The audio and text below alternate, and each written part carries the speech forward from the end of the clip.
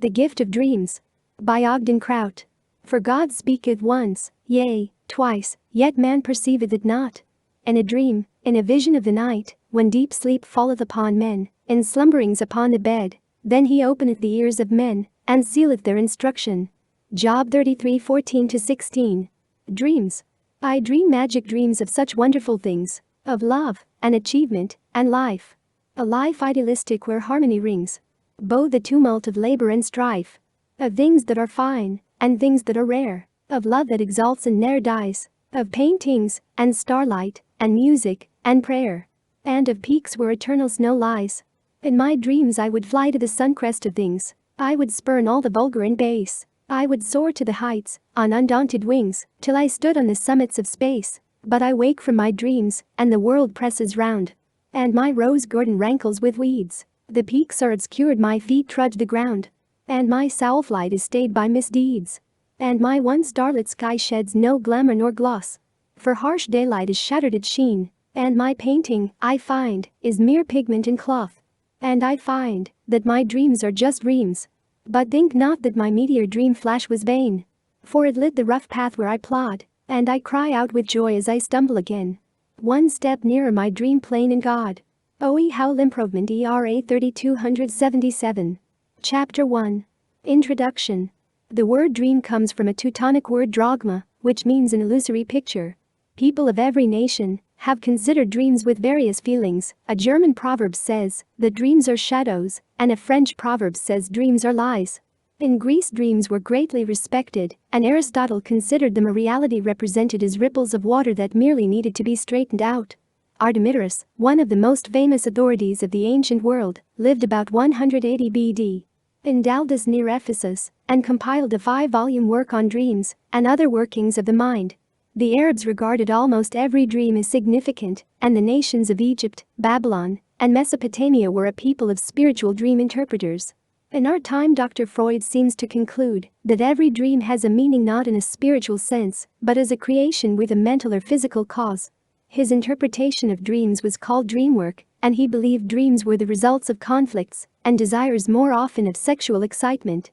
Many modern psychiatrists explain dreams as a network of psychological processes. Dreams appear in various sorts: nightmares, nonsensical phantoms, and fantasies which quickly fade away. These dreams are best forgotten, but not all dreams are the result of an upset stomach, psychological frustrations, or vain anxieties. Some dreams may prove to be inspirational revelations from God. Therefore, it is necessary for men to discern the difference between useless or meaningless dreams and those which are inspirational. Many men may have had revelations from God which they have passed off as insignificant, simply because they failed to discern or interpret the inspirational message which was offered through this means of communication. Mankind generally have failed miserably in acquainting themselves with the means by which God dispenses His wisdom and intelligence. Dreams are one of God's most useful means of conveying inspiration and are one of the gifts of the Holy Spirit. We must learn to acknowledge and respect this gift as we do the gift of tongues, the gift of visions, or any other means of divine revelation. Too often the gifts of God are rejected, neglected, or misunderstood. Whenever a gift or talent is refused, it is quickly lost. However, when the gifts of God are received and appreciated, they will increase and grow unto the perfect light of day. For example, many Old Testament prophets were prepared to receive divine instruction, and their dreams were prophetical and inspirational, and were considered as gifts from God. Joseph of old said, "Do not interpretations belong unto God?" Gen. 48. And Daniel said that there is a God in heaven that revealeth secrets and maketh known to King Nebuchadnezzar what shall be in the latter days. Dan. 2:28. Then the Lord spoke to Jeremiah and said, "The prophet that hath a dream, let him tell a dream, and he that hath my word, let him speak my word faithfully." Jer. 23:28. The multitude of inspired dreams that have been manifest to the saints would fill many volumes. Heber C. Kimball said that if he had one dream about the old ship Zion, he had received 100. And nearly every faithful saint has had, or should have had, many inspirational dreams. This brief compilation is intended only to illustrate God's reasons and methods of conveying His will to man through dreams. The gift of dreams, like other gifts of God, is to be appreciated and developed for the benefit and salvation of His children. When men cultivate these virtuous inspirational powers, they will draw nearer to God, and God will draw nearer to them. For this reason, these gifts of the Spirit are invaluable to us. Chapter 2. Inspired Dreams, a Divine Gift. In ancient times, many nations, particularly the Jews, gave deep respect to the meaning and inspirational significance of dreams. They sought for them and desired to follow them as a guide. The instance of Joseph's dream concerning the butler and the baker indicated the special significance of dreams among the Egyptians, especially with the Pharaoh himself. Nebuchadnezzar was another example of spiritual recognition of dreams among the Chaldeans. Citizens of the Jewish nation were advised to be watchful of dreams, as they were often instructions from God. The scriptures abound with instances where God did indeed reveal his will through the means of dreams, and on occasions he raised up others who could interpret them. The Lord expressly declared that he would reveal himself and his will to his chosen servants, the prophets, by this means. See Num. 12:6. Why does the Lord inspire and communicate to men during the hours of sleep? The mind, while asleep, is not troubled with the active turmoils of the day, thus rendering it in a state of peace which is necessary for the reception of inspiration. The hustle, confusion, anxieties and fears of most daily activities seldom leave the mind in a proper state of calm repose for which deep and solemn thoughts must occur. Many great men have noted the clarity of reason and inspiration which has occurred within their minds during the hours of sleep. Undoubted proof has been afforded that the energy of the intellect is sometimes greater during sleep than at other times, and many a problem, it is asserted, has been solved in sleep which has puzzled the waking sense.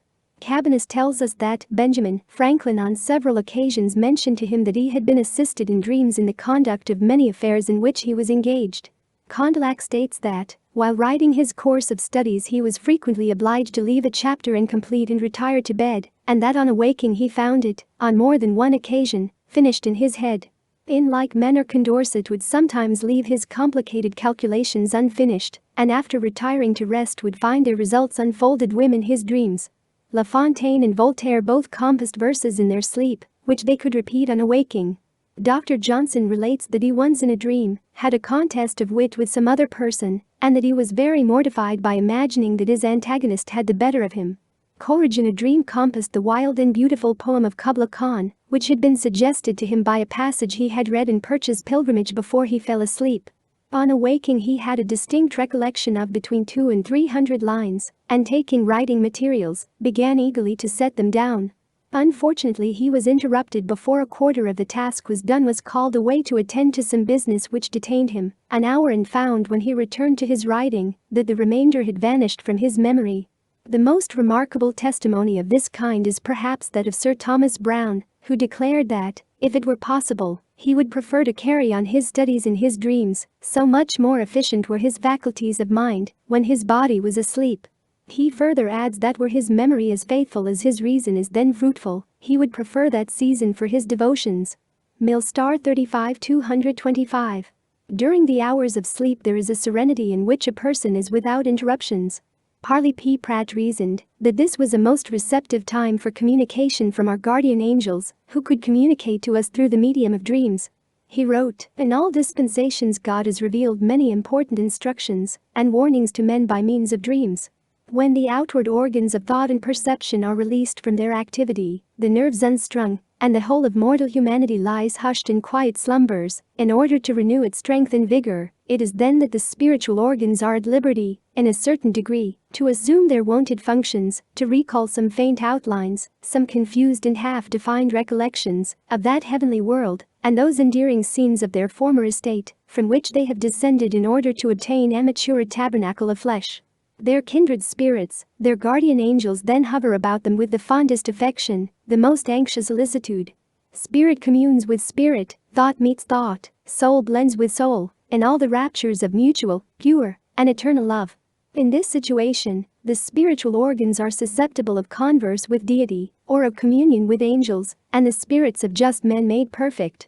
In this situation, we frequently hold communication with our departed father, mother, brother, sister, son or daughter, or with the former husband or wife of our bosom, whose affection for us, being rooted and grounded in the eternal elements, or issuing from under the sanctuary of love's eternal fountain, can never be lessened or diminished by death, distance of space, or length of years. We may, perhaps, have had a friend of the other sex, whose pulse beat in unison with our own, whose every thought was big with the aspirations, the hopes of a bright future in union with our own, whose happiness in time or in eternity would never be fully consummated without that union. Such a one, snatched from time in the very bloom of youth, lives in the other sphere, with the same bright hope, watching our every footstep, in our meanderings through the rugged path of life, with longing desires for our eternal happiness, and eager for our safe arrival in the same sphere. With what tenderness of love, with what solicitude of affection will they watch over our slumbers, hang about our pillow, and seek to communicate with our spirits, to warn us of dangers or temptation, to comfort and soothe our sorrow, or to ward off the ills which might befall us, or perchance to give us some kind token of remembrance or undying love. It is the pure in heart, the lovers of truth and virtue, that will appreciate these remarks, for they know, by at least a small degree of experience, that these things are so. Those who are habitually given to vice, immorality and abomination, those who walk in the daily indulgence of unlawful lust, those who neither believe in Jesus Christ, nor seek to pray to him, and keep his commandments, those who do not cultivate the pure, refined and holy joys of innocent and heavenly affection, but who would sacrifice every finer feeling at the shrine of lawless pleasure and brutal desires, those persons will not understand and appreciate these views, because their good angels, their kindred spirits have long since departed, and ceased to attend them, being grieved and disgusted with their conduct. The Spirit of the Lord has also been grieved, and has left them to themselves, to struggle alone amid the dangers and sorrows of life, or to be the associates of demons and impure spirits. Such persons dream of adultery, gluttony, debauchery, and crimes of every kind. Such persons have the foreshadowings of a doleful death, and of darkness, and the buffetings of fiends and malicious spirits. But, blessed are they who forfeit not their claims to the watchful care and protection of, and communion with, the heavenly powers, and pure and lovely spirits. We can only advise the other classes of mankind, and entreat them, by the joys of love, by all the desires of life, by all the dread of death, darkness, and a dreary hereafter, yea, by the blood of him who died, by the victory of him who rose in triumph from the grave, by their regard for those kindred spirits which would gladly love them in worlds without end, to turn from their sinful course of life, to obey the ordinances and commandments of Jesus Christ, that the Spirit of God may return to them, and their good angels and spirits again return to their sacred charge. Oh, what a comfort it is, in this dreary world, to be loved and cared for by all-powerful, warm-hearted, and lovely friends. A dream. What have not dreams accomplished? Dreams and their interpretation brought the beloved son of Jacob from his dungeon, made him prime minister of Egypt, and the savior of a nation, and of his father's house. Dreams, and the interpretation of dreams, raised a Daniel from slavery or degrading captivity in Babylon, to wear a royal chain of gold, and to teach royalty how to rule, whilst himself presided over the governors and presidents of more than 100 provinces. Dreams, and the interpretation of dreams, have opened a future, pointed out the course of empire through all the troublous times of successive ages, till saints alone shall rule, and immortality alone endure. Parley P. Pratt, Key to Theology, pages 120 to 124. An interesting article on the subject of dreams was published by Elder Joseph J. Romney in the Millennial Star of 1864. Although it is quite extensive, its logical, historical and spiritual explanations require a partial reprinting. It is by dreams that God often makes known his mind and will to mankind. In the Holy Scriptures we find many notable instances of this power, or of this gift, in which man, visited in his slumbers by the angels of God's presence, has partaken of that spirit of light and intelligence that surrounds him, and has, by its aid, seen the course of human events, and noted the results of human actions, which were long afterward to take place upon the earth. Dreams are of different kinds, and are given for various purposes, each true one, however, being applicable to the situation and requirements of the individual receiving it, or of the people about whom it contains directions. Dreams must be divided into two kinds or classes, true and false. The former are given for a definite purpose, either as warnings of judgments to come, or telling of duties to perform in the present or the future. The latter are delusive, treacherous and not to be counted as proceeding from a good source. those beneficial to us and productive of happiness and joy are from a good and holy source and are given for the purpose of strengthening our determinations and confining our faith, or of warning us of difficulties which will be presented before us by the adversary, to daunt our courage and lure us on to destruction by the seductive arts of the siren pleasure, and, by a proper and becoming attention to such warnings, we may know how to avoid disastrous consequences. In the New Testament we are told that different men were given divers gifts. One has all the powers and privileges of a seer, another has the gift of prophecy, another great power of faith, another the power to dream true dreams, and to another the power to interpret them, or, in rare instances, all those great and glorious gifts have been centered in one individual. It is not often, however, that all these gifts are centered in one person. Few, indeed, have had that inestimable privilege. We have many other examples wherein men who received dreams from God and were obedient to their teachings realized blessings at His hands. They had faith in God sufficient to know truth from error, but, nowadays, we may look a long while before we can find, amongst the people of the world, an individual who has thus faith enough to forsake his home and journey into a strange land in obedience to the requirements of God manifested in a dream. Skepticism is too rampant, infidelity is too prevalent, to allow such simple confidence to exist. Worldly wisdom pretends to know more than does the inspiration of God's Spirit, were its expounder to be the judge. And those who will not listen to, nor believe in the revelations of His will, to man in this age, will have still less confidence in dreams which chain their wandering fancies through the night. And, indeed, while they enjoy so little of the Spirit of God as they do, they are justified in not believing the dreams that they have given unto them, for they are delusive and vain, and are calculated to lead them astray. But to those of an inspired servant of God they are equally unbelieving, and, by being so, grow in still greater darkness than before. Dreams are great and glorious gifts of God to man, and they are given for His benefit, or His holiest and most deserving servants would not alone receive them, or be called upon to interpret them. They are promised, however, by the Apostle to all believers in Jesus Christ, and are a proof, along with other gifts, to those who receive them, that they are, indeed, believers, and that they are in that road which will lead them on to salvation. They are given to strengthen the faith of individual saints. A good dream from the Spirit of God is very easily told. It will make persons wiser, more humble and more obedient than they have ever been before. Mill. Star, 26-293. Being the recipient of inspired dreams is one of the great gifts of God. Such dreams can be of major importance to God's servants, so important that this means of communication is both recognized and appreciated by God's true disciples. We often pray for the gifts of God, and when He bestows them upon us, we are sometimes unaware, it seems to me, that we are in possession of them. We do not try to make ourselves understand the whisperings of the Spirit, nor do we always endeavor to distinguish between dreams in which there is an inspired meaning and others to which there is no such importance attached. And too often, also, when a manifestation has been received, we are very anxious to tell it to our neighbors, that we may receive the praise of men. There is no fear that God's people will not receive more and still more of His blessings, just as fast as they prepare themselves for them and learn how to use them in accordance with the divine will. We should be very careful not to lightly esteem the gifts of God, for by them we live, and without them, we can never be saved in His kingdom. Let us encourage the good spirit and strive earnestly for the best gifts. Live good, honest lives, and the reward of our actions here shall be life eternal hereafter. Mill. Star, 5118. Essentially, dreams may be a means of inspiration, guidance, or comfort to a man, and as such he should consider them as a blessing from God. Dreams may be the means of saving his life, or directing his course toward eternal salvation. Chapter 3. The Revelations of God. The varied and useful gifts of God are granted mainly to assist man in gaining his salvation.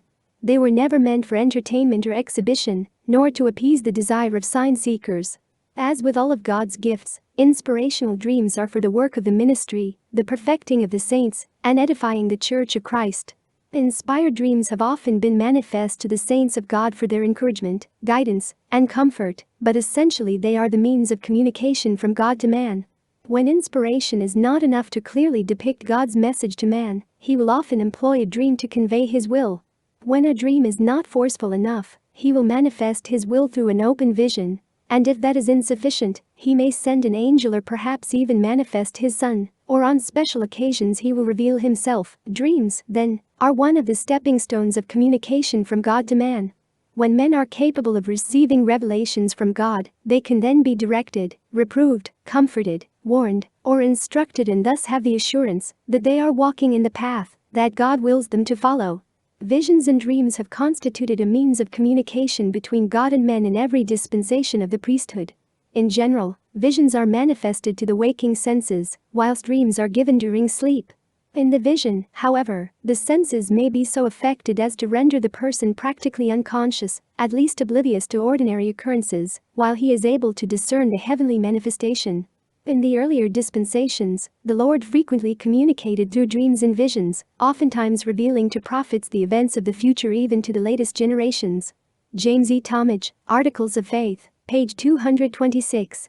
Dreams constitute not only a blessing to men who recognize them as a means of communication from God, but they represent one of the essential elements and gifts of His church. Revelation through dreams, visions, angels, etc., is an evidence of the Holy Spirit, for it is with these means that God's Holy Spirit must operate within God's church. The Apostle Orson Pratt explained the purpose of these gifts in the church by saying, "Among all nations, and in all ages of the world, whenever the Holy Spirit has been given, it has exhibited itself in supernatural gifts."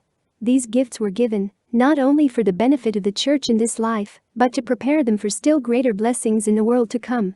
It is altogether a mistaken idea to suppose that these gifts were merely given for the convincing of unbelievers.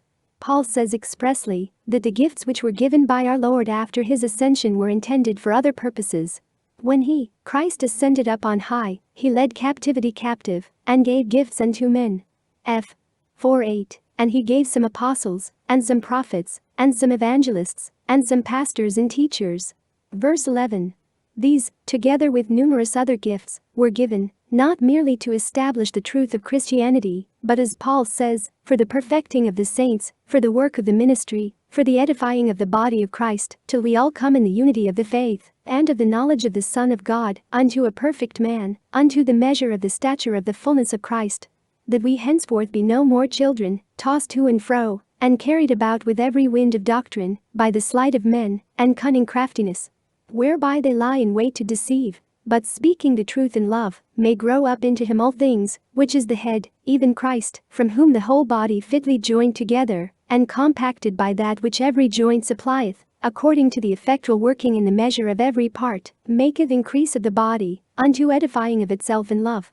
Verses 12, 13, 14, 15, 16. By these declarations we discover the objects which the Lord has in view, by giving gifts unto men. One object is declared to be for the perfecting of the saints. It is very evident from the whole tenor of the scripture that unless the saints are perfected they can never enjoy a perfect salvation. The only plan which Jesus has devised for the accomplishment of this great object is through the medium of the spiritual gifts. When the supernatural gifts of the Spirit cease, the saints cease to be perfected, therefore they can have no hopes of obtaining a perfect salvation. To do away from the church, apostles, prophets, and other gifts, is to do away the great plan which heaven has devised for the perfection and final salvation of the righteous. The author of the Epistle to the Hebrews urges upon the saints the necessity of going on unto perfection, see chap. 6:1. But this would be impossible for those churches who have no apostles, prophets, and other gifts which Jesus gave after his ascension. Such churches could not go on unto perfection, for they have lost and continue to do away the very gifts which were intended to accomplish that object. Has Jesus anywhere in his word told us that his plan of perfecting the saints should cease, and that mankind would introduce a better one? If not, why then should we not prefer our Savior's plan in preference to all others? Why do away the powers and gifts of the Holy Ghost, which were intended, not merely for the convincing of unbelievers, but for the perfecting of believers? In every nation and age, where believers exist, there the gifts must exist to perfect them, otherwise they would be altogether unprepared for the reception of the still greater powers and glories of the eternal world. If there were no unbelievers on the earth, still there would be the same necessity for the miraculous gifts that there was among early Christians, for if the whole world were believers in Christ they could not possibly be perfected without these gifts, and hence they could not enter into the fullness of his glory. Orson Pratt's Works, page 97. The prophet Joseph Smith also commented on the necessity of these gifts, and revelation in the true Church of Christ by saying, all men are liars who say they are of the true Church without the revelations of Jesus Christ and the priesthood of Melchizedek. TPJS, page 375. Because faith is wanting, the fruits are. No man since the world was, had faith without having something along with it. The ancients quenched the violence of fire, escaped the edge of the sword, women received their dead, etc. By faith the worlds were made. A man who has none of the gifts has no faith, and he deceives himself, if he supposes he has. TPJS, page 270. No man can receive the Holy Ghost without receiving revelations. The Holy Ghost is a revelator. TPJS, page 328. If we do not get revelations, we do not have the oracles of God. TPJS, page 272. However, even many of those belonging to the Church of God are ignorant of, or lacking in, many of these gifts of the Holy Spirit, and do not know the way to attain these gifts. When the restoration of the gospel was commencing, the gift of translation was one of these gifts given to Joseph Smith and Oliver Cowdery. Cowdery was told by the Lord, "Behold, thou hast a gift, and blessed art thou, because of thy gift. Remember it is sacred, and cometh from above. Make not thy gift known unto any save it be those who are of thy faith. Trifle not with sacred things." DC 6:10-12. The Lord gave further instructions and promises regarding his gifts, and how they might be attained. His promises in receiving these gifts were, "Whosoever believeth on my words, them will I visit with the manifestation of my Spirit." DC 5:16. Ask the Father in my name, in faith believing, that you shall receive, and you shall have the Holy Ghost, which manifesteth all things which are expedient unto the children of men. DC 18:18.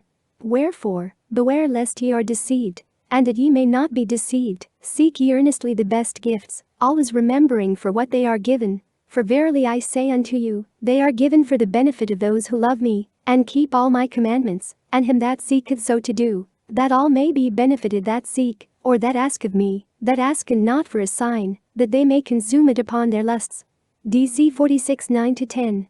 If thou shalt ask, thou shalt receive revelation upon revelation, knowledge upon knowledge, that thou mayest know the mysteries, and peaceable things, that which bringeth joy, that which bringeth life eternal.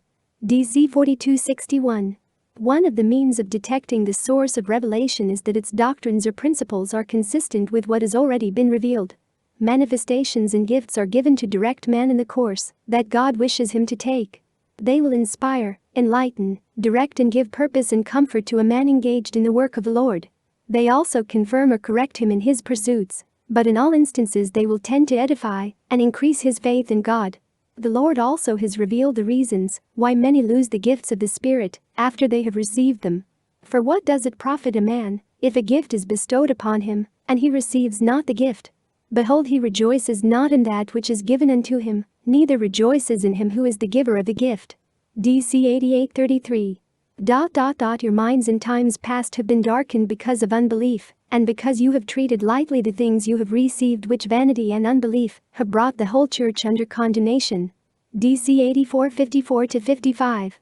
In your temporal things you shall be equal, and this not grudgingly, otherwise the abundance of the manifestations of the Spirit shall be withheld. DC 70:14. Another common fault among men is the desire to see these gifts displayed for a sign, mainly for a demonstration of their power. The Lord warns, "He that seeketh signs shall see signs, but not unto salvation. Verily, I say unto you, there are those among you who seek signs, and there have been such even from the beginning, but, behold, faith cometh not by signs, but signs follow those that believe. Yea, signs come by faith, not by the will of men, nor as they please, but by the will of God. Yea, signs come by faith, unto mighty works, for without faith no man pleaseth God, and with whom God is angry he is not well pleased. Wherefore, unto such he showeth no signs, only in wrath unto their condemnation.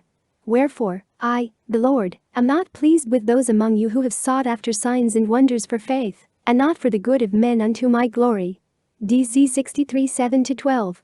Today we see clairvoyants, mystics, astrologers with horoscopes, palm readers, crystal ball gazers, and Ouija boards ruling the lives of a great portion of our population. It is necessary that we know what God's will is to learn the means of his revelations, that we be not deceived by these many false and erroneous revelations from the power of darkness. The saints find out the deep things of God by the Spirit. The faithful saints or the elect cannot be deceived, for the Holy Ghost dwells in them as a spirit of constant revelation, teaching them all things, guiding them into all truth, showing them things to come, taking of the things of the Father, and showing the same unto them by heavenly visions and dreams, and revealing the deep things of God such as no natural man could ever see, hear, think of, or know, for they are only spiritually discerned. Thus there is no possibility of a person's ever being deceived who follows the teachings and revelations of the Holy Ghost. Orson Pratt's Works, page 70.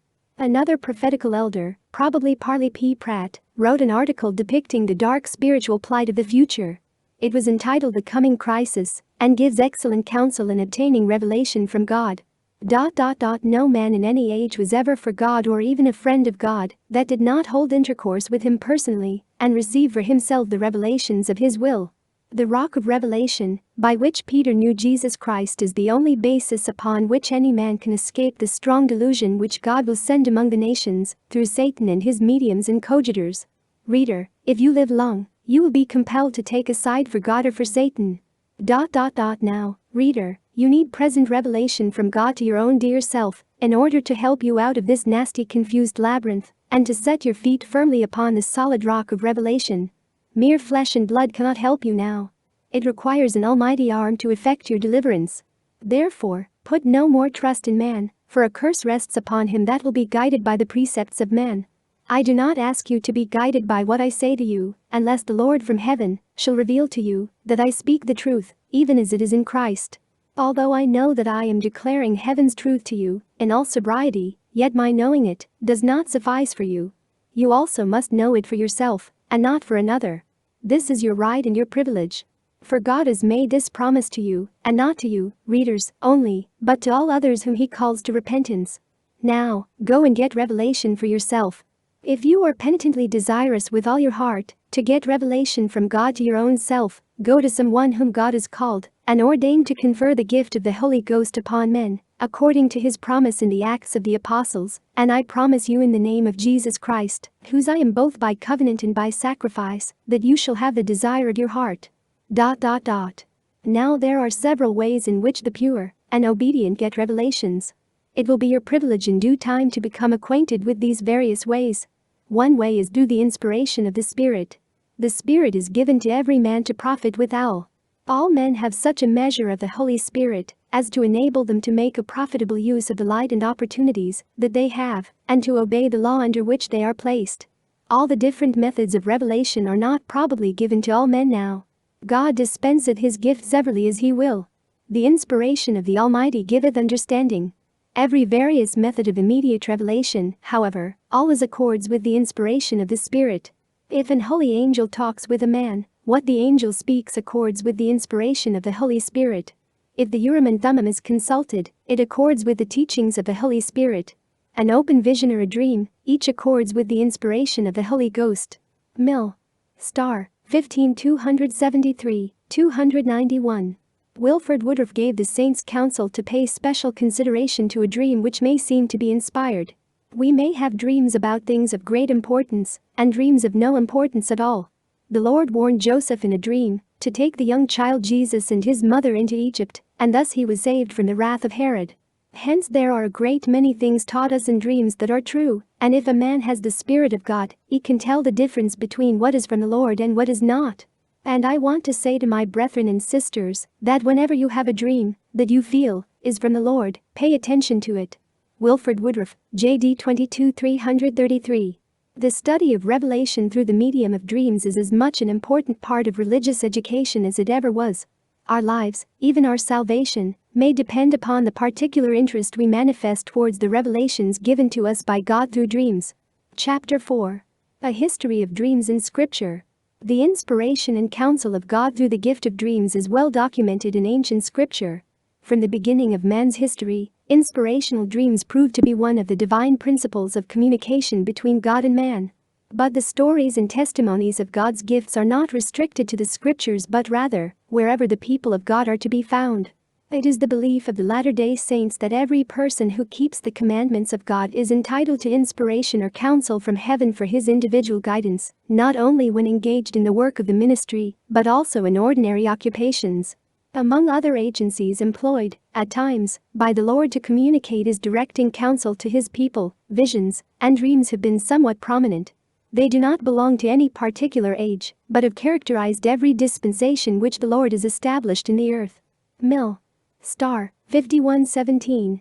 Jacob had a dream in which he saw a ladder to heaven filled with angels. He also saw the Lord God of Abraham.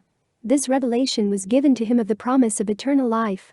And he dreamed, and behold, a ladder set up on the earth, and the top of it reached to heaven, and behold, the angels of God ascending and descending on it.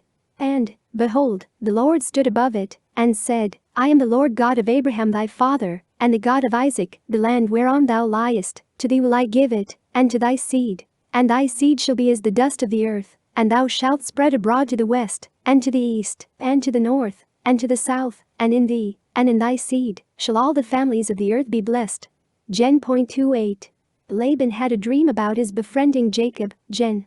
31:24.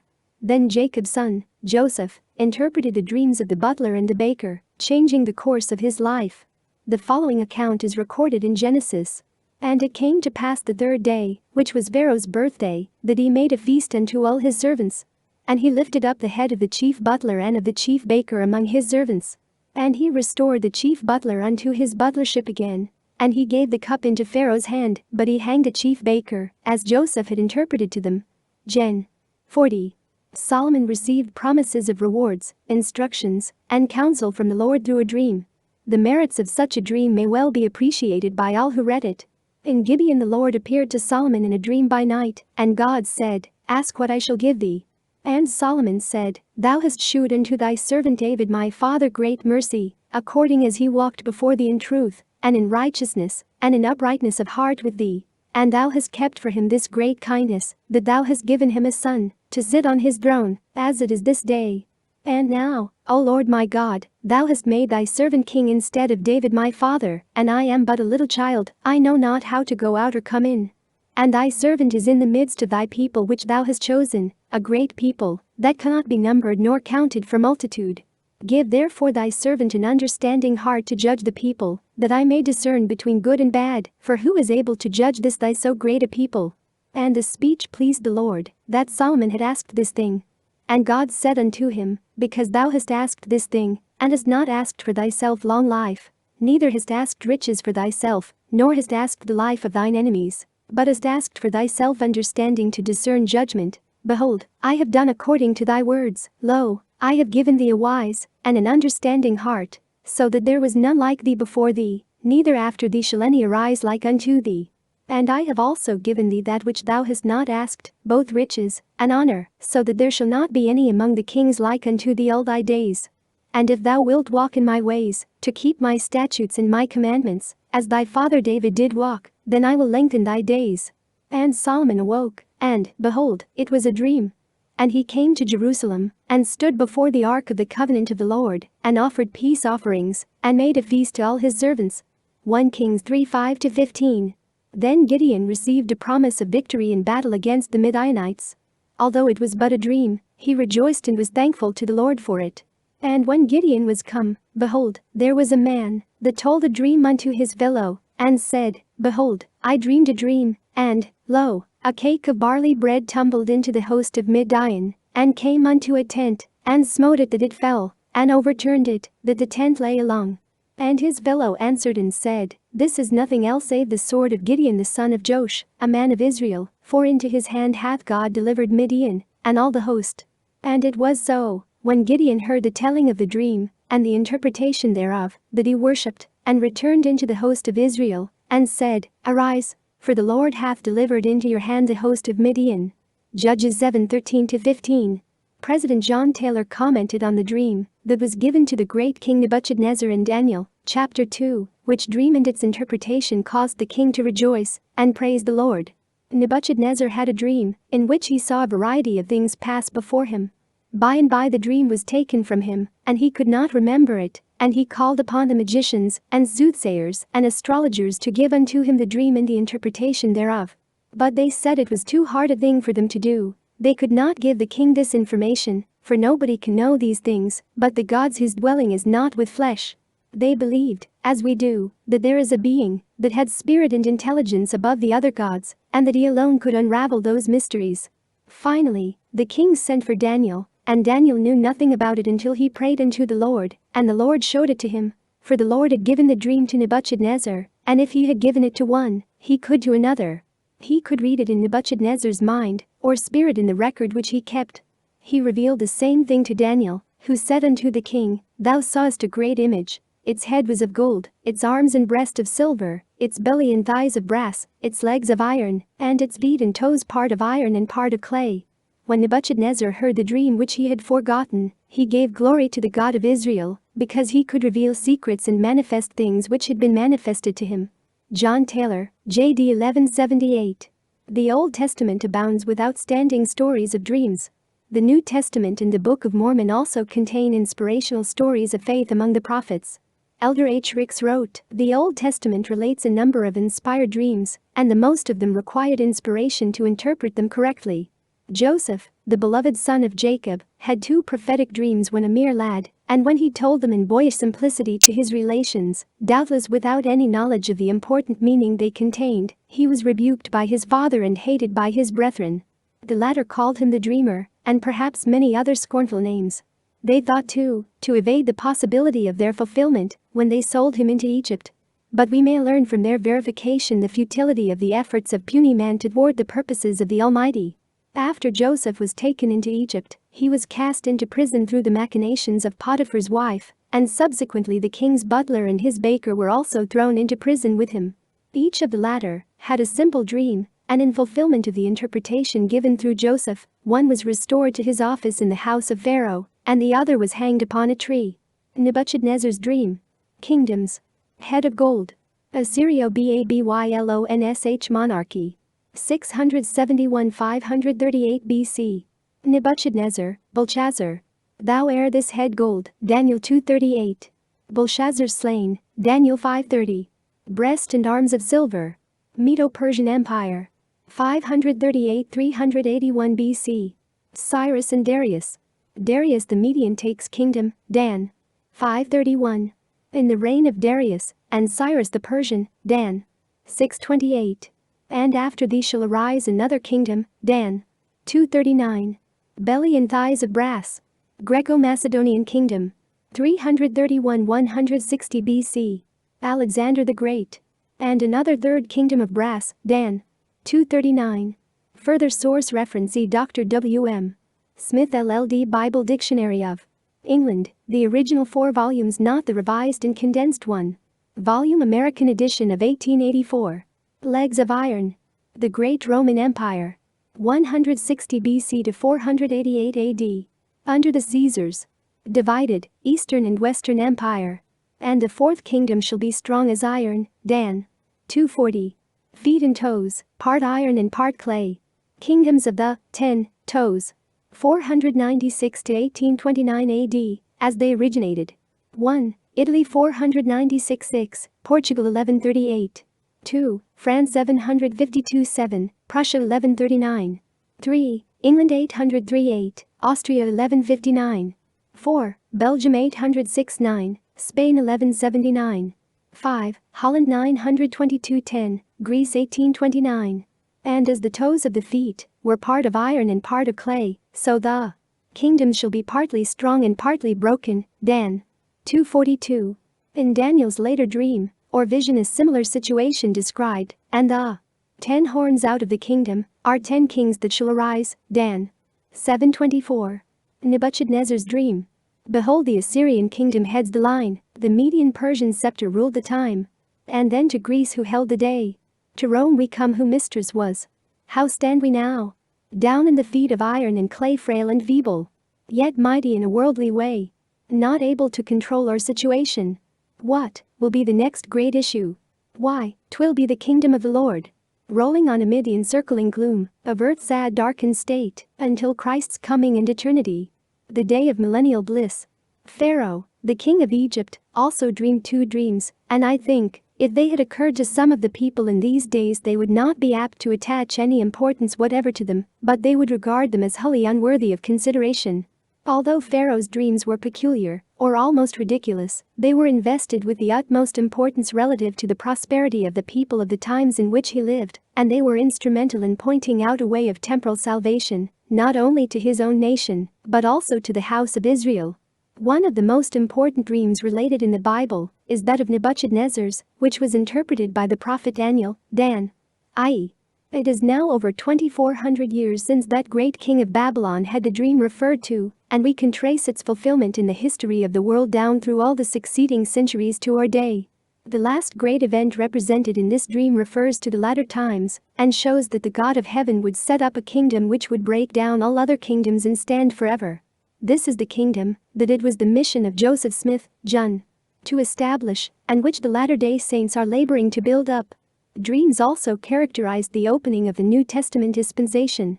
After the birth of our Savior, the wise men who came from the east to see him were warned by a dream to return to their own country by another way, thus avoiding the wicked King Herod, who sought the life of the young child. Joseph, the reputed father of Jesus, was warned in a dream to take him and his mother and flee into Egypt in order to preserve the Savior's life. When Herod was dead, Joseph was told in a dream to take Jesus and his mother and return to the land of Israel. Mil. Star, 51:17-18. The stories of faith among the ancient prophets were recorded and passed down to their descendants that they, in like manner, might seek for and possess the same gifts in faith. The stories of those noble men bear a strong significance and an applicable meaning to the men of our time. Apostle George Q. Cannon elaborated upon this principle. While Brother Joseph W. Young and Brother Gates were speaking, my mind reverted to the history of Joseph, who was sold into Egypt, the progenitor, perhaps, of the greatest portion of this congregation. An axiom came to my mind, that history repeats itself. And the great majority of us who are his descendants are not unlikely to accomplish a work similar to that which he accomplished. You know what has been meted out to us by our brethren. It has been our fortune, like him, to be dreamers. Like him, we related our dreams to our brethren, and they acted towards us as his brethren did towards him. They said, "We will not have this dreamer to rule over us." They put him into a pit, and afterwards sold him to the Ishmaelites, and he was carried to Egypt, where they thought they would never see him or hear from him again. But God overruled their acts, and the fulfillment of the dreams for which they sold him into slavery was brought about by that very means. So our brethren, instead of owning the truth of our visions, acted towards us as the brethren of Joseph did towards him. They would not own the power of God, nor look upon us as their benefactors, but abused us and treated us cruelly, driving us from their midst. Yet out of it God will bring salvation to the remnant which is left of them. Picture of three wise men. Dreams played an important role in the birth and life of Christ. The three wise men were warned in a dream not to go back to King Herod, so they returned to their own country by another way. Also, Joseph had a dream instructing him to go to Egypt to avoid Herod's decree of death. In a later dream he was warned to avoid Jerusalem on his return. You may depend upon it, we are repeating the history of the past. We will yet have to feed our brethren in the flesh, we will yet be the head, and will extend unto them the salvation and deliverance, spiritually and temporally, which they need. We can see plainly that the Lord is overruling circumstances for the accomplishment of this end. Shall we not, then, be willing agents in his hands, and seek with all the energy of our nature to do what he requires of us? George Q. Cannon, J.D. 1146. John Taylor first heard of Mormonism while he was a very active Methodist. He was converted to the restored gospel because of the promises of the gifts of the Holy Ghost by the scriptures to those who belong to the Church of Jesus Christ of Latter-day Saints. He said, "He that believeth and is baptized shall be saved, and he shall receive the gift of the Holy Ghost, and shall know for himself of the things which he has believed in." This was the principle upon which my faith was based at the commencement. For instance, an elder came to me and preached the gospel and told me all these things. I was struck at once with them. I was well acquainted with the Bible, yet I had never heard such teachings before, had never listened to such words as came from his mouth, illustrating, making manifest and explaining the scriptures, the Book of Mormon and the revelations of God, and opening the heavens as it were to my view. It was to me one of the greatest things I had ever heard. He said to me, "If you will be baptized in the name of Jesus Christ for the remission of sins, you shall receive the gift of the Holy Ghost." inasmuch as you go in faith and humility and obedience to the law of God, and forsake your sins, etc. This was precisely the same thing that Peter told the people in his day. Said he, "Repent and be baptized, every one of you, in the name of Jesus Christ, for the remission of your sins, and you shall receive the gift of the Holy Ghost." What will it do for us, Peter? It will cause your old men to dream dreams, and your young men to see visions, and your servants and handmaids shall prophesy. It will bring things past to your remembrance, lead you into all truth, and show you things to come. Here was quite a chance for a man to detect whether Peter was an impostor or not. And there was a favorable opportunity to detect whether the Mormon elder was an impostor or not, for he promised the same things that Peter promised to believers, and all the elders do the same. Can you find a Methodist, a Presbyterian, a Baptist, an Episcopalian, a Roman Catholic that dare tell you what Paul said anciently, "I am not ashamed of the gospel of Christ"? Why? Have you not been persecuted and afflicted, and been let down in a basket over a wall, been driven from place to place, and considered a deceiver? Yes. But I am not ashamed of the gospel of Christ, for it is the power of God unto salvation to every one that believeth, and therein is the righteousness of God revealed from faith to faith. I have obeyed the same gospel. What then? Did the signs follow? Yes. I believed before I obeyed, and after I had been baptized in the name of Jesus for the remission of sins, and received the Holy Ghost by the laying on of hands, that Holy Ghost took of the things of God, and showed them unto me, so that I then knew for myself. But did I believe particularly because I heard tongues and prophesyings and saw healings? No. But these made me glad, for in them I saw the ancient order of things brought back again.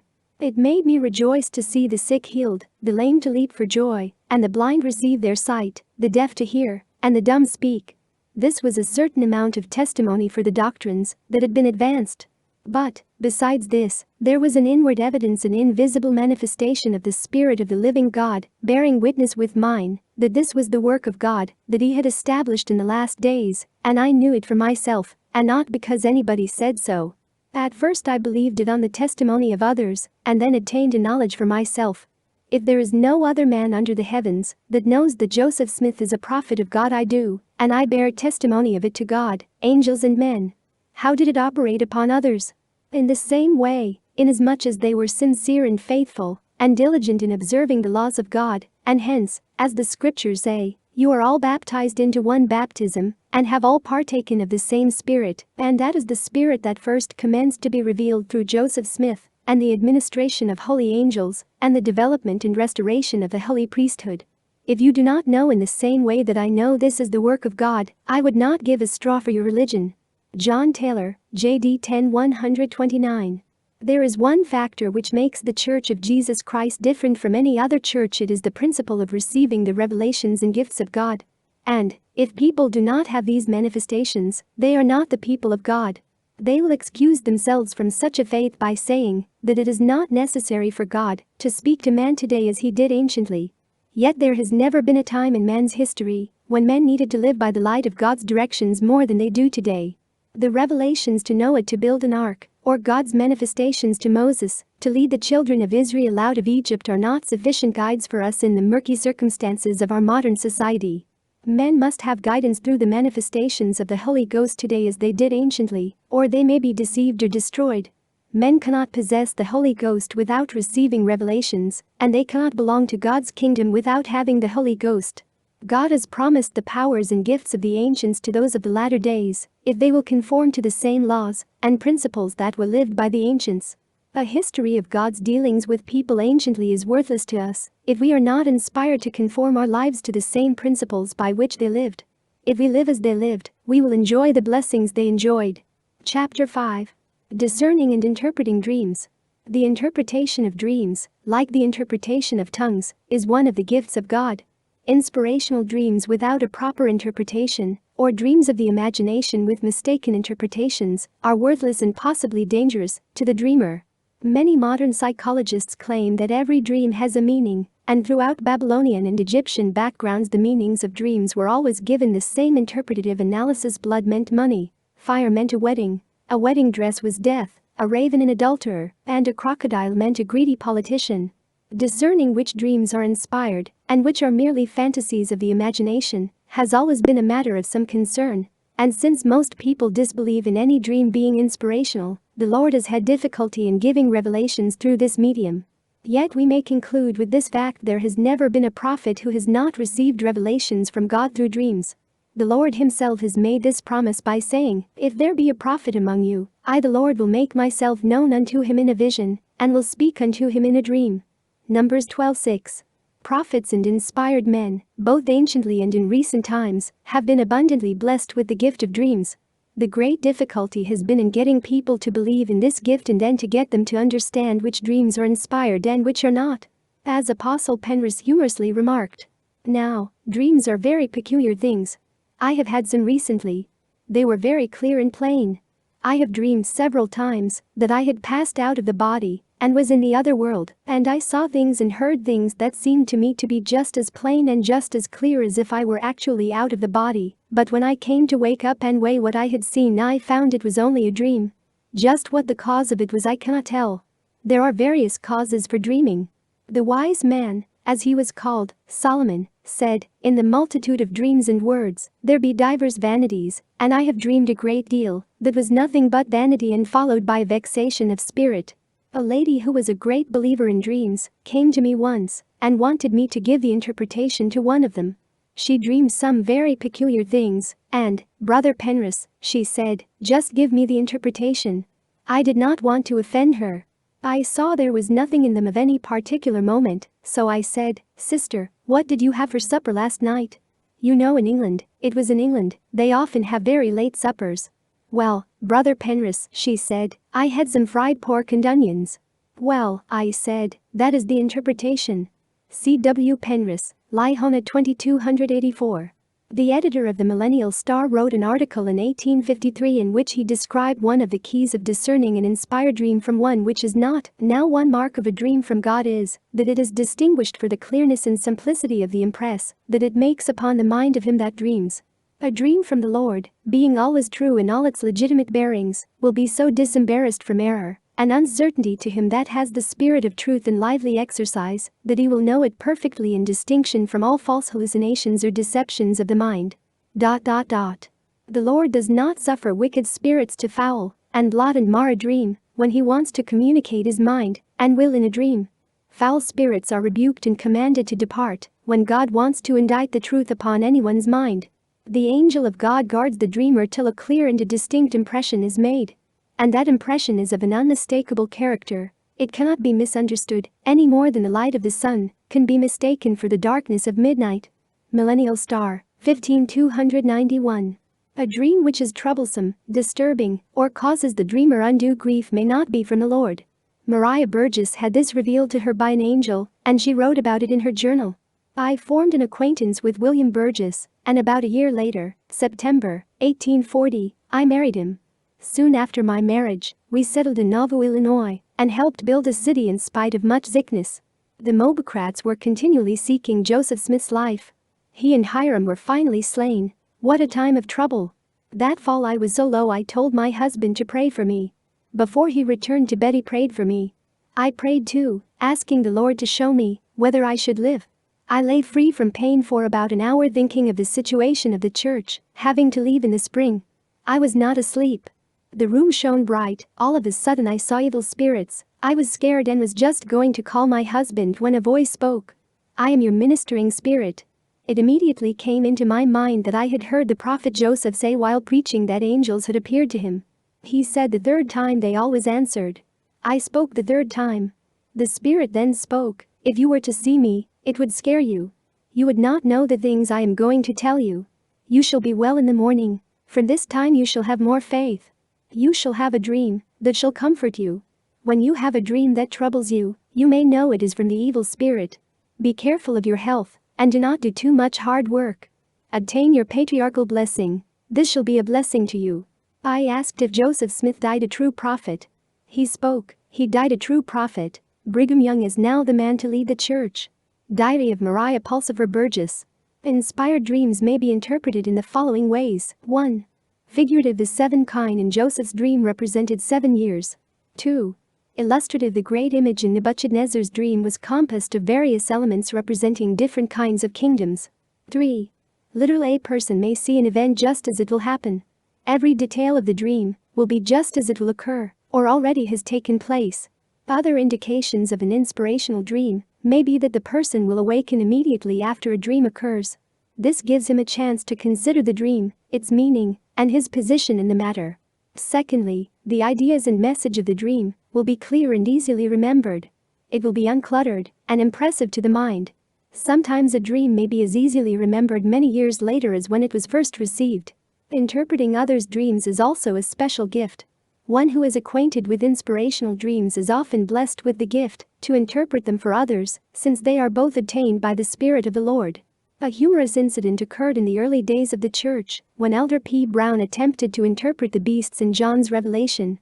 The prophet Joseph Smith remarked, "Elder Pelatiah Brown, one of the wisest old heads we have among us, and whom I now see before me, has been preaching concerning the beast which was full of eyes before and behind, and for this he was hauled up for trial before the high council." I did not like the old man being called up for erring in doctrine. It looks too much like the Methodist, and not like the Latter-day Saints. Methodists have creeds which a man must believe or be asked out of their church. I want the liberty of thinking and believing as I please. It feels so good not to be trammeled. It does not prove that a man is not a good man because he errs in doctrine. The High Council undertook to censure and correct Elder Brown because of his teachings in relation to the beasts.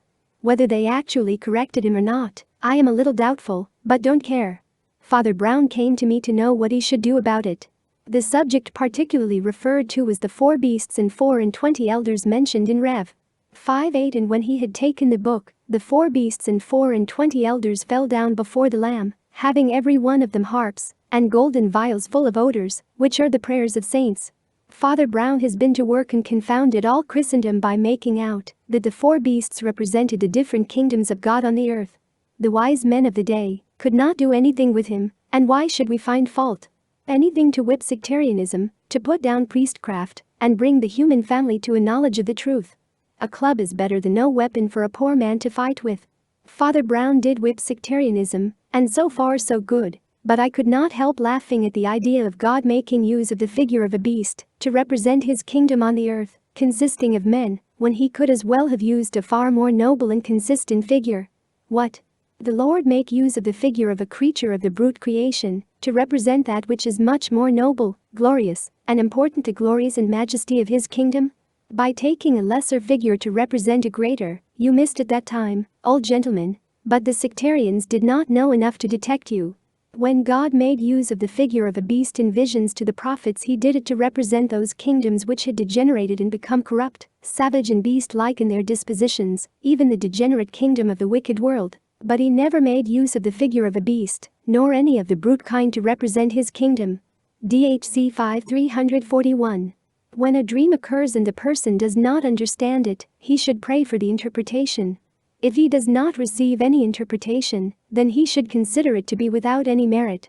The prophet Joseph Smith said, "When you see a vision, pray for the interpretation. If you get not this, shut it up. There must be certainty in this matter. An open vision will manifest that which is more important." TPJS, page 161. Sometimes only part of the interpretation may be given, while the rest of the meaning may gradually unfold. On some rare occasions, the interpretation of a dream may not be realized until years later.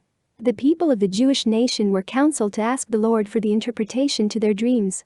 Or, oftentimes a high priest or prophet would render the interpretation of their dreams.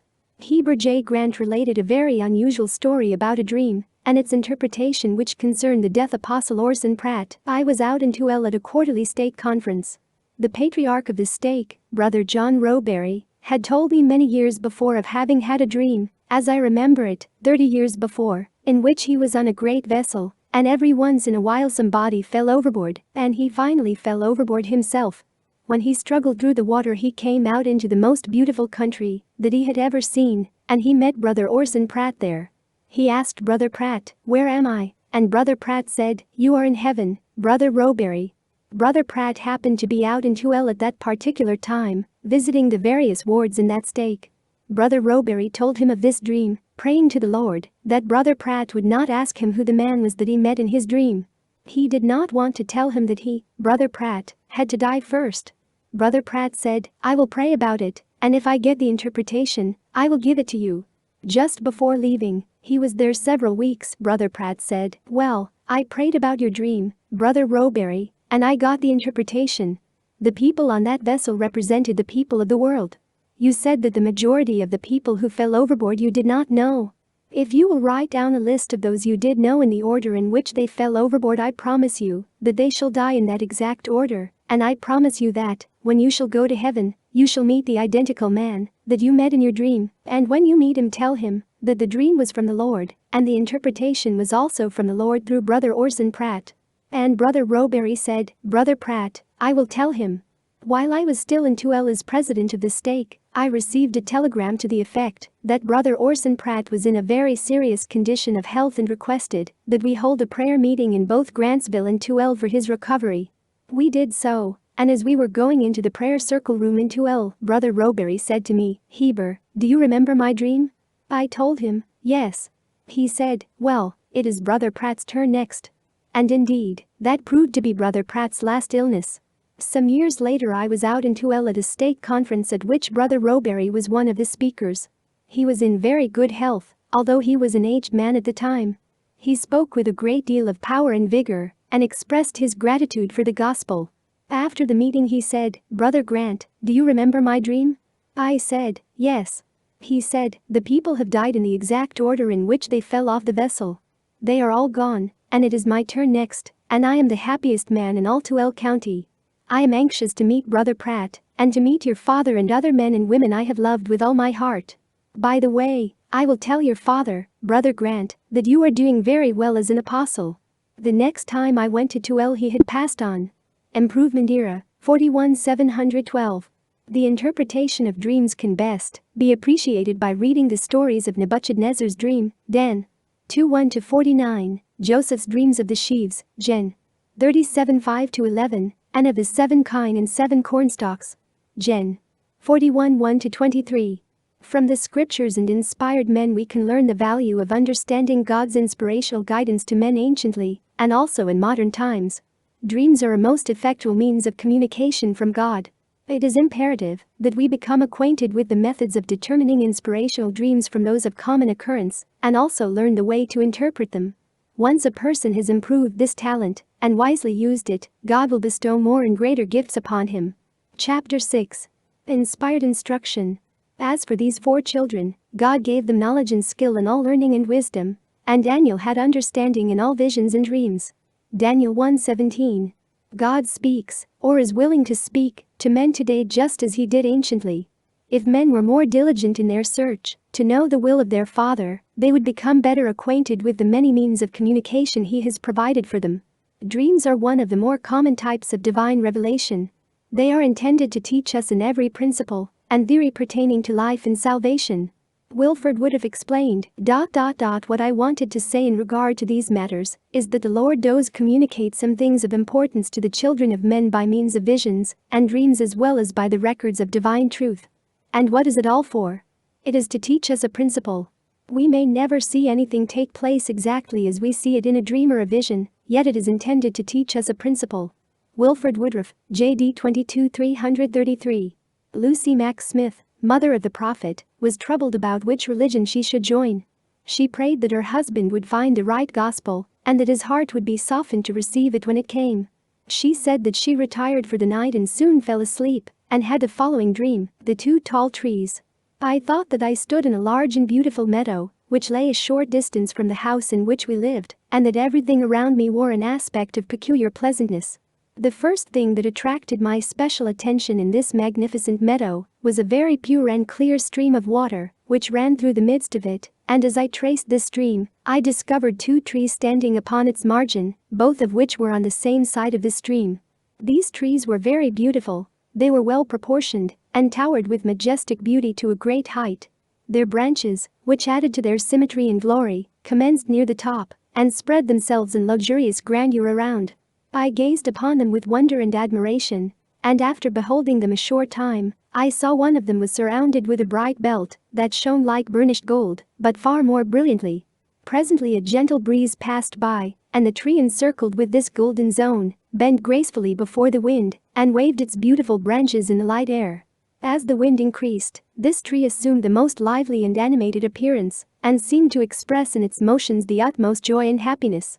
If it had been an intelligent creature, it could not have conveyed, by the power of language, the idea of joy and gratitude so perfectly as it did, and even the stream that rolled beneath it shared, apparently, every sensation felt by the tree, for, as the branches danced over the stream, it would swell gently, then recede again with a motion as soft as the breathing of an infant, but as lively as the dancing of a sunbeam.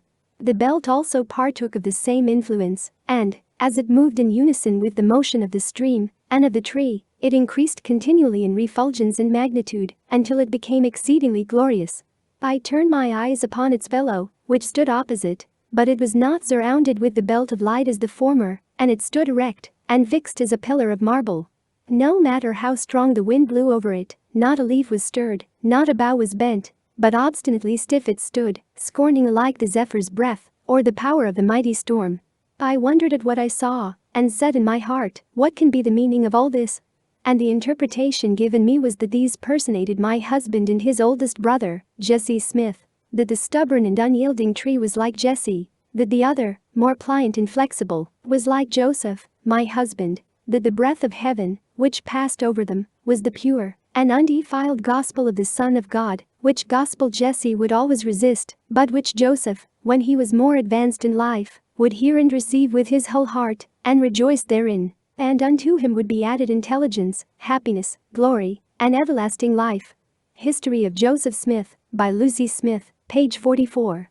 Lucy's husband, Joseph, then had a dream which instructed him that there was no true church upon the earth at that time. He had prayed about the situation of the so-called Christian religions of that day, and one morning he related this dream, the gloomy desert. I seemed to be traveling in an open, barren field, and as I was traveling, I turned my eyes towards the east, the west, the north and the south, but could see nothing save dead, fallen timber. Not a vestige of life, either animal or vegetable, could be seen. Besides, to render the scene still more dreary, the most death-like silence prevailed. No sound of anything animate could be heard in all the field. I was alone in this gloomy desert, with the exception of an attendant spirit, who kept constantly by my side. Of him I inquired the meaning of what I saw, and why I was thus traveling in such a dismal place. He answered thus, "This field is the world, which now leaveth inanimate and dumb, in regard to the true religion, or plan of salvation, but travel on, and by the wayside you will find on a certain log a box, the contents of which, if you eat thereof, will make you wise, and give unto you wisdom and understanding." I carefully observed what was told me by my guide, and proceeding a short distance, I came to the box.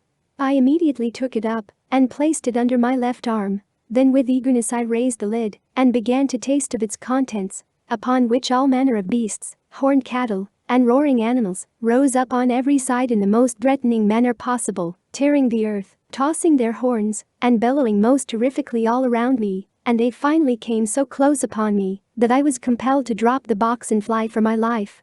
Yet, in the midst of all this, I was perfectly happy, though I awoke trembling. From this forward, continues Lucy Mack Smith, my husband seemed more confirmed than ever in the opinion that there was no order or class of religionists that knew any more concerning the kingdom of God than those of the world, or such as made no profession of religion whatever. History of Joseph Smith, by Lucy Smith, page 47. Lucy Smith wrote about another dream which her husband received in Vermont in 1811, instructing him on the true gospel, the most delicious fruit. "I thought," said he, "I was traveling in an open, desolate field, which appeared to be very barren. As I was thus traveling, the thought suddenly came into my mind that I had better stop and reflect upon what I was doing before I went any farther. So I asked myself, "What motive can I have in traveling here, and what place can this be?" My guide, who was by my side, as before, said, "This is the desolate world, but travel on." The road was so broad and barren that I wondered why I should travel in it, for, said I to myself, "Broad is the road, and wide is the gate, that leads to death, and many there be that walk therein. But narrow is the way, and strait is the gate, that leads to everlasting life, and few there be that go in thereat." Traveling a short distance further, I came to a narrow path. This path I entered, and, when I had traveled a little way in it, I beheld a beautiful stream of water, which ran from the east to the west. Of this stream, I could see neither the source, nor yet the mouth. But as far as my eyes could extend I could see a rope, running along the bank of it, about as high as a man could reach, and beyond me was a low, but very pleasant valley, in which stood a tree such as I had never seen before. It was exceedingly handsome, insomuch that I looked upon it with wonder and admiration. Its beautiful branches spread themselves somewhat like an umbrella, and it bore a kind of fruit, in shape much like a chestnut burr, and as white as snow, or, if possible, whiter. I gazed upon the same with considerable interest, and as I was doing so, the burrs or shells commenced opening, and shedding their particles, or the fruit which they contained, which was of dazzling whiteness. I drew near, and began to eat of it, and I found it delicious beyond description. As I was eating, I said in my heart, "I cannot eat this alone. I must bring my wife and children, that they may partake with me." Accordingly, I went and brought my family, which consisted of a wife and 7 children, and we all commenced eating and praising God for this blessing. We were exceedingly happy, insomuch that our joy could not easily be expressed.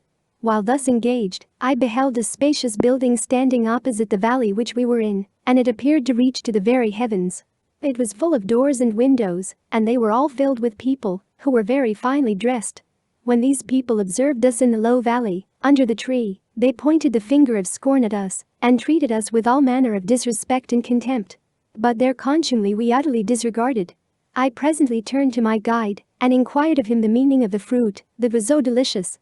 He told me it was the pure love of God, shed abroad in the hearts of all those who love him, and keep his commandments. He then commanded me to go and bring the rest of my children. I told him that we were all there. "No," he replied, "okay, yonder, you have 2 more, and you must bring them also." Upon raising my eyes, I saw 2 small children standing some distance off. I immediately went to them, and brought them to the tree, upon which they commenced eating with the rest, and we all rejoiced together. The more we ate, the more we seemed to desire, until we even got down upon our knees, and scooped it up, eating it by double handfuls.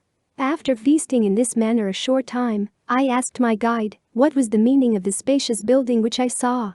He replied, "It is Babylon. It is Babylon, and it must fall. The people in the doors and windows are the inhabitants thereof, who scorn and despise the saints of God, because of their humility." I soon awoke, clapping my hands together for joy. History of Joseph Smith, by Lucy Smith, page 48-50. After the gospel of Jesus Christ had been restored to the earth, many of the saints and missionaries received dreams which instructed them and prepared them for certain events which would transpire in their lives. An elder, Charles E. Robinson, had a dream about his own death while in the mission field in South Carolina. Charlie's mission. About 2 months prior to his death, Brother Robinson had a dream in which his uncle, Counselor D.H. Wells, appeared to him and said, addressing him familiarly by name, "Charlie, you must hurry up. You have only half an hour left." He afterwards related it to the elders with whom he was associated at a conference held in July, a little over a month before he died. Some of them supposed at the time that it indicated their being driven out of the state, but Brother Robinson, himself, as soon as he was taken sick, accepted it as a premonition of his end. He never expressed any hope afterwards of living, except to remark that nothing but the power of God could save him. The following account is also given of another dream, from which an inference may be drawn as to the labor in which Brother Robinson is now engaged, and the reason why his presence was required in another sphere. Mrs. Mary Gordon, a member of the church, living at King's Mountain, the place where Elder Robinson died, a month afterwards had a dream, in which her father, whose name was Harkness, and who died soon after the Civil War, in which he took part, came to her, and said that Brother Robinson, then dead, had been to see him, and convinced him of the truth of the gospel. He further declared that his daughter, Mrs. Gordon, had embraced the true church, and that he depended upon her for his temple work to be done, as his son, who then lived in Colorado, had apostatized after joining the church and emigrating to that state. Mrs. Gordon afterwards learned, although her dream was the first intimation she had had of it, that such was really the case, that her brother had fallen away from the faith. Numerous instances could be related, in which the Latter-day Saint elders laboring as missionaries in various lands have been warned by dreams of dangers they were about to meet with, and shown how they could escape from them. We have been assured by some elders that they have been shown in dreams beforehand nearly every circumstance of importance that has occurred in their missionary experience. Mill. 45 825. Seen in a dream. Dreams have often been the means by which the Holy Spirit has prepared people to receive the message of the restored gospel. Elder C.V. Spencer found that a dream had prepared the way for his missionary labors as he went to preach in Colchester, England. I came in sight of the place, on the top of a long hill, and noticed a woman crossing the road with 2 pails. She filled them with water and started back, but as she saw me walking towards her, she dropped both pails and came to me, saying, "I knew you would come. I saw you in a dream. Come into my house. I have a room all fixed nice and clean for you." Here I baptized my first fruits of the gospel and accomplished a good work. Gifts of the Spirit, by Duane Crowther, page 195. Apostle Orson Pratt noted the spiritual manifestations which brought many Lamanite people into the church, Lamanite dreams.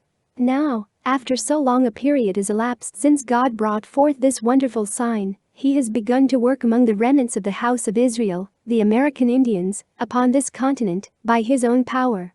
What is it that has stirred them up to believe in this work? Has it been your exertion?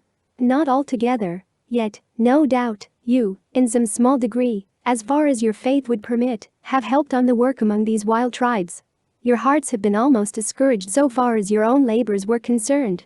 But how soon and how marvelously, when the time had come, has the Lord our God begun to operate upon them as nations and as tribes, bringing them in from hundreds of miles distant to inquire after the elders of this church. What for? What do they want with the elders? They want to be baptized. Who told them to come and be baptized? They say that men came to them in their dreams and spoke to them in their own language and told them that away yonder was a people who had authority from God to baptize them, but that they must repent of their sins, cease their evil habits, and lay aside the traditions of their fathers, for they were false, that they must cease to roam over the face of the land, robbing and plundering, and learn to live as the white people. Orson Pratt, J.D. 1819. When God chooses to instruct people and direct their lives, it behooves them to be obedient. At one time Brigham Young was troubled about the great variety of people who comprised the Mormon faith. Subsequently, he received the following dream: Joseph's strange sheep. Several supposed that they would be able to so sanctify themselves that in 1 year they could take Great Salt Lake Valley and the regions round about up to Enoch, or have him come here. I did not so view the matter, and did not give any special instructions upon it. At that time I dreamed that, while I was a little below the road, and just north of the hot springs, about 4 miles from here, I saw Brother Joseph coming, and walked up to the road to see him, and asked him where he was going. He replied, "I am going north." There were 2 or 3 horsemen along, and some men were riding with him upon a few boards placed loosely upon the running gears of a wagon, upon which were also a tent and camp utensils. I wished to talk with him, but he did not seem inclined to conversation, and it occurred to me that he was going to Captain James Brown's to buy all his goats. I had been promised 10 or a dozen of them, but I thought that he was going to buy every one, and that I should not get a single goat to put with my sheep, and I laughed in my sleep. Pretty soon he came back, with a large flock of sheep and goats following the wagon, and as I looked upon them, I saw some sheep that were white, pure, and clean, and as large as a 2-year-old cow, with wool from 10 to 20 inches in length, as fine as silk, and as white as the driven snow. With them were all lesser sizes down to the smallest goat or sheep I ever saw, and all mixed up together.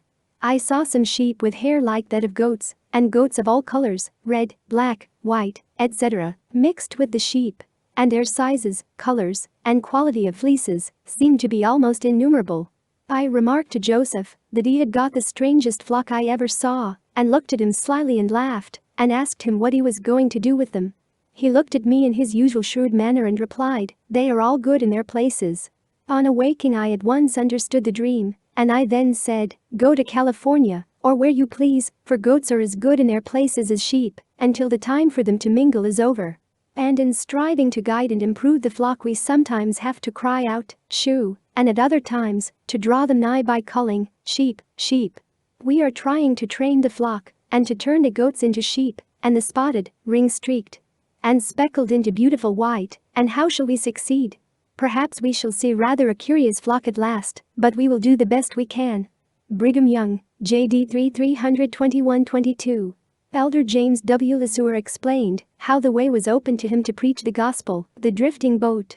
Having been transferred from Yorkshire to the Isles of the English Channel in May 1899, I labored alone about 2 months, And during that time, as well as before and after that, my way was opened by the Lord so that I could act as His instrument in getting the gospel before a number of souls.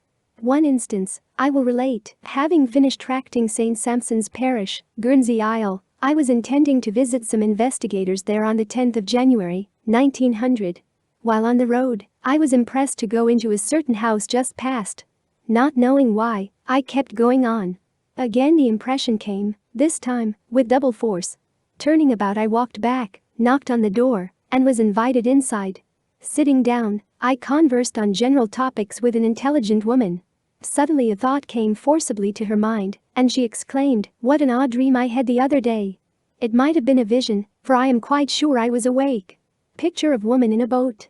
A woman was converted to the church by a dream showing her on a rudderless oarless boat, tossed and drifting in the sea of doubt and confusion of false religions. Then she related the following: "I thought I saw myself out in the sea in an oarless rudderless boat. The waves were dashing against the little boat, nearly capsizing it at every splash. I was in such horror. Sometimes there seemed stones before me, but reaching for them, I found they were merely feathers in straw. After being tossed about nearly to desperation, there appeared before me a fine, large steamer, laden with happy and contented people. Those on board were beckoning me to them. But, no, I drifted away, and finally the ship of rescue disappeared from view. 3 times I beheld this dream or vision, and at the close of each, my mother's face came before me for several moments. Each time, she had an anxious look. What it all meant, I do not know, but it has worried me ever since." This was, in substance, the account she gave of her dream or vision. Like a flash, the interpretation thereof was given me, which, as far as I remember, was as follows: "You have acknowledged to me, you did not know which was the right faith. You disbelieve in christening, yet belong to a sect that teaches it is essential to salvation. You say you go to a chapel of another creed, and at the same time, agree with me that their claims of instant salvation and belief alone doctrines are wrong. Still you attend another faith, yet doubt its authority. To be plain, what could be a better illustration of your condition than that of the rudderless oarless boat, tossed about upon the waves of life's rough sea? Are you not tossed to and fro, and carried about with every wind of doctrine, by the sleight of men and cunning craftiness, whereby they lie in wait to deceive? Paul says, that is the way with all not having apostles and prophets as their instructors and leaders. F. 4. Are you not drifting about in a shallow boat of doubt and confusion, nearly despairing, reaching for the sure rocks of salvation, and catching only straws in the shape of flimsy romantic tales with a hidden meaning that does not satisfy the cravings of your soul for heavenly light? Madam, you tell me how hard it is to know which is the truth, and that you are about to despair in your search for it. Yet in your life, the good old gospel ship has appeared before you to rescue you from your dangerous condition 3 times. First, in your youth in Abingdon when, you say, many joined the Mormon faith among your friends. Still you drifted upon the stormy sea of life. The elders and saints left your old home, most of them emigrating to America, and then the vessel disappeared for a time. The second time it came before you was 7 or 8 years ago, when Elder Sears and his companions preached in the streets and halls of Abingdon, England. You acknowledged that everything he taught seemed according to the Bible. Yet you drifted, and in time the elders again left Abingdon. Now again, having moved to Guernsey, the sea of life is more turbulent than ever. While you are being tossed about, the Lord again causes the gospel ship to come before you, and with cheerfulness, we beckon you to enter the same, and the voyage of life will be completed in a safe vessel, so you can land in due time at the port of heaven, where there is no more death, sorrow, crying, or pain, for the former things have passed away. Your own mother, beyond the veil, is anxious for you to go on board the gospel ship by entering the Church of Christ. The question now is, will you drift again? She acknowledged the interpretation to be correct. I begged her and her husband to give prayerful consideration to the warning, for by living up to what it teaches, it would mean their salvation. This not only opened up the way at their home, where we had a standing invitation, and where there was a whole family interested in the truth, but from them, it went to others, and thus the Lord opened the way. Improvement Era, 2583. Sarah Levitt, an early saint who lived at the time of the prophet Joseph, was also inspired in her missionary efforts. She was having a little difficulty until she had the following dream: the big fish.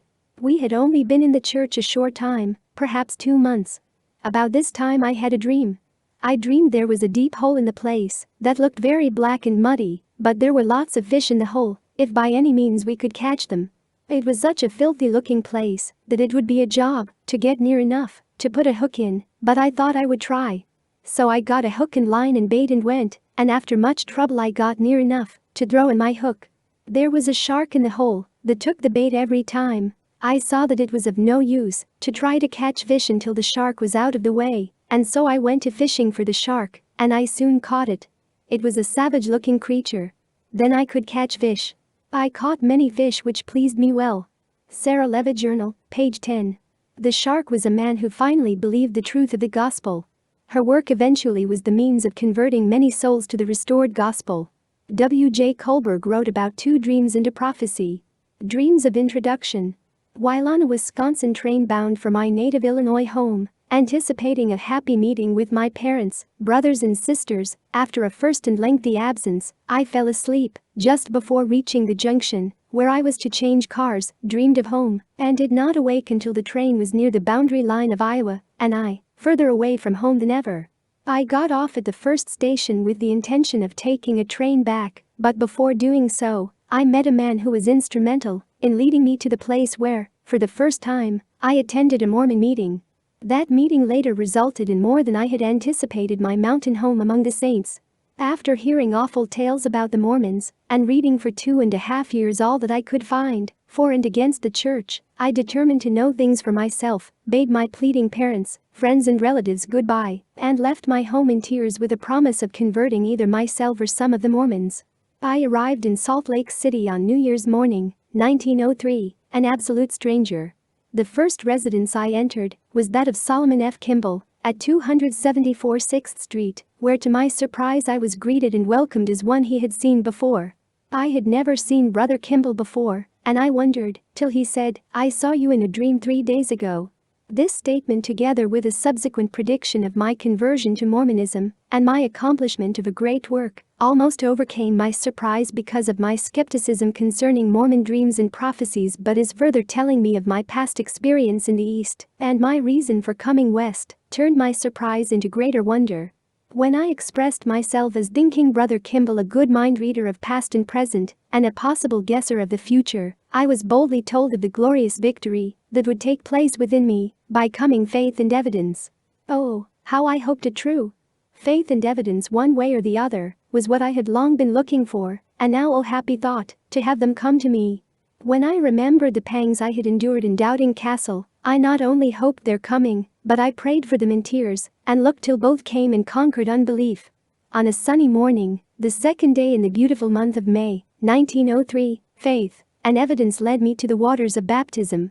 Later I was confirmed with knowledge and filled with conviction through the gift of the Holy Ghost. Since then, amid storms and sunshine, I have had ecstatic experiences in mountain-high evidence that so-called Mormonism is the restored gospel of Christ. Improvement Era, 9573. Elder T. Lafayette Hatch related another dream which was received by a lady in Ireland before she ever saw Elder Hatch and his companion. He says, after the close of the last Irish conference, Elder Leo J. Neville and I were appointed to labor in the city of Dublin. It was impossible for us to leave Belfast immediately after receiving our appointment, as I was confined to my room through sickness. In the meantime, Elder T.J. Bennett decided that it would be best for us to labor in the town of Lurgan. Accordingly, he asked us if we would be satisfied to have our appointment changed. We replied in the affirmative, and as soon as I had fully recovered we started for our appointed field of labor. On reaching Lurgan, we walked directly to the opposite end of the town from the station before we made any inquiries as to where we could get a place to stay. A shopkeeper on Avenue Road directed us to a place just a few doors away where, he thought, we could get accommodation. We knocked at the door designated and were greeted by a lady who, on seeing us, showed signs of great astonishment. We made arrangements to stay at her home, provided, however, that we could have the privilege of looking about the town for a more suitable place. After searching diligently, we returned to the home of the above-mentioned lady, fully convinced that that was the place where we were to stay. We then learned that the whole incident of our coming had been shown to the lady in a dream 2 nights before our arrival, or the night previous to the changing of our appointment. She recognized our dress and our features to be the same as those shown to her in the dream, hence the cause of her being startled at our appearance at her door. She had been shown the exact positions we would take on entering the room, and she was even shown the difference which she now actually knows exists in our dispositions. This, together with the fact that we were advised to come directly to her home, is a strong testimony to us that the hand of the Lord is over his servants. This is the same work in which the prophets of old were engaged. This is the work which Jesus Christ set up. This is the same gospel which was preached by Peter and Paul and other apostles. The same Spirit which directed them directs God's servants today, and if we are faithful we will not fail to enjoy the gifts of the Spirit. Mill. 7283. Another elder, by the name of Walter G. Paul, also wrote about his mission. In April 1882, I left my home in Utah for a mission to the eastern and southern states of America. I was then but a young man of 21 and inexperienced in the mission field.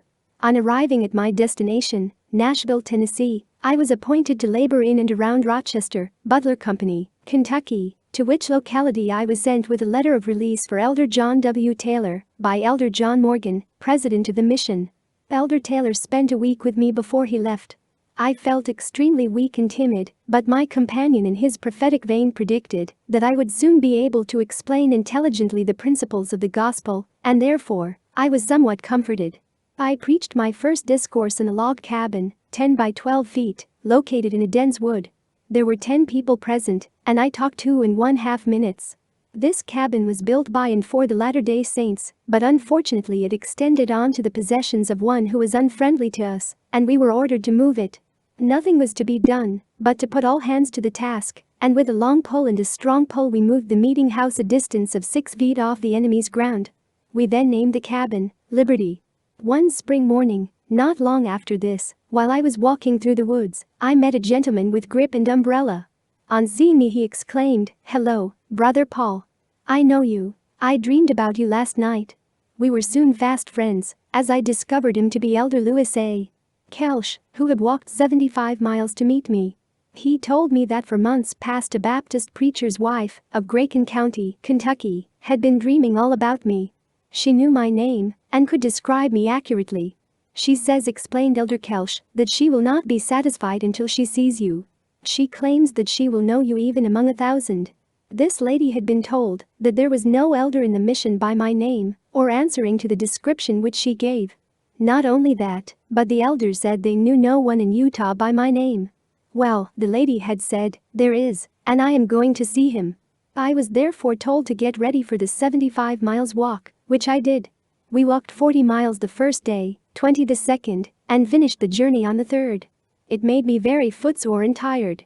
Within a short distance of the Miller house a halt was made, and a consultation was had as to the best manner of procedure. It was finally decided that we all three should go up to the house, and that I should be introduced by some other name. But Mrs. Miller could not be deceived. She laughed as we greeted her, and she said to me, "How do you do, Brother Paul? I have been dreaming about you for months past." We next went out into the cornfield and endeavored to play the same trick on Mr. Miller, but he had listened to his wife's description of me so often that he recognized me at once. I wanted to accompany the elders on their journeys to fill appointments, but nothing would do, but I must stay with the Millers. The children, there were 15 of them, were dispatched to the neighbors with an invitation to come and see the long-looked-for preacher from Utah. I tried to be sociable, but I was very much embarrassed upon being invited to talk to them. I tried to entertain them on home and other topics as I could not discuss freely the principles of the gospel. In this providential way I was led to this family. It certainly was not chance. My first mission call was for Great Britain, which was changed to the southern states. Then my appointment was to the exact locality where I had been seen in dreams by this woman. It was not long, however, before another kind of experience awaited us. One of our friends came rushing into the house exclaiming, "Flee for your lives. A mob of 50 armed men are not over half a mile away, and they have taken an oath to drive the Mormon preachers from the county." My companion and I decided to take refuge in the woods, where we asked the Lord in humble prayer for his protection. A friend was raised up for us, and the mob dispersed without doing us any mischief. We came out of our hiding, and as we were going along the road to a nearby town, we passed a number of the mobbers on their way home. They did not molest us. Mill. 68-175. Brigham Young said that he gave these promised blessings upon all the saints who would be obedient to every requirement of the gospel. How shall we know what to do? By being obedient to every requirement of the gospel. Brother Hooper has stated that I promised him the assistance of the Almighty. I did. I laid my hands upon him and blessed him, and told him that he should have dreams and visions and power with God to know what to do if he lived his religion, but if he did not, I promised him nothing. Brigham Young, JD 8-148. Lewis Stewart wrote the following account of a most unusual dream. On this occasion the Lord gave instruction in a dream to the parents of a sick child. A bottle of olive oil. Well, it happened several years ago. We lived in Salt Lake City then, but incidents like the one I now relate are never forgotten. The impressions which they make are so vivid they seem to become a part of our being. A friend of mine, my neighbor, asked me to call on him at his home and bring with me some other elder, that we might administer to his child who then lay sick, it might be dying. This was no uncommon call at that time, and when the evening brought release from toil, a brother, whose heart beat in sympathy with the sick and with faith in the Lord, had often blessed them with new health, and myself called on our mutual friend. The family lived in the upper part of a large house. To reach them, we had to climb some stairs on the outside of the house, leading to the rooms in which they lived. I mention this because, when ascending the stairs, a voice seemed to whisper over my shoulder, "You need not enter there, for death has gone before you." I was a young man, but this was not the first time in my life that I had heard the tempter's voice, and turning, mentally, rebuked the power that leads men's souls astray.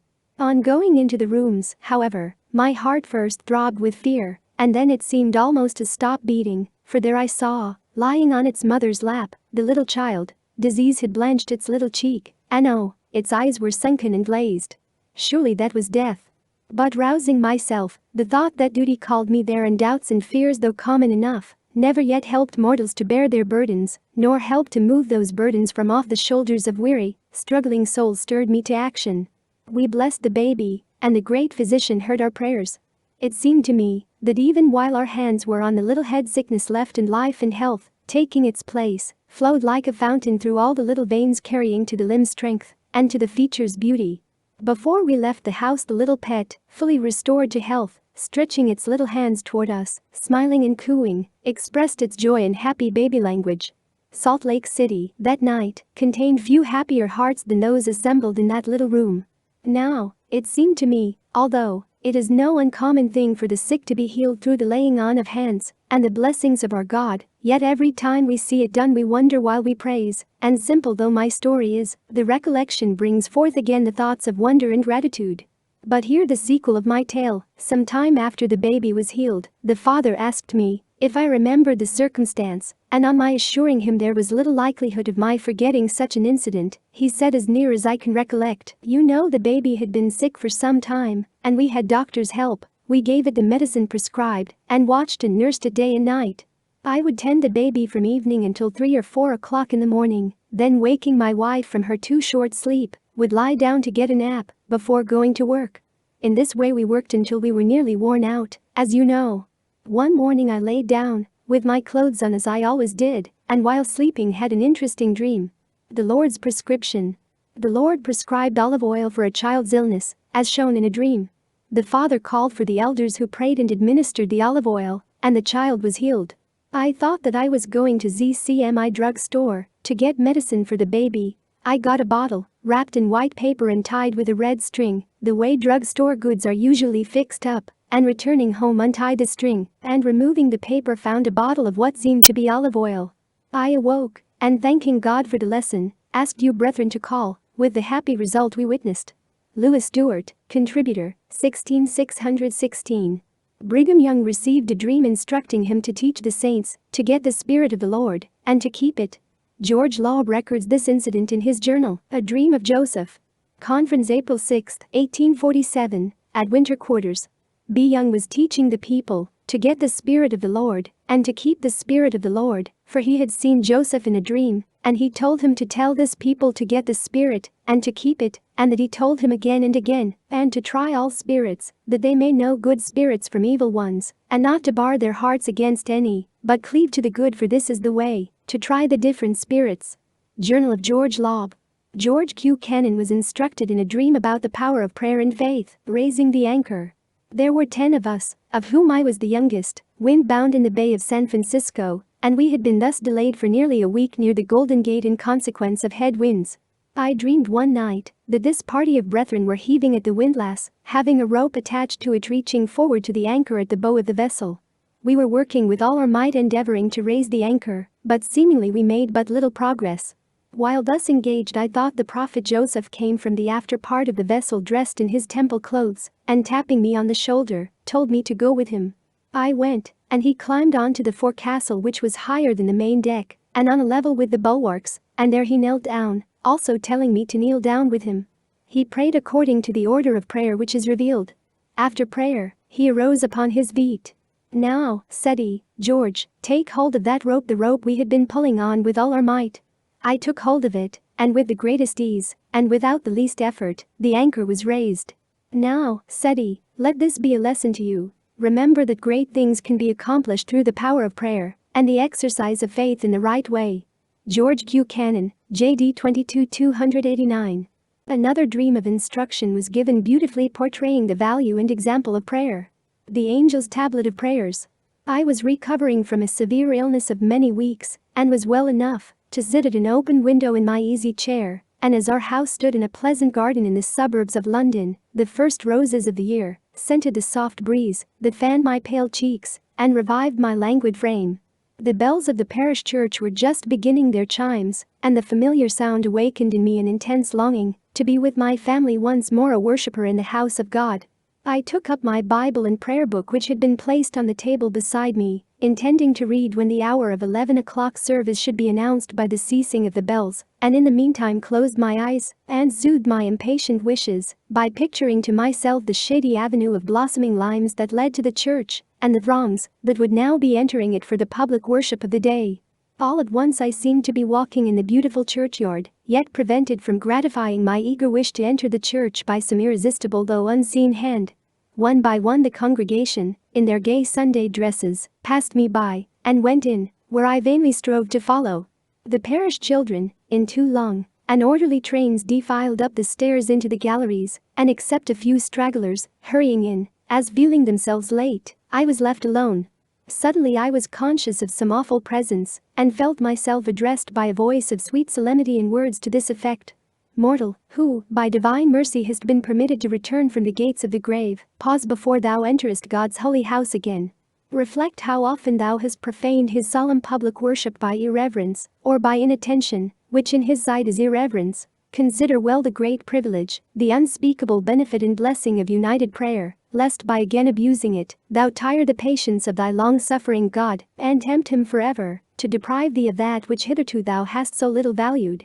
Seeing that I cast down my eyes with a flush of conscious guilt, the gracious being continued in a milder tone, "I am one of the angels commissioned to gather the prayers of the saints and form them into odorous incense, that they may rise to the throne of God. Enter now with me, and thou shalt for thy warning be enabled to discern those among the devotions about to be offered which are acceptable to him, and to see how few in number, how weak, and how unworthy they are." As he ceased speaking, I found myself by the side of the angel still, but within the church, and so placed that I could distinctly see every part of the building. "Observe," said the angel, "that those prayers that come from the heart, and which alone ascend on high, will seem to be uttered aloud. They will be more or less audible in proportion to their earnestness. When the thoughts wander, the sounds will grow faint, and even cease altogether." This explained to me why the organist, though apparently playing with great energy, produced no sound, and why, when the service began, though the lips of many moved and appeared attentive, only a few faint murmurings were heard. How strange and awful it was to note the sort of death-like silence that prevailed in whole pews, in which, it was thus evident, no heart was raised in gratitude to heaven. Even in the Te Deum and Jubilate, the voices sometimes sunk in total silence. After the creed, there was a low murmuring of the verticals, and then, distinct and clear above all other sounds, a sweet childish voice softly and reverently repeated the Lord's Prayer. I turned in the direction of the sound, and distinguished among one of the children of the poor people, a very little boy. His hands were clasped together as he knelt, his eyes were closed, his gentle face compassed in reverence, and as the angel wrote on his tablets the words that fell from those young lips, his smile, like a sunbeam, illuminated the church for a moment, and I remembered the words of David, where he says, "Out of the mouths of babes and sucklings, thou hast perfected praise." Presently I was again reminded of the prayer of the publican in Holy Writ. A wretched-looking man, who swept the crossings near the church, lounged into the center aisle during the reading of the lesson, his occupation being for the hour suspended. The second lesson was the 24th chapter of St. Matthew. Some verses attracted his attention. He listened with more and more seriousness, until at length he put his hand over his face and exclaimed aloud, "What will become of me at the day of judgment? Lord, have mercy on me, a sinner." That prayer was inserted in the tablets of the angel. Oh, may it not stand alone, but be an awakening of better things. May God indeed have mercy on the poor, neglected ones, and raise up someone to teach them and care for their immortal souls. After this, I grew accustomed to the broken murmur and interrupted sounds and followed many a humble Christian through a portion of the litany, though often while I was listening with hopeful attention, a sudden and total pause showed, but too plainly the thoughts of the kneeling supplicant had wandered far away, and that those who had appeared so earnest in their devotions had become languid and silent like the rest of the congregation. "Thou art shocked at what thou hast observed," said the angel. "I will show thee greater abominations than these. God is strong and patient. He is provoked every day. Listen, now, and thou shalt hear the thoughts of all these people. So shalt thou have some faint idea of the forbearance God continually exercises towards those who draw near to him with their lips, while their hearts are far from him." As the angel spoke, my ears were deafened by a clamor which would have been shocking in a humble meeting, but which here, in God's holy house, was awfully profane. The countenance remained compassed and serious as before, the lips moved with the words of prayer, but the phrases they uttered were of the world and its occupations. "How shamefully late Mrs. Alack always comes," said one woman, who, looking over the edge of her prayer book, saw her neighbor and a train of daughters bustle into the next pew. "What an example to set her family! Thank goodness no one can accuse me of that sin. New bonnets again already," exclaimed the last comer, returning the neighborly glance from the other seat, ere she compassed herself to the semblance of devotion. "How can they afford it? Heaven only knows, and their father owing all his Christmas bills yet. If my girls look shabby, we at least pay our debts. Oh, there's Tom S., nodded a young man to his friend in the opposite gallery. He is growing quite religious and respectable, I declare. He has been at church 2 Sundays running. How much longer will the devout fit last?" These were shocking and striking examples of irreverence. There were, happily, not many such. The involuntary wanderings of thought were more common. As the service proceeded, the attention of the congregation flagged more and more. The hubbub of worldly talk increased. One man compassed a letter he intended to send, and even altered whole passages, and rounded elegant periods without one check or recollection of the holy place where he stood. Another repeated a long dialogue which had passed between himself and a friend the night before, and considered how he might have spoken more to the purpose. Some young girls rehearsed scenes with their lovers and recalled the incidents of their last ball. Careful housewives planned schemes of economy, gave warning to their servants, arranged the turning of a dress, or decided on the most becoming trimming of a bonnet. To me, conscious of the recording angel's presence, all the solemn mockery of worship was frightful. I would have given worlds to rouse this congregation to a sense of what they were doing, and to my comfort I saw that for the involuntary offense a gentle warning was provided. As the angel was about to quit a place so desecrated, his frown of disapproval threw an influence over these thoughtless ones, and recalled the wandering thoughts of many a soul, unconscious whence came the breath that revived the dying flame of their devotions.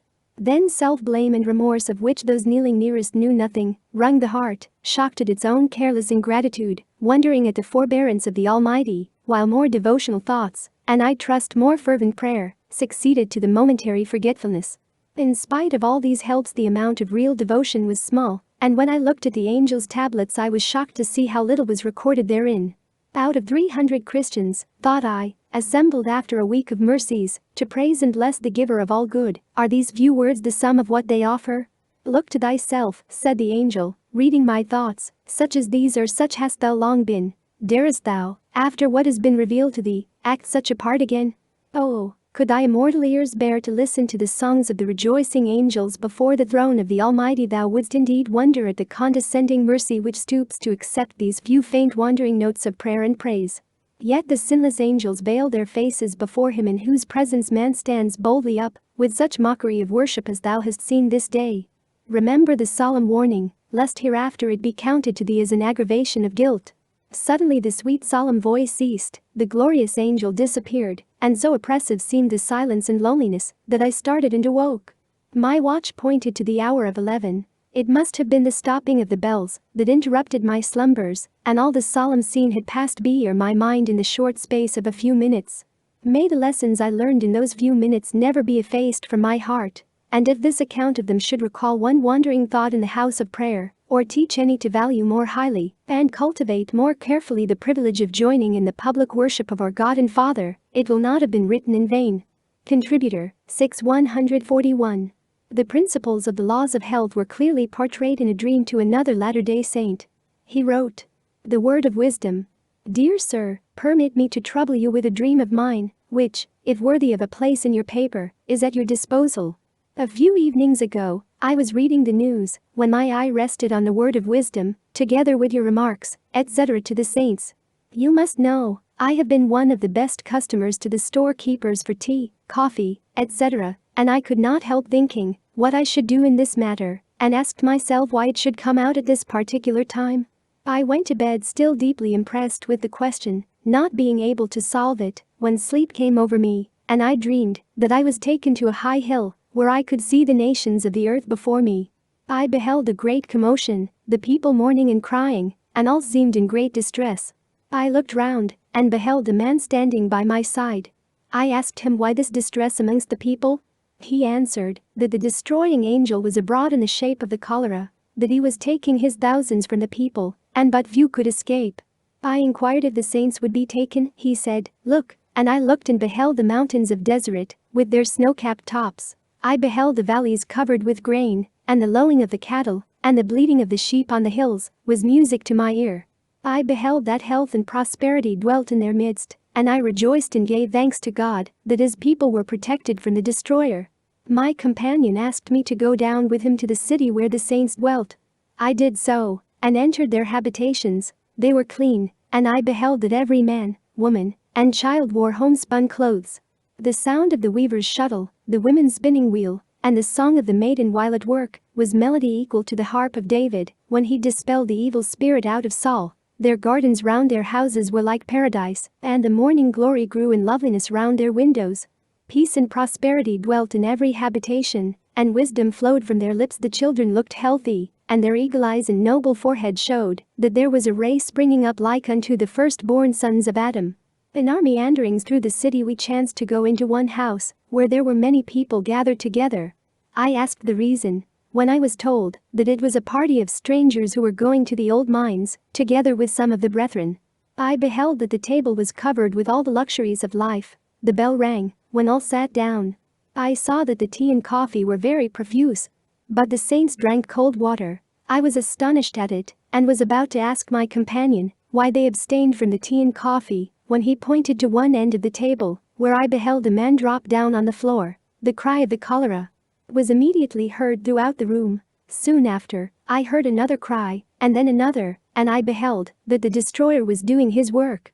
We drew nigh to the table where they had sat. I was struck dumb when my companion pointed to the tea and coffee cups opposite where these men had sat, and he said, "Your question is answered, why the presidency has put forth the word of wisdom, and if the saints will keep the laws of God and obey his word of wisdom, they shall receive health in their navel and marrow to their bones, and shall find wisdom and great treasures of knowledge, even hidden treasures, and shall run, and not be weary, and shall walk, and not be faint, and a destroying angel shall pass by them as the children of Israel, and not slay them." Amen. With this I woke, and I have had no more trouble about tea, coffee, tobacco, etc.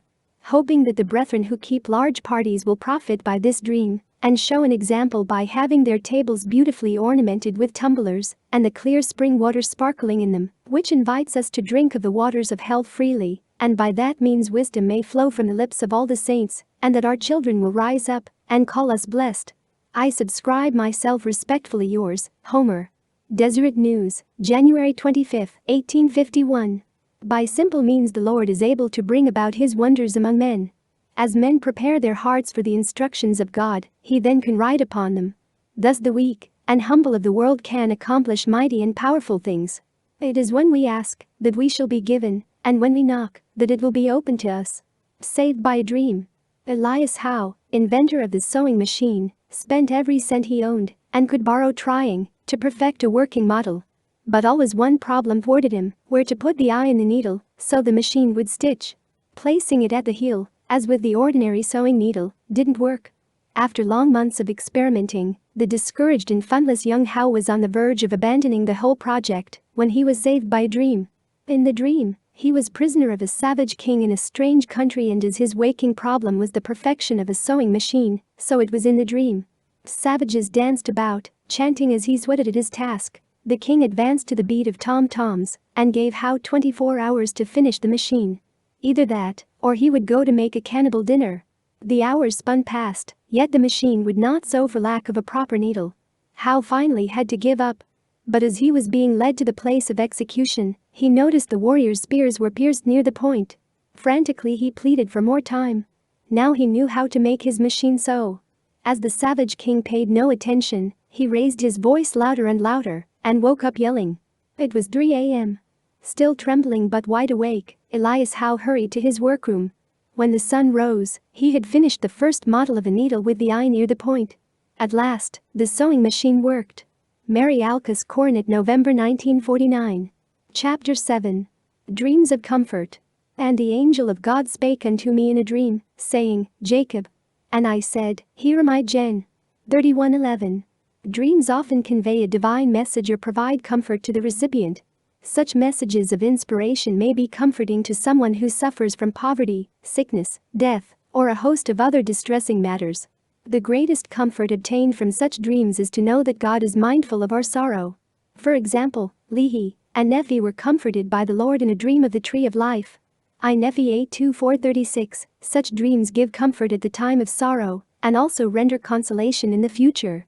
Nearly every mortal has grief and sorrows while living in this world of darkness, sorrow, and sin. God often gives comfort to his servants that they may not become too discouraged to fulfill their missions in life. An inspirational message was given to a woman which gave her strength to accept the gospel of Christ. Sister Brown's conversion. The Lord aided Benjamin Brown, an early convert, to bring his wife to the waters of baptism.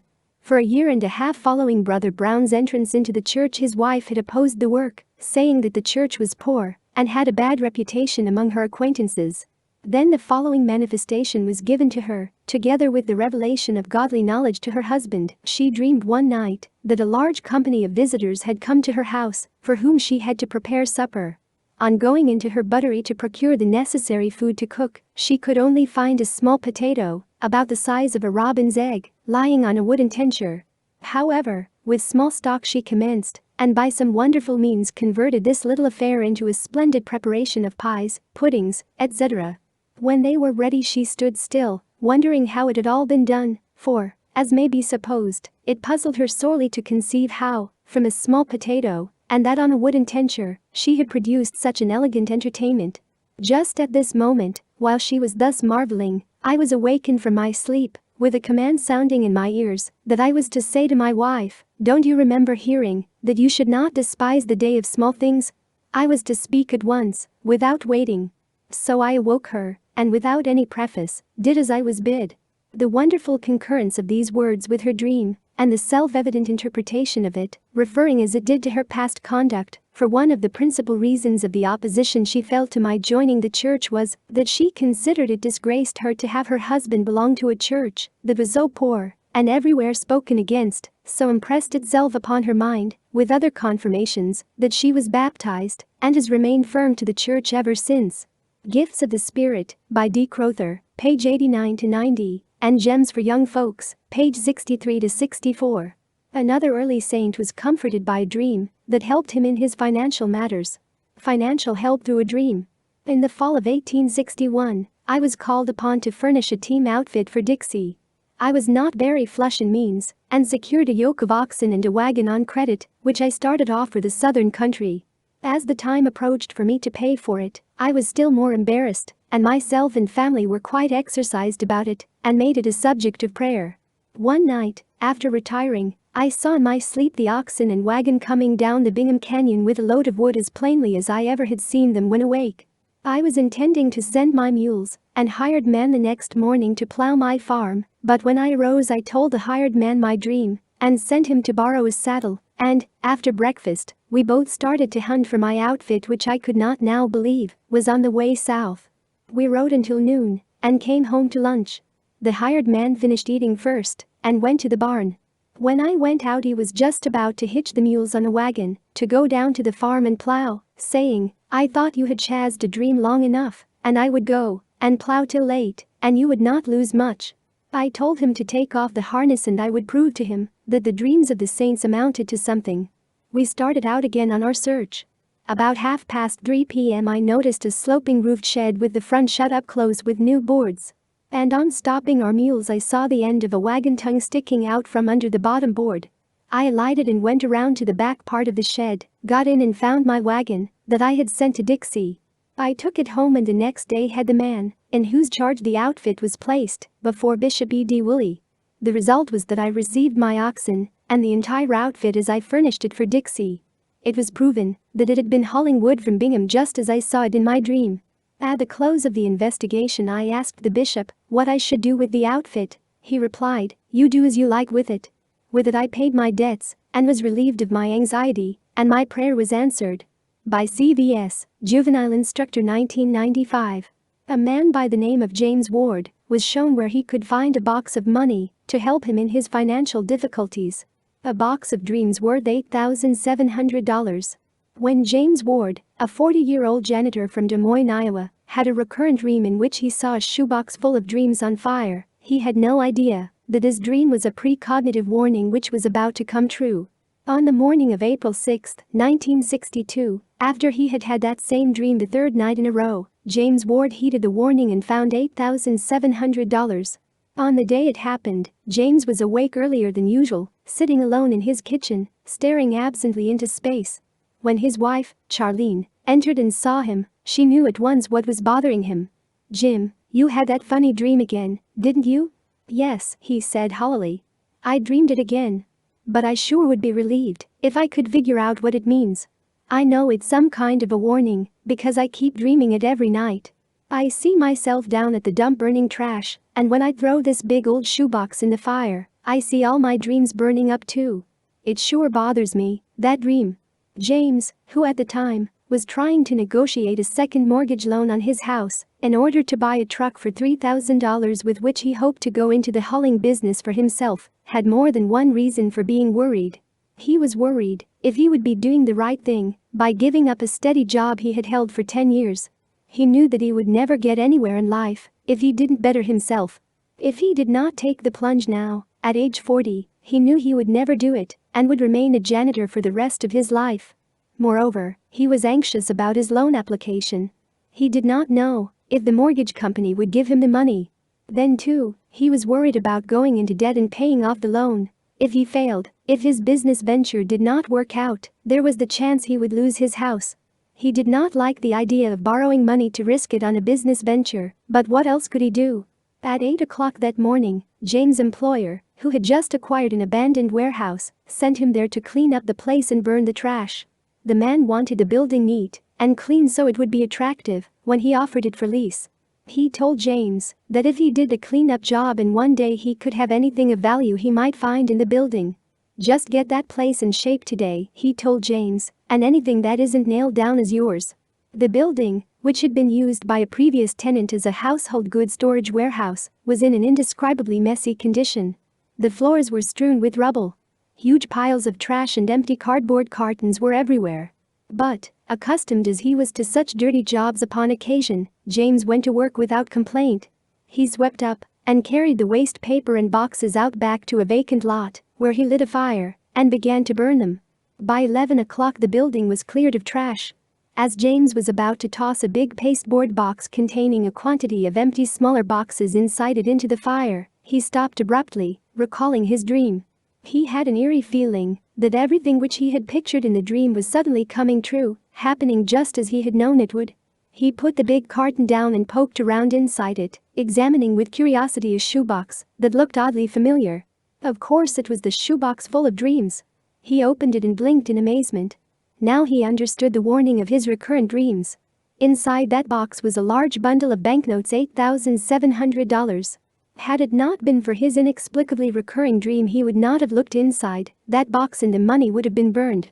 James Ward finished his part of the bargain by completing the dirty job of cleaning up the warehouse and the money was his.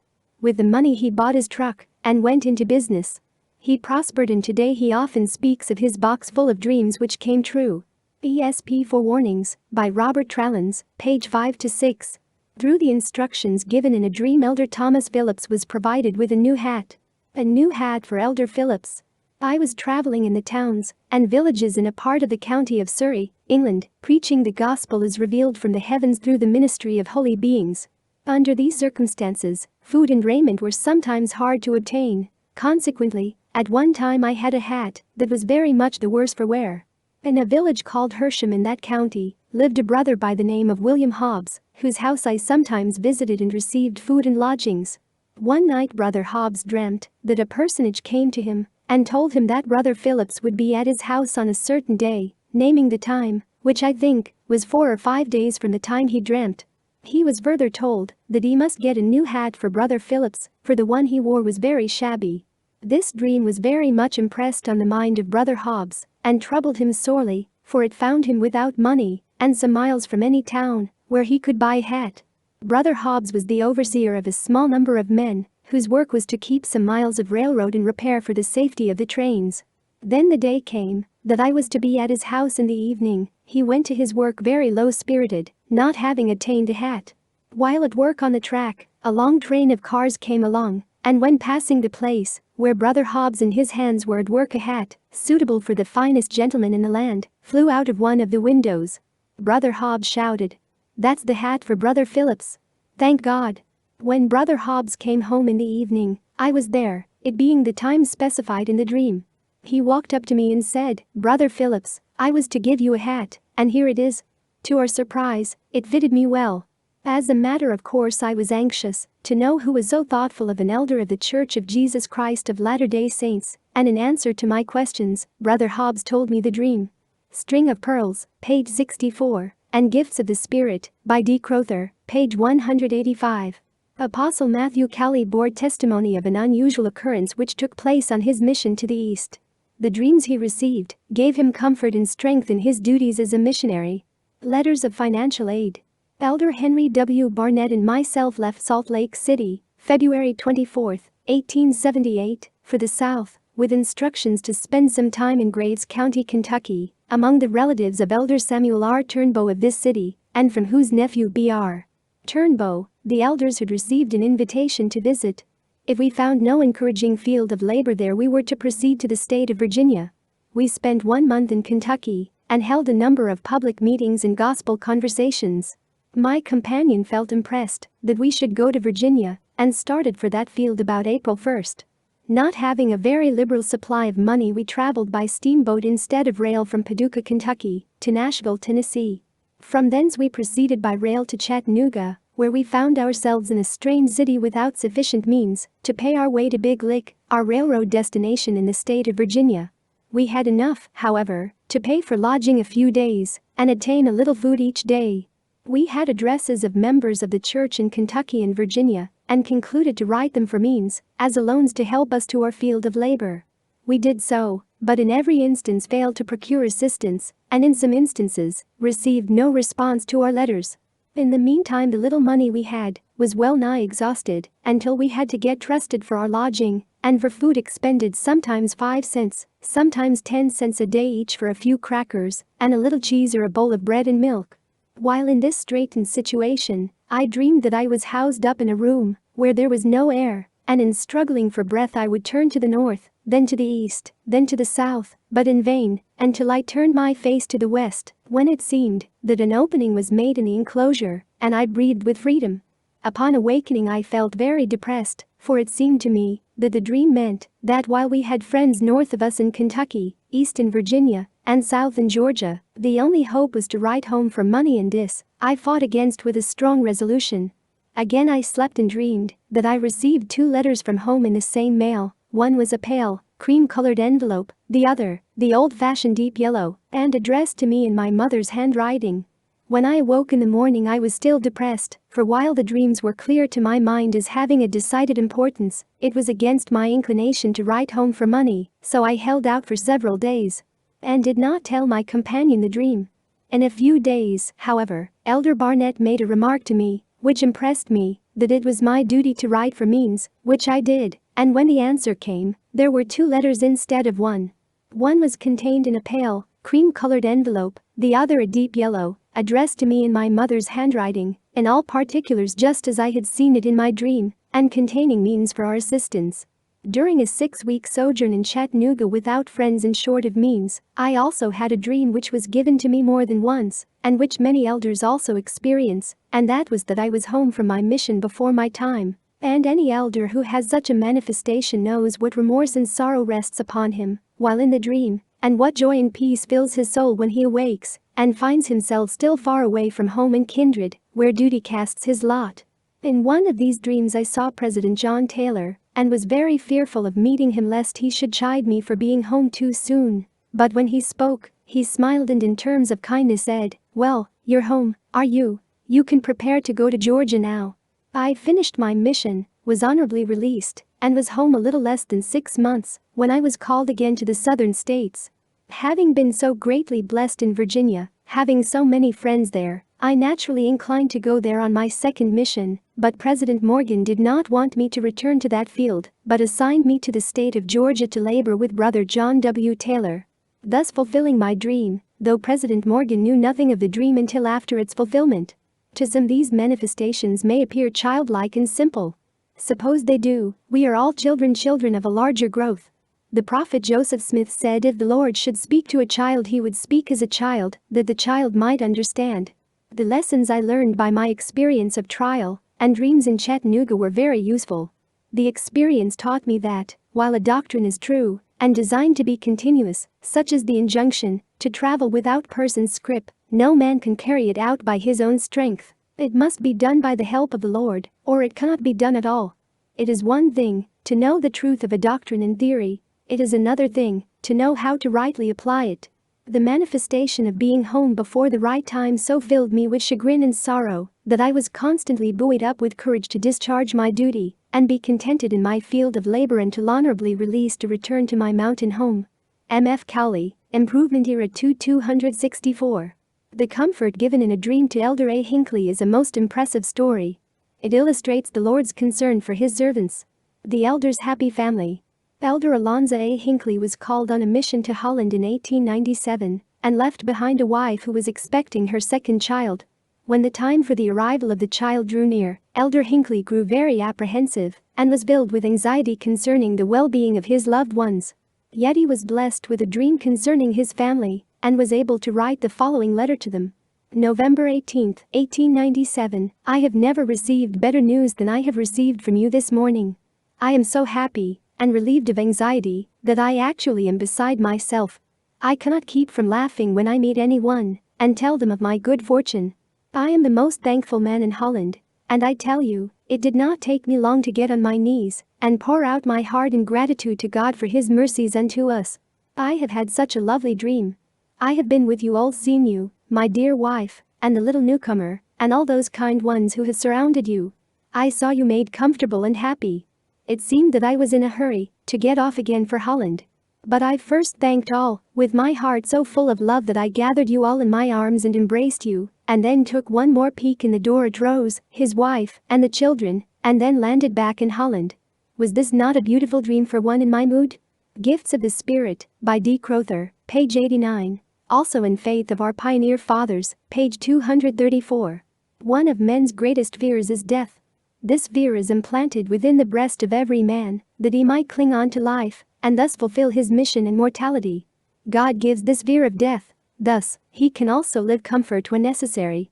Apostle Wilford Woodruff spoke about a death that occurred in his family in the dream that gave him comfort. The death of Wilford Woodruff's child. When I was in the city of London on one occasion, with Brother George A. Smith, I dreamt that my wife came to me and told me that our first child had died. I believed my dream, and in the morning while at breakfast, I felt somewhat sad. Brother George A. noticed this, and I told him my dream. Next morning's post brought me a letter from my wife, conveying the intelligence of the death of my child. It may be asked what use there was in such a thing. I don't know that there was much use in it, except to prepare my mind for the news of the death of my child. W. Woodruff, J.D. 22-333. Apostle John Taylor, in a dream, saw his wife nearly dead. He prayed fervently for her recovery, and his prayer was answered. He said, John Taylor's sick wife. When I was in Paris, France, about 30 years ago, I had a dream that troubled me very much, in which I saw my first wife lying sick at the point of death. And it so affected me that I woke, being troubled in my feelings. I fell asleep again, and again the same scene presented itself to me, when I again awoke and experienced the same feelings of sorrow, and after some time slept again, and it was repeated a third time. I knew then that my wife was very sick, lying at the point of death. I got up and fervently prayed the Lord to spare her life until, at least, I should have another opportunity of meeting her in the flesh. He heard my prayer. I took a note of the circumstance at the time, and learned afterwards that such had been the case exactly as it had been shown to me. On the following morning I remember meeting a gentleman who was a Protestant minister, and he observed that my countenance looked sorrowful, and he inquired the cause. I told him that my wife was lying at the point of death, and he asked me if I had received a letter. I told him no, but related to him how it had been shown to me. But I said, I got up and prayed the Lord to spare her life, and I feel consoled in knowing that she will be healed. John Taylor, J.D. 22-354. Before the death of Jedediah M. Grant, Heber C. Kimmel received the following dream: the death of Jedediah M. Grant. About 2 weeks previous to the death of Brother Jedediah M. Grant, I dreamed that we were traveling, and we came to a beautiful stream of water. I thought I was going to cross it with him, and with the expectation and understanding that he would guard me across. He crossed the stream unobserved by me, and then I saw him running up the hill as fast as he could, and he got away from me and passed out of my sight. The stream kept rising and becoming more boisterous and apparently more dangerous, and so it continued till I woke. Heber C. Kimball, J.D. 888. Mark Twain was given a dream in which it was revealed to him that his brother, Henry, was going to die. This, like the previous dream, was both prophetic and comforting. Mark Twain's dream. One night, young Sam Clemens, who would later win literary fame as Mark Twain, had a dream in which he saw the body of his younger brother Henry lying in a metallic casket resting on 2 chairs. On his brother's breast lay a bouquet of white flowers with a single crimson blossom in the center. The dream haunted Sam for days, but at last he pushed it out of his mind. Many months later, Sam Clemens was aboard the river steamer Lacey on his way to St. Louis. There he was to meet Henry, who had left New Orleans on the steamer Pennsylvania. But as Sam's boat tied up at Greenville, Mississippi, the little river town was seething with excitement. A gruff voice shouted the news: 150 people lost on the Pennsylvania. She blew up just below Memphis. Dazed, Sam walked around the dock, bought a newspaper, and read an account of the tragedy. And suddenly his heart thudded with relief. Henry Clemens's name was among those saved. But in Memphis, Sam's hopes were shattered. In attempting to rescue other passengers, his brother had been scalded by steam and was near death. For 6 days and nights Sam sat by Henry's bed waiting, hoping. Exhausted, he finally fell asleep and sympathetic townspeople put him to bed. When he awoke, Sam hurried back to the improvised hospital. He stopped in his tracks as he saw a metallic casket resting on 2 chairs in the hall. In it lay his brother, just as he had in the dream. Only the bouquet of white flowers with the crimson heart was missing. Later Sam learned that Memphis people, deeply moved by Henry's heroism, had contributed money to buy the metal casket. Then, even as Sam leaned over his brother's body in wordless grief, an elderly lady entered and placed a bouquet of creamy white flowers on Henry's breast. In the center was a fresh red rose, final fulfillment of Sam Clemens's dream. Stanley S. Jacobs, Coronet Magazine, June 1948. A prominent Latter-day Saint had a dream which was comforting, even though its sequel was somewhat sad. Her time had come. He retired to rest one night in his usual good health and soon fell asleep. He dreamed that his spirit left the body and proceeded, in company with a messenger whose presence was very pleasing, to a most beautiful country. The land was covered with the richest verdure, dotted here and there with houses of convenient size and rich proportion. He was informed by his companion that one of these residences was occupied by the prophet Joseph, another by his brother Hiram, and others by brethren whom he had personally known in life, or whose names were familiar. He inquired if he might see these brethren, but was told by the messenger that they were not at home, their duties, which were very numerous and pressing, having called them to another part of the realm. The impression which this reply made upon the dreamer was that they were engaged in the important and seemingly almost limitless work of preaching the gospel to the spirits in prison. He next asked If his daughter who had died some time previous was in this delightful place, and its Almighty be permitted to see her.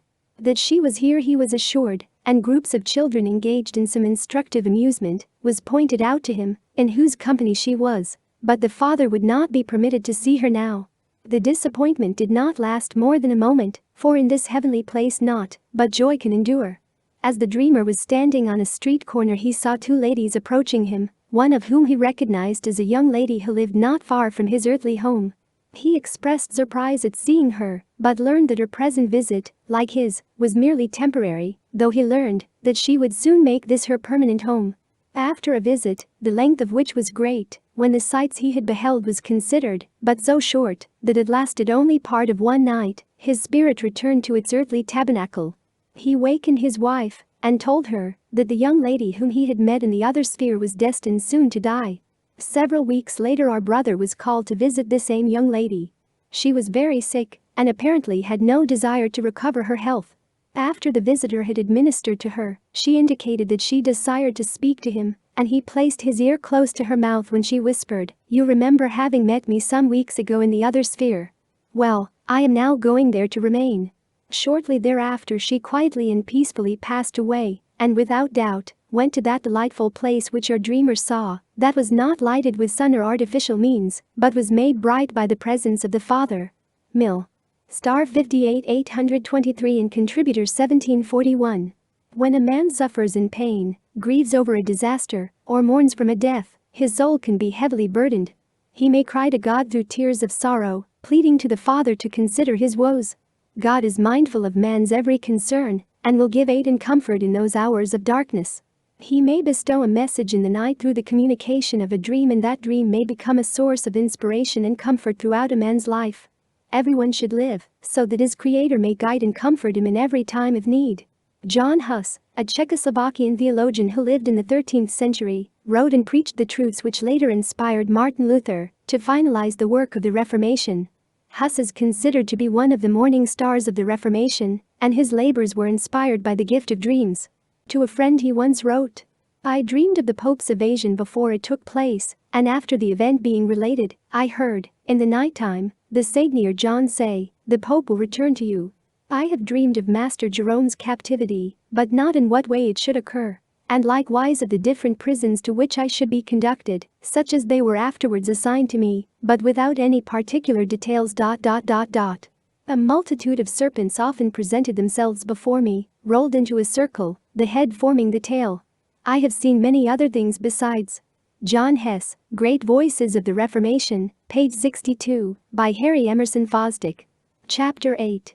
Dreams of Warning. "The prophet that hath a dream, let him tell a dream, and he that hath my word, let him speak my word faithfully." Jeremiah 23:28. The moral and physical pitfalls in life, like the hidden shoals of a dangerous coral reef, are not easily seen. The future of a man's life is nearly totally unpredictable, and only God can foresee the events which can or will occur. It is because God can foretell imminent dangers of the future that he will reveal these warnings to his children, often through the use of dreams. In the scriptures we read of many of God's warnings to man.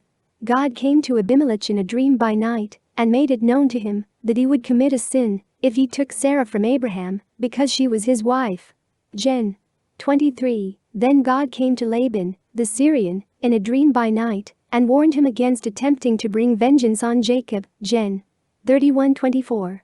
Nephi said that the Lord commanded my father, even in a dream, that he should take his family and depart into the wilderness, 1 Nephi 2:2, because Jerusalem was going to be destroyed. A secret combination threatened the life of Omer, therefore, the Lord warned Omer in a dream that he should depart out of the land. Either 9:3. Recorded in the New Testament is the warning given to Joseph to take the young child, Jesus, and his mother, and flee into Egypt, Matt. 2:13, to save his life.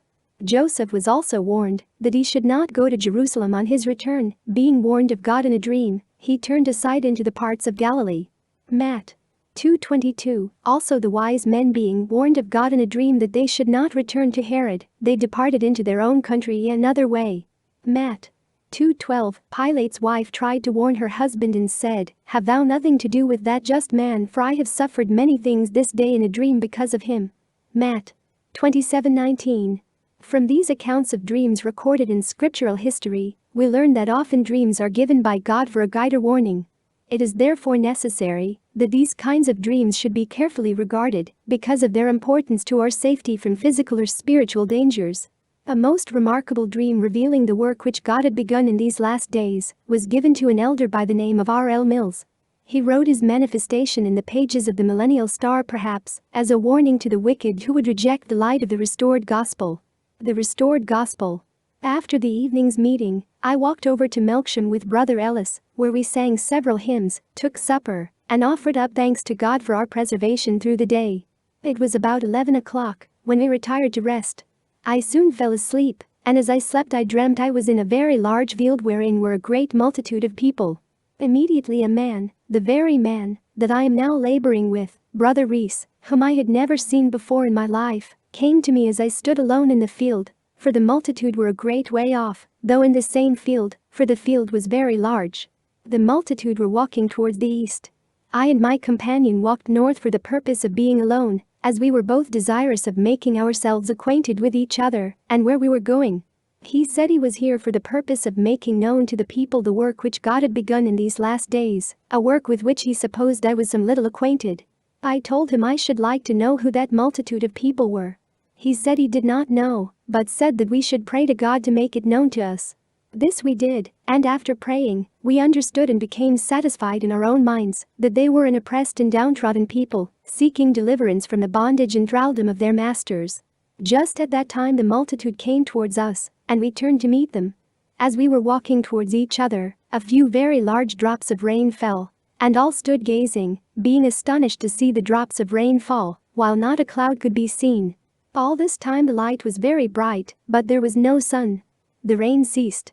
It did not last above 1 minute, but it fell in the largest drops I had ever seen. Immediately after the drops of rain had fallen, a tremendous clap of thunder burst over our heads. Such a one I never before had heard, nor can I well describe it, it was so terrific. The earth shook to the very center, and we were afraid, and wished it were over and past. Meanwhile we looked a little west of where we then stood, and there was a large wood, from which came a great noise, adding to the noise of the thunder. In that wood grew the finest, the highest, and the largest trees I had ever seen, and as we looked upon it, partly admiring and partly terror-struck by the thunder, lo, with one tremendous crash, the whole wood fell to the earth. The terrible shaking, the awful roar of the thunder, and the breaking up of the wood lasted, I should think, about 3 or 4 minutes, after which, there was a lovely calmness all around.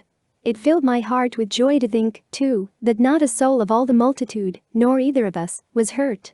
I and my companion then looked upon the fallen wood, and really it was wonderful to behold the largest trees I had ever seen broken off close to the ground, and little ones in which no one would have thought wind or thunder, lightning, or even fire from heaven, could have lodged sufficiently to have destroyed them so quick. But it was so. Indeed it was heartrending, and we mourned over it, and could not refrain. Beyond the wood was a beautiful country, and the multitude appeared to be going there.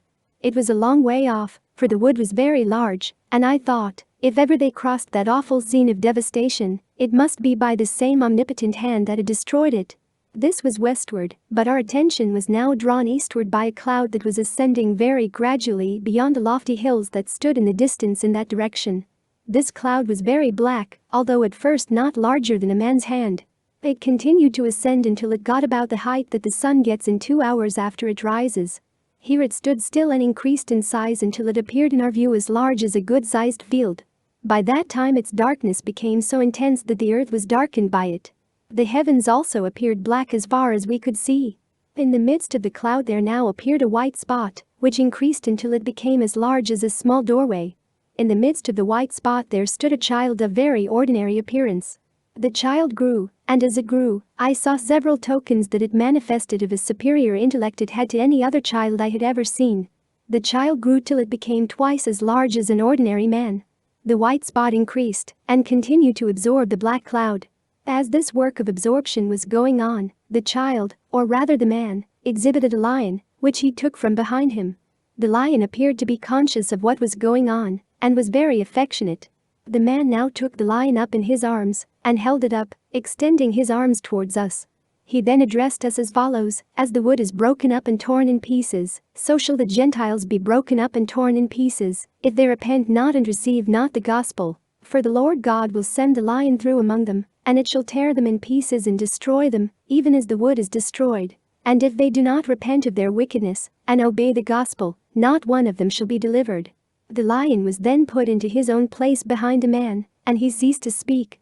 During the whole of this time, the brightness that surrounded the personage continued to increase, until it exceeded all the brightness I had ever heard of. It was not the moon with her coldness, nor was it the sun with his dazzling rays. It was light, pure light. Its birthplace must have been the regions of eternal bliss. From its glorious presence, that solemn blackness of despair which so short a time before darkened the whole earth and sky fled, as if upon the wings of the wind. But there was no wind, yet it fled, insomuch that there could not be seen one particle thereof remaining. The personage and the lion were both enveloped in the glory of that brightness, and the whole earth was lighted up by its glory. I gazed as long as I could on the awful and majestic scene, but both the personage and the lion were hid from my view, being enveloped in the light. Having become almost exhausted by the varied changes and impressions made upon my mind, and being filled with wonder and astonishment at the things I had heard and seen, I awoke. Immediately I heard the clock strike 2, so that I must have been in this dream at least 2 hours and a half, during the whole of which time my mind was exercised to its utmost extent. I will not presume to make a long comment on this dream, but will make a few plain remarks, for there may be some who, although not altogether infidel in their belief, may smile incredulously at it. To such I would say, reflect upon it again, you will find it manifests the blessings of God. And when you have reconsidered it, ask him not who my companion in the dream was, for I have told you. Ask him not who the multitude were, as I have done that myself, and have told you. But ask him who the man was that I saw, what the lion meant, and where the wood was. Ask him what country it was I saw beyond the destroyed wood, and if ever the people crossed the wood and dwelt in that beautiful country. By this time it will have occurred to your minds that God has often disclosed his holy will in dreams. R. L. Mills, Mill. Star 22716. A Mormon elder wrote about a dream that warned him of persecutors who were trying to do him bodily harm. His dream depicted the death of one of the apostate persecutors. This came to pass just as he saw it. Death of a serpent. In the early days of the church, it was a great treat to an elder in his travels through the country to find a Mormon. It was so with us. We were hardly in Arkansas when we heard of a family named Amen. They were in Jackson County, and the persecution. Some of the sons had been tied up there and whipped on the bare back with hickory switches by the mob. We heard of their living on Petite Jean River, in the Arkansas Territory, and we went a long way to visit them. There had recently been heavy rains, and a creek that we had to cross was swollen to a rapid stream of 8 rods in width. There was no person living nearer than 2 miles from the crossing, and no boat. The people living at the last house on the road, some 3 miles from the crossing, said we would have to tarry till the water fell before we could cross. We did not stop, feeling to trust in God. Just as we arrived at the rolling flood, a Negro, on a powerful horse, entered the stream on the opposite side and rode through it. On our making our wants known to him, he took us, one at a time, behind him and carried us safely over, and we went on our way rejoicing. We arrived that night within 5 miles of Mr. Aikman's, and were kindly entertained by a stranger. During the night I had the following dream. I thought an angel came to us and told us we were commanded of the Lord to follow a certain straight path, which was pointed out to us, let it lead us wherever it might.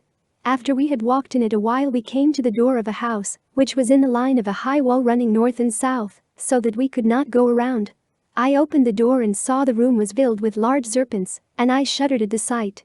My companion said he would not go into the room for fear of the serpents. I told him I should try to go through the room though they killed me, for the Lord had commanded it. As I stepped into the room, the serpents coiled themselves up and raised their heads some 2 feet from the floor to spring at me. There was one much larger than the rest in the center of the room, which raised his head nearly as high as mine and made a spring at me. At that instant I felt as though nothing but the power of God could save me, and I stood still. Just before the serpent reached me, he dropped dead at my feet. All the rest dropped dead, swelled up, turned black, burst open, took fire and were consumed before my eyes, and we went through the room unharmed and thanked God for our deliverance. I awoke in the morning and pondered the dream in my mind. We took breakfast and started on our journey on Sunday morning to visit Mr. Aikman. I related to my companion my dream and told him we should see something strange. We had great anticipations of meeting Mr. Aikman, supposing him to be a member of the church. When we arrived at his house he received us very coldly, and we soon found that he had apostatized. He brought railing accusations against the Book of Mormon and the authorities of the church. Word was sent through all the settlements on the river for 20 miles that 2 Mormon preachers were in the place. A mob was soon raised, and warnings sent to us to leave immediately or we would be tarred and feathered, ridden on a rail and hanged. I soon saw where the serpents were.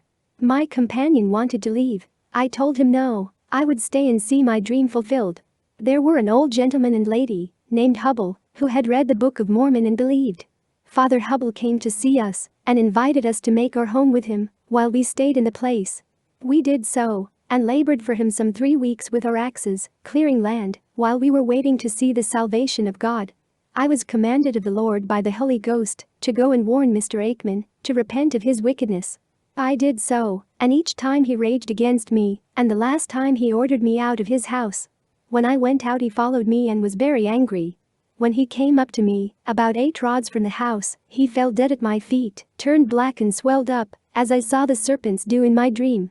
His family, as well as ourselves, felt it was the judgment of God upon him. I preached his funeral sermon. Many of the mob died suddenly. We stayed about 2 weeks after his death and preached, baptized Mr. Hubble and his wife, and then continued on our journey. Juvenile Instructor 274-75. Levi Hancock related a dream given to a woman about the Gospels being accepted by members of the Baptist Church. He recorded, "It is now May 1831. I told what I had done with the help of the Lord, for I know He was with me and guided me all the way. I found that we had nearly broken up the Free Will Baptist Church West. A Mr. Rollins came to see me. I told him many names, he knew them well," he said. From that time on he did not appear to want to see me, as he had been their preacher before, and now his flock had left him. There was an old sister there that told him a dream she had before I got back there. The dream did not please him. She told him the following dream. Well, she said, she saw 2 curtains let down from heaven, while she could not see the top. She saw Levi W. Hancock walk between them until he came to a large field. In it was a fruit tree that spread its branches over a large body of land. Many people shook hands with him. He reached and took some fruit almost from the top twig and commenced singing. She saw Mr. Rollins start and run with his hat off. The fire pursued him as far as she could see. Some had left the Church of Christ, and they also ran. Journal of Levi Hancock, page 30.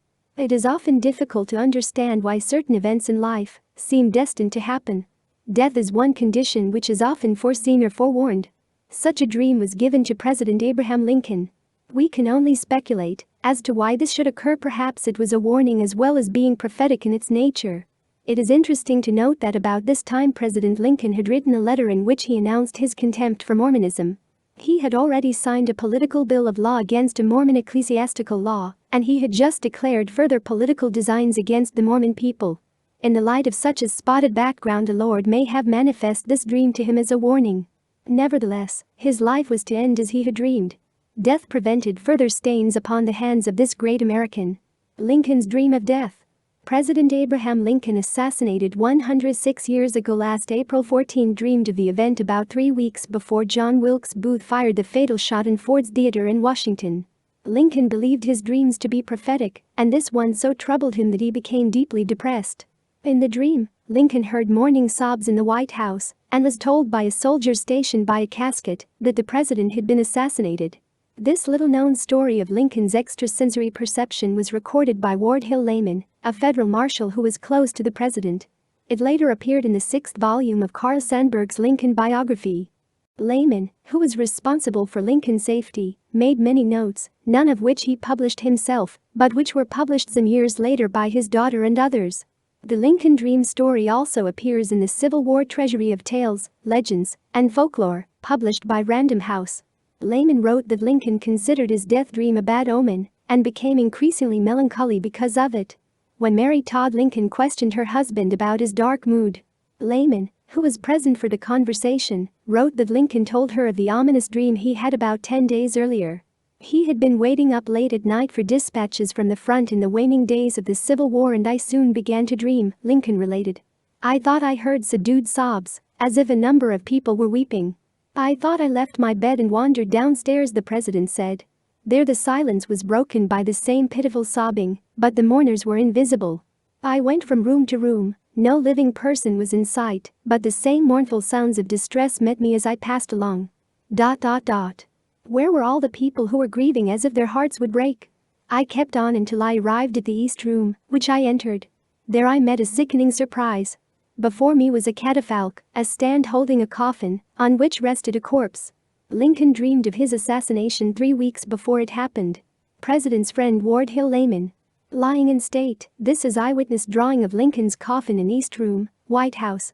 Lincoln saw this scene in his dream, and it depressed him. Around it were stationed soldiers who were acting as guards. And there was a throng of people, some gazing mournfully upon the corpse whose face was covered, others weeping pitifully. "WHO is dead in the White House?" I demanded of one of the soldiers. "The president," was his answer. "He was killed by an assassin." Then came a loud burst of grief from the crowd, which awoke me from my dream. I slept no more that night. And although it was only a dream, I have been strangely annoyed by it ever since. A shocked Mrs. Lincoln protested that her husband should not have told the story. "Let us say no more about it and try to forget," the president replied, according to Layman. On April 15, 1865, the president experienced still another dream, one which he had envisioned several times while living in the White House, Layman noted. The marshal said Lincoln felt that the recurring dream, which also came to him just before major battlefield engagements, foretold of Northern victories because he saw the enemy routed. The next night Lincoln went to Ford's Theater. During the carriage drive, he remarked to his wife that he was happy for I consider that this day the war has come to a close. Less than 2 hours later, Lincoln was fatally shot, dying the next day. According to Layman, Mrs. Lincoln cried out after the shooting, "His dream was prophetic." By Bernard H. Gould, National Enquirer, May 9, 1971. While some dreams may forewarn of certain death, others will forewarn the dreamer so that he can avoid death. The Lord warned a Cuban refugee of his possible death. The bomb in an automobile. Late in the evening of February 3, 1963, a shrill scream pierced the silence of an apartment building on Southwest 12th Avenue in Miami, Florida. The scream had come from a bedroom occupied by a Cuban refugee, Armando Jesus Cespedes. Not only did the cry startle his wife, Ophelia, but it as well aroused the other tenants in the house. Thinking something was wrong, Armando's and Ophelia's next-door neighbors and friends, Enrique and Teresita Martinez, rushed into their apartment and inquired about the scream. Armando explained that he had been awakened by a frightening nightmare in which he had seen himself and Ophelia blown to bits by a bomb which had been placed in their car. He had good reason for having such a dream. For more than 6 months, ever since he had arrived in the United States, Armando had been going to secret meetings held by the Cuban underground. He was planning to attend another such meeting on Tuesday, February 5. It was to be held about 30 miles from Tampa, and Ophelia was to accompany him. In Armando's dream he had seen his wife and himself entering their car at the site of their rendezvous, where they had gone on 2 previous occasions. Then when he inserted the key in the ignition switch, the bomb under the hood exploded. Enrique and Teresita Martinez were compatriots of the Cespedes. They knew of Armando's activities. They also knew there was a danger from the Castro sympathizers, agents and terrorists who actively were working to infiltrate and expose the exile underground movement. Moreover, Teresita was a firm believer in dreams and their prophetic portent. She cautioned Armando several times before they left the Cespedes' apartment, warning him and Ophelia to take care. The dream was all but forgotten on the afternoon of February 5, while Ophelia and Armando were attending the secret meeting near Tampa, Florida. But when they left the other Cuban exiles and returned to their car, Armando suddenly recalled the dream. He vividly remembered how he had seen his wife and himself blown to bits. With a shaking hand he returned the ignition key to his pocket, climbed out of the car and went around to the front to open the hood. 2 of the others saw him opening his car hood. They walked over, inquiring if he was having trouble with his car. For a fleeting moment Armando felt foolish as he told them of his silly dream. A few seconds later, however, he did not feel quite so foolish. One of his compatriots spotted something wired to his ignition. It was a powerful explosive which had been placed there by a Castro agent who was later apprehended. Had it not been for the bomb that exploded in Armando's dream that night in February 1963, he and his wife would not be alive today. ESP Forewarnings by Robert Trallins, page 21 to 22. Two incredible dreams exchanged between two people at the same time proved to be a warning which saved many lives. Death nears a submarine and a munitions factory. The English submarine crawled along the bottom of the murky sea. Its mission? To hunt out and destroy enemy U-boats. Lieutenant Ian Scott, aware that his craft was not due to surface before 10 p.m., climbed into his bunk and fell into a deep sleep. Suddenly, strangely, he was in a munitions factory. He could see women turning shells on lathes. He could hear the squeaking of driving belts. Then, in a corner, Lieutenant Scott saw his sister, alone at a desk, her body slumped over in exhausted sleep. In that moment, indescribable horror swept over him. A finger of flame was creeping along the floor. He tried to shout a warning, but in vain. A tremendous explosion tore through the factory.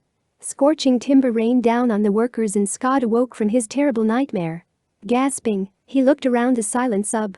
It was 10 o'clock, time to surface for night patrol. But as he approached the watchkeeper, Scott felt a weird sense of unrest. The watchkeeper was asleep. When Scott shook him, the man collapsed on deck. What was wrong?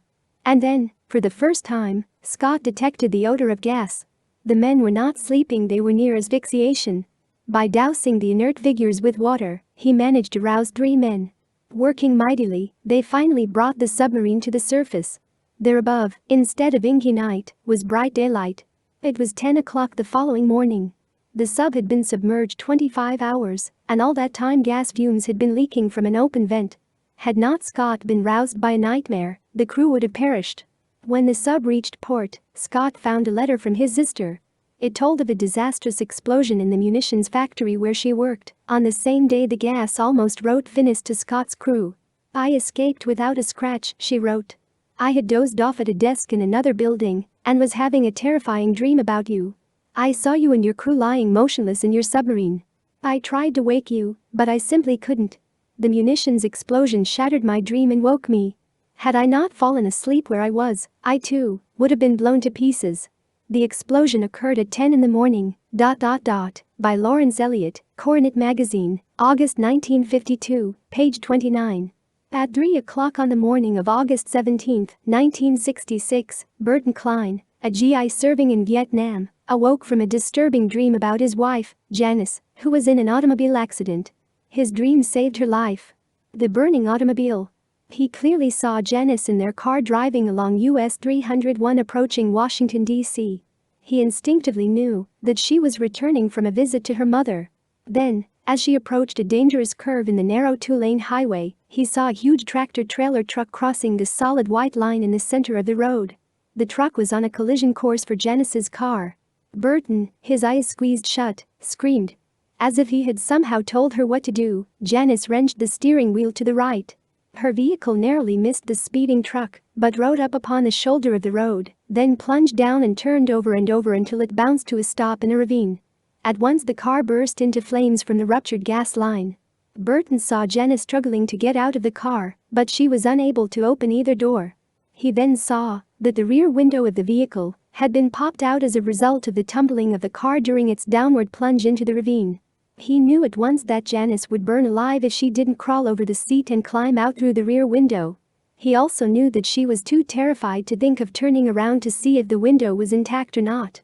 She kept pounding on the doors and windows, but was unable to force them open. The frame of the car was warped and twisted and the flames were beginning to lick through the dashboard.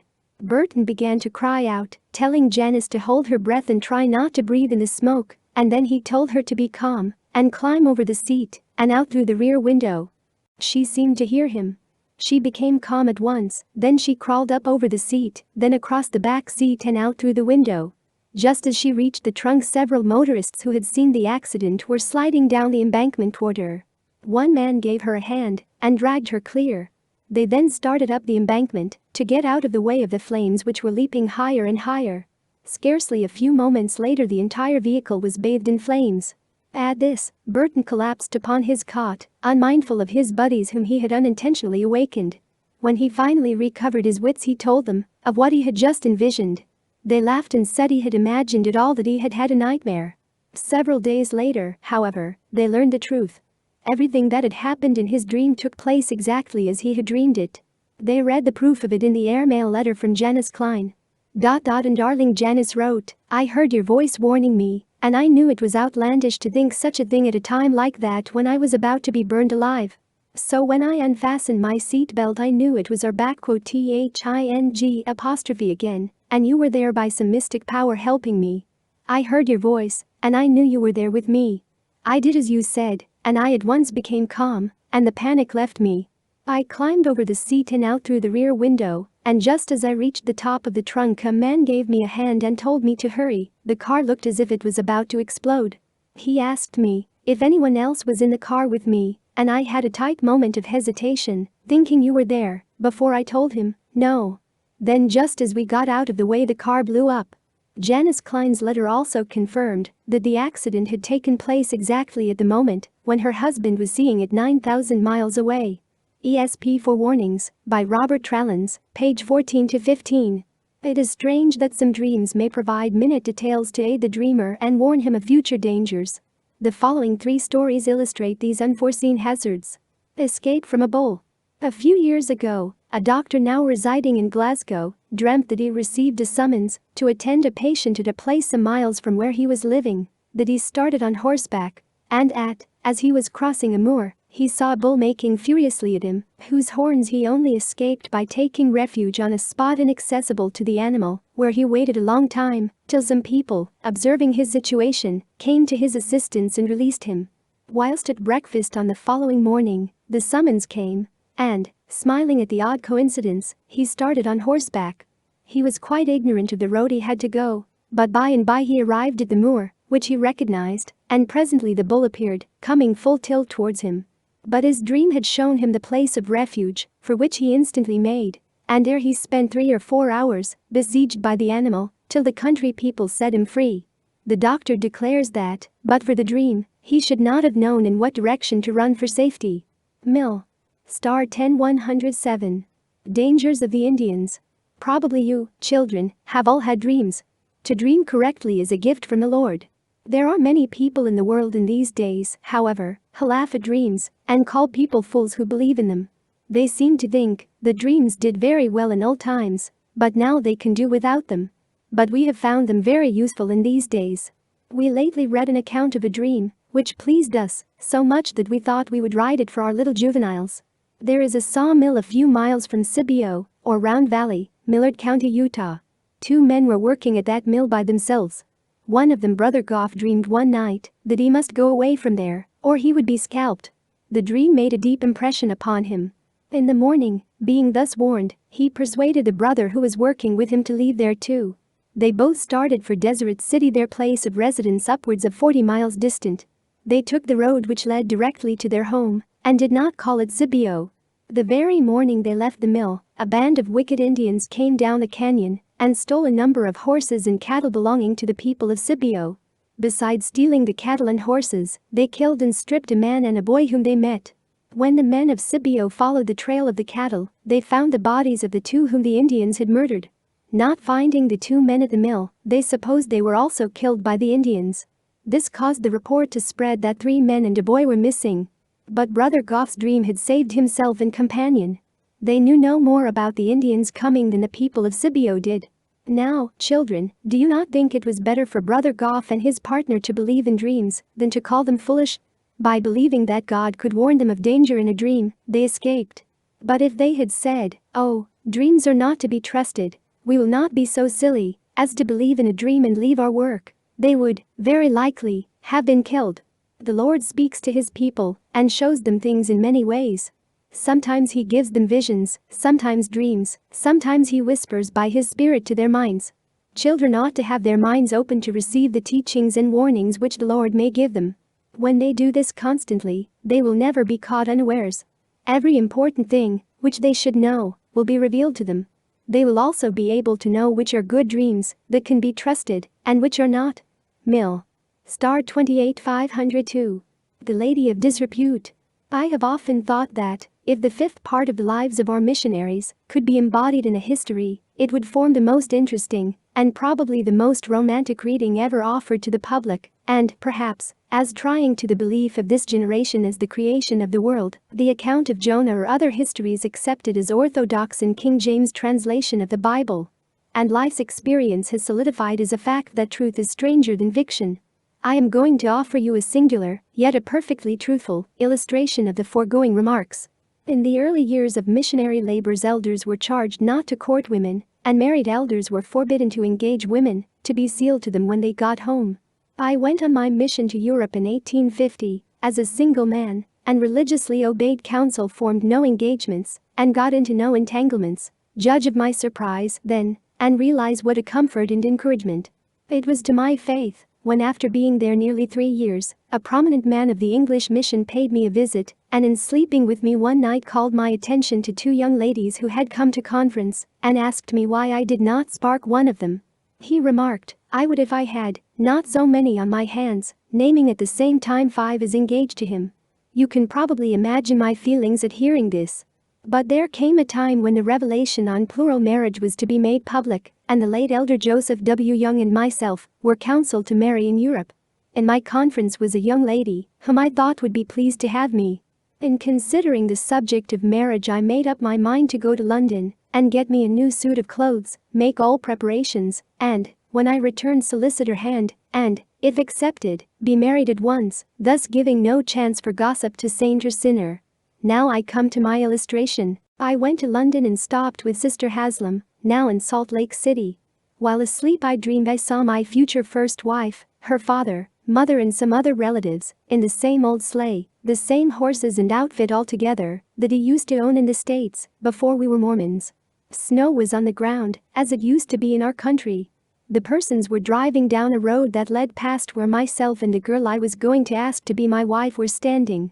When I saw them, I was jubilant and exclaimed, "There come my folks, let us go and meet them."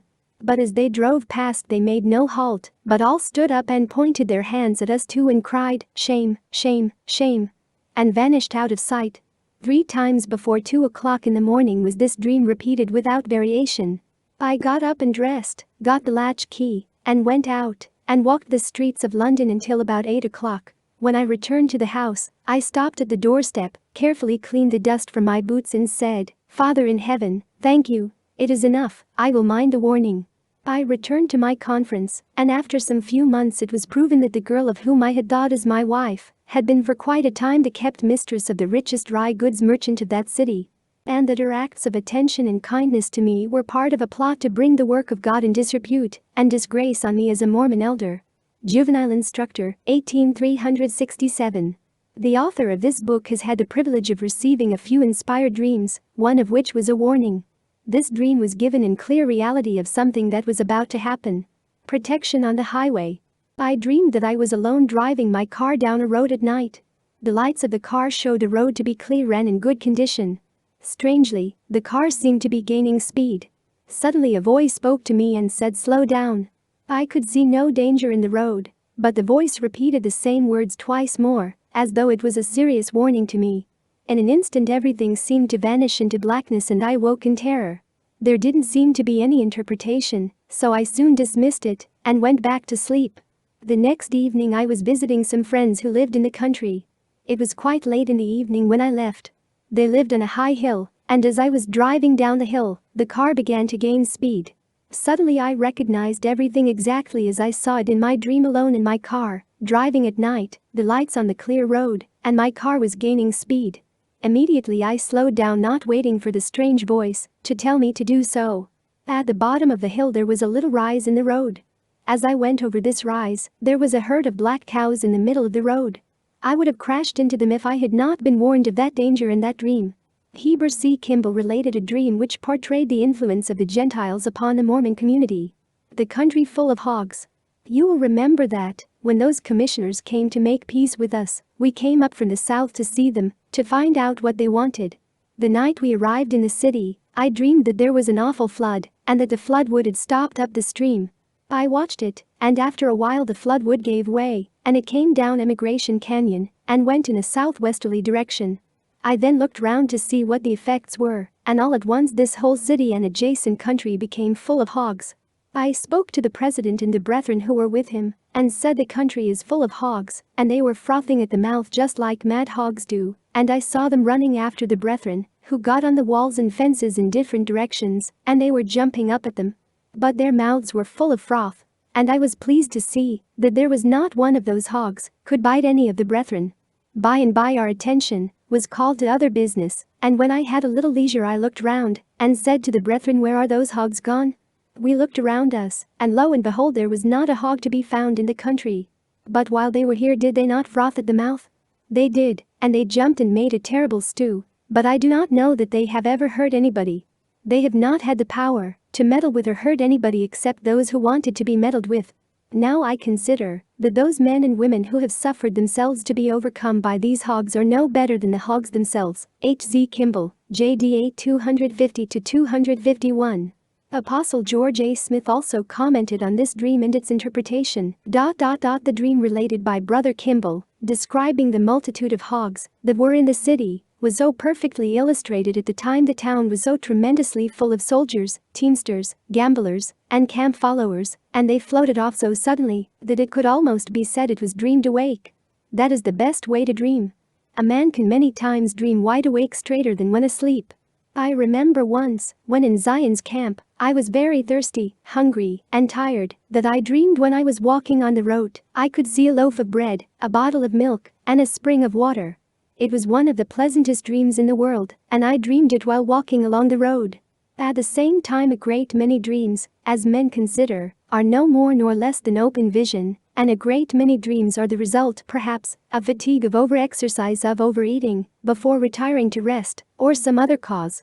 When a man's mind is illuminated by a dream, it leaves a vivid and pleasant impression. When it may be guided by the Spirit of God, it leaves the mind happy and comfortable, and the understanding clear.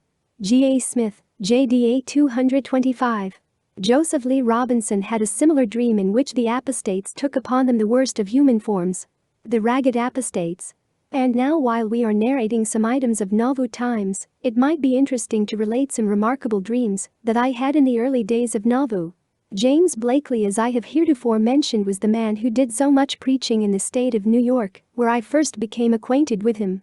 He built up several branches and baptized many converts and had become deep-rooted in my confidence, but when he came to Nauvoo he was not taken very much notice of by the authorities, and he was very much tried. And with the laws and others, the big apostasy, he went with them. But before this took place, I had the following dream. I thought I was a short distance from Nauvoo, where there were two log houses close together. I had been in conversing with the man of the house, but at the time was out at the bars close by the house, conversing with the man. Looking up, I saw James Blakely coming upon a horse. I recognized him at once, but oh, what a feeling came over me when I gazed upon him, frothing at the mouth, with an old battered hat on, and his coat, vest, hat, shoes, every vestige of his clothing from head to foot was rusty, ragged and tattered, insane and traveling away from home. The situation he was in and the feelings that I had foreshadowed misery and death for that man. I felt sorry for him. Not long after this he went to preaching for the apostate law party, report said, and he went away with them, and I have never seen or heard from him since. Joseph Lee Robinson Journal, page 35. The prophet Joseph Smith received a dream which warned him of the dangers in connection with some men. The prophet's dream of apostates. In the evening I attended meeting in the 70s hall. George J. Adams preached, and I made some observations afterwards and related a dream which I had a short time since. I thought I was riding out in my carriage, and my guardian angel was along with me. We went past the temple and had not gone much further before we espied two large snakes so fast locked together that neither of them had any power. I inquired of my guide what I was to understand by that. He answered, "Those snakes represent Dr. Foster and Chauncey L. Higby. They are your enemies and desire to destroy you. But you see, they are so fast locked together that they have no power of themselves to hurt you." I then thought I was riding up Mulholland Street, but my guardian angel was not along with me. On arriving at the prairie, I was overtaken and seized by William and Wilson Law and others, saying, "Ah, we have got you at last. We shall secure you and put you in a safe place." And, without any ceremony, dragged me out of my carriage, tied my hands behind me, and threw me into a deep, dry pit, where I remained in a perfectly helpless condition, and they went away. While struggling to get out, I heard Wilson Law screaming for help hard by. I managed to unloose myself so as to make a spring, when I caught hold of some grass which grew at the edge of the pit. I looked out of the pit, and saw Wilson Law at a little distance attacked by ferocious wild beasts, and heard him cry out, "Oh, "Brother Joseph, come and save me," I replied. "I cannot, for you have put me into this deep pit." On looking out another way, I saw William Law with outstretched tongue, blue in the face, and the green poison forced out of his mouth, caused by the coiling of a large snake around his body. It had also grabbed him by the arm, a little above the elbow, ready to devour him.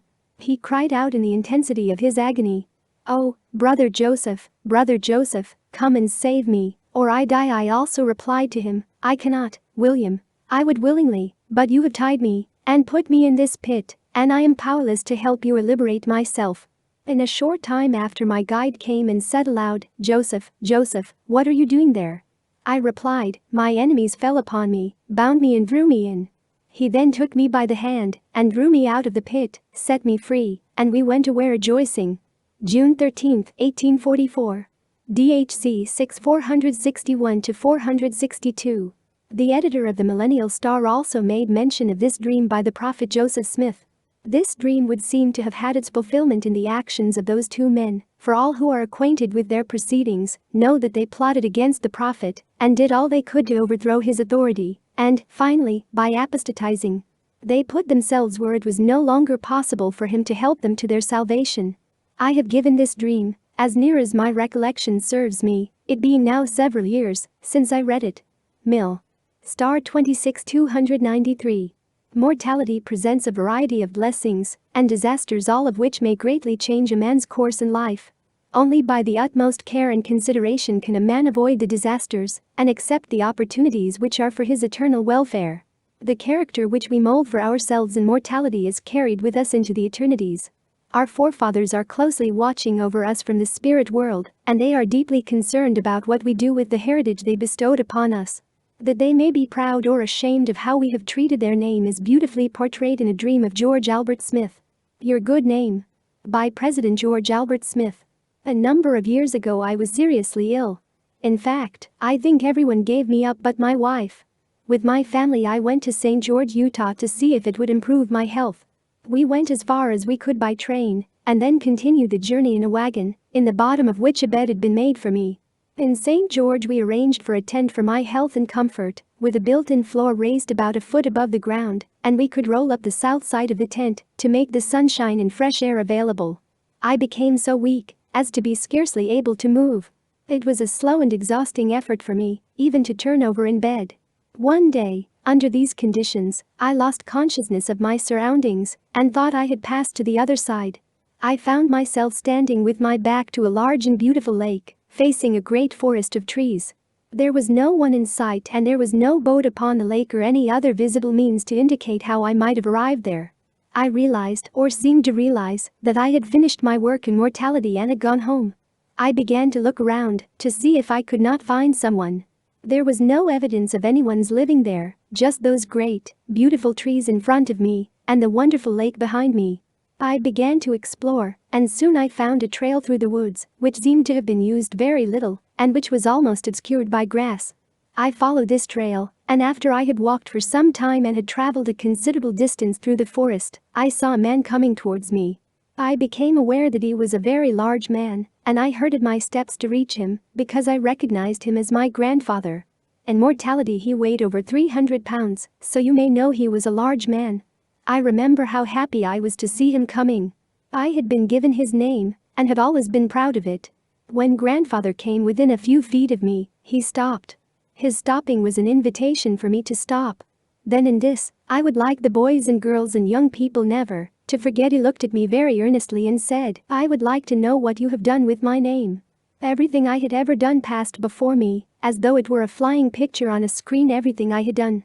Quickly this vivid retrospect came down to the very time I was standing there. My whole life had passed before me. I smiled and looked at my grandfather and said, "I have never done anything with your name of which you need be ashamed." He stepped forward and took me in his arms, and as he did so, I became conscious again of my earthly surroundings. My pillow was as wet as though water had been poured on it, wet with tears of gratitude that I could answer unashamed.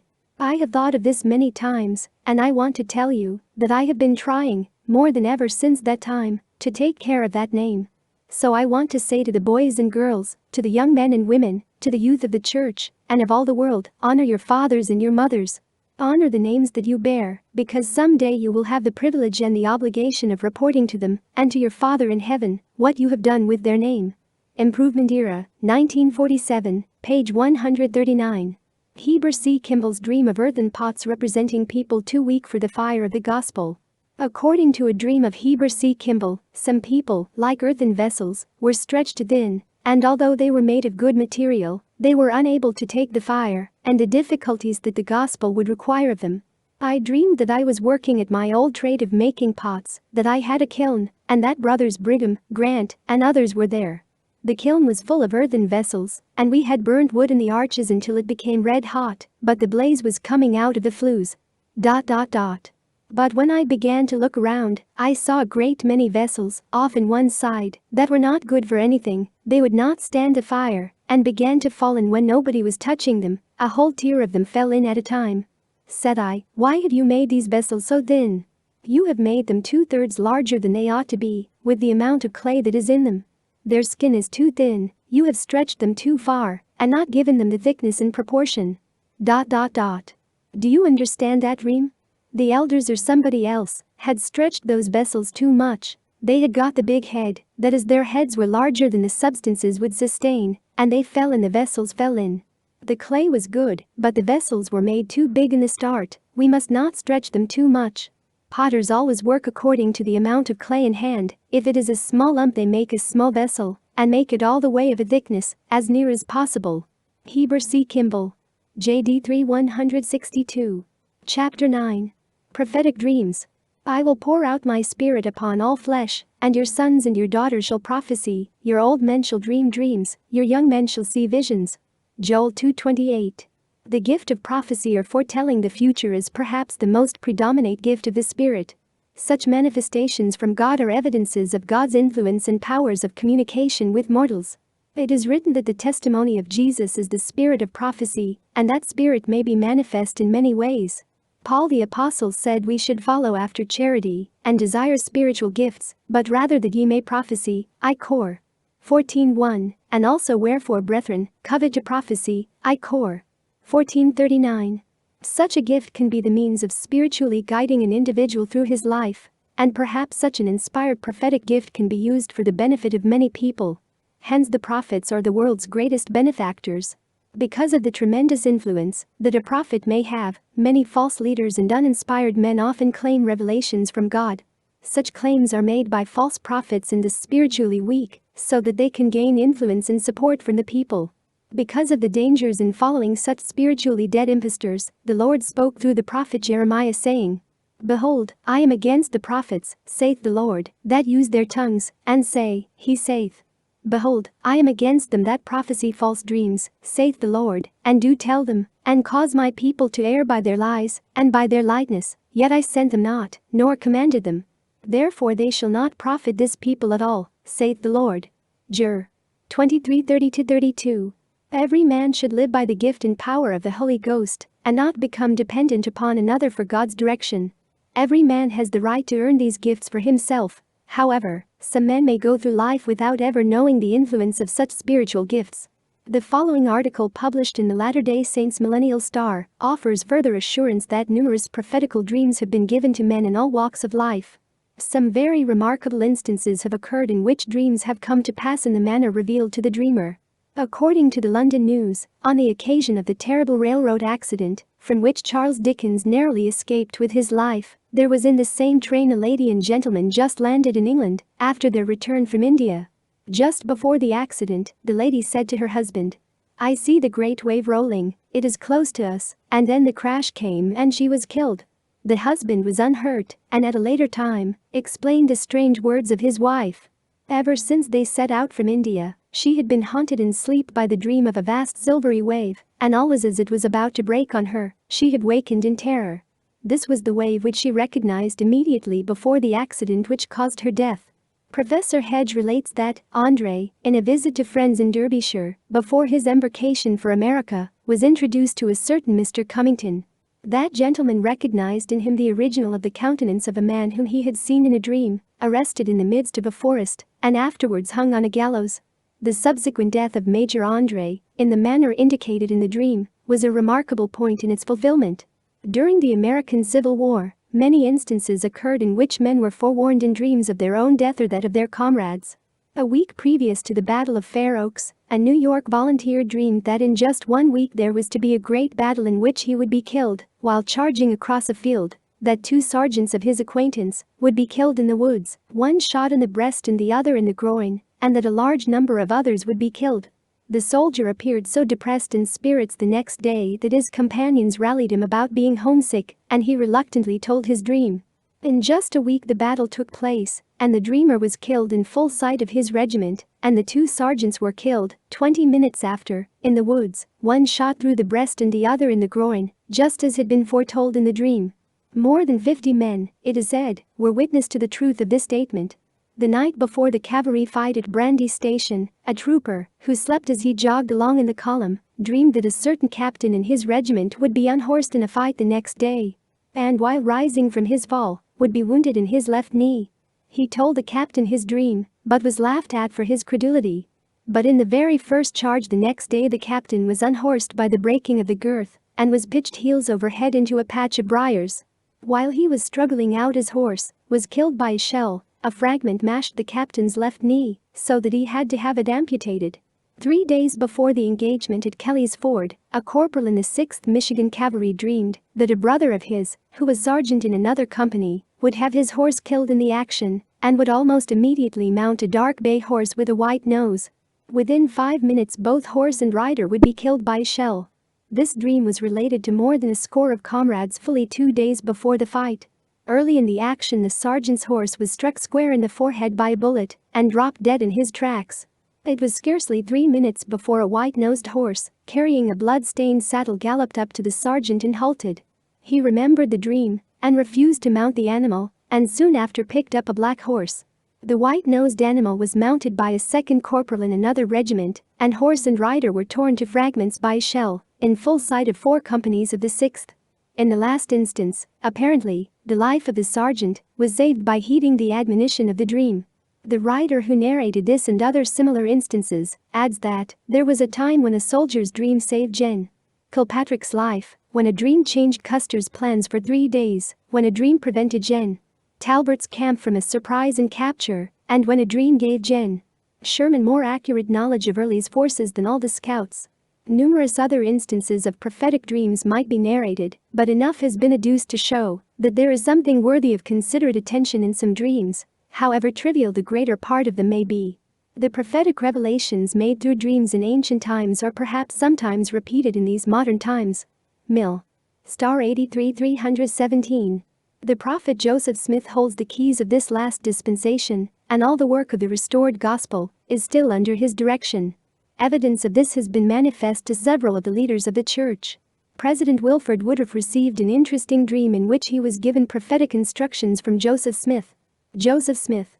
After the death of Joseph Smith I saw and conversed with him many times in my dreams in the night season.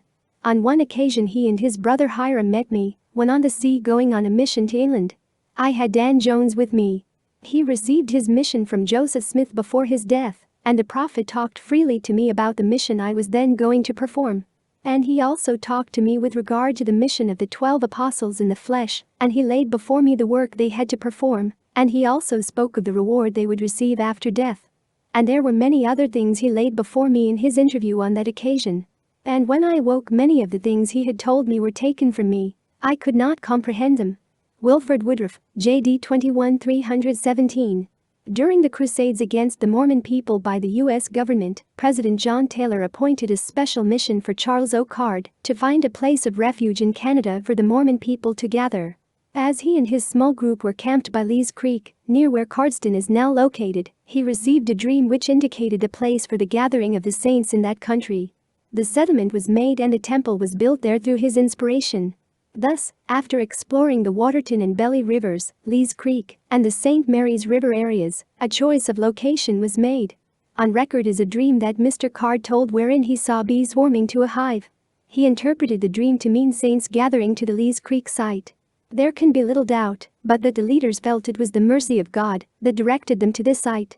A History of the LDS Church in Canada, 1830 to 1963, a thesis by Melvin S. Tagg, page 106. Photo of Charles Oakard's home.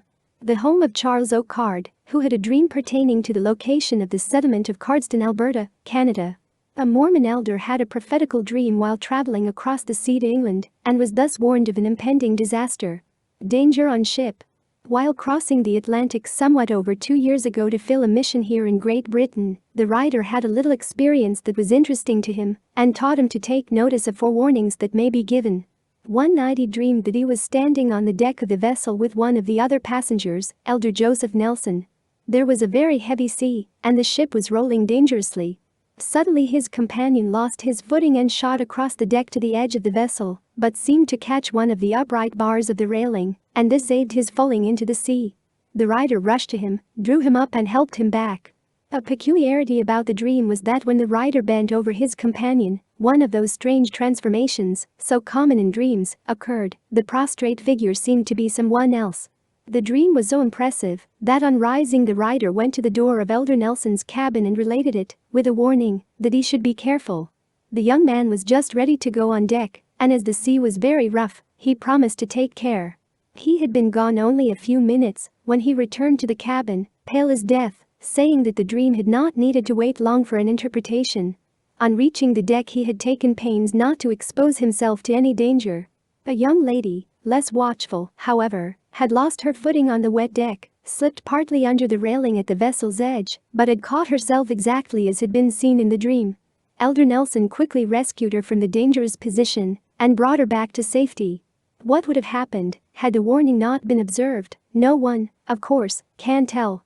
It was a testimony, however, that the Lord foresees all things, though we have of ourselves such limited knowledge, and that He is willing to impart to us what is necessary for us to know. Mill. Star 64750. Elder Benjamin Andrews was one of the early saints who had been persecuted in Missouri. While he was mourning over his sufferings from the nation that boasted of spiritual freedoms, he received a dream which seemingly foretold the destiny of America. Dream of Washington, D.C. I will now relate a dream which I had near the time that the Church of Jesus Christ of Latter-day Saints was driven from Jackson County, in Missouri. In my dream I was at the Capitol of the United States. All was solemn as the tomb. The voice of the eloquent orator was hushed to silence. The senator, the sage, the honorable, the rich and poor together, all were clad in mourning. Indeed, nature herself and all things seemed to participate in the general gloom. All was silent, but the voice of one man, his was low and solemn as the lonely sepulchre. In the archives of state there was a twilight, by which, with some difficulty, one could peruse the records. As I was returning from a spacious bureau, where it seemed I had been reading, in an opposite part of the room I saw a man approaching the same bureau. I did not know him, but felt assured within self that it was one of the ancients of the nation. He took from the bureau 2 or 3 small boxes, and as he presented one of them to me, exclaimed, "These were the archives of state," and, while in the act of placing it in my hand, finished the sentence he had commenced, "But it has turned to blood." I saw while yet the words were on his tongue, the box dissolved to blood. Then I turned to view the other boxes, and they were also turned to blood. With sentiments of respect, I remain your humble servant, Benjamin Andrews. Mill. Star 6189. Another early saint was given a prophetic dream which related to the future destiny of this nation, violence in America. I am a descendant of the Puritans of New England and one of those who had to flee into the wilderness from persecution on account of religious belief in 1846, and one of those who under the Edmunds Law are disfranchised. In my meditation on the probable outcome of the present attempts to impede the progress of God's great work, it was shown to me that our persecutors and oppressors would not be satisfied with the results of the prescriptive measures now in operation, inasmuch as they would not prove sufficiently effective.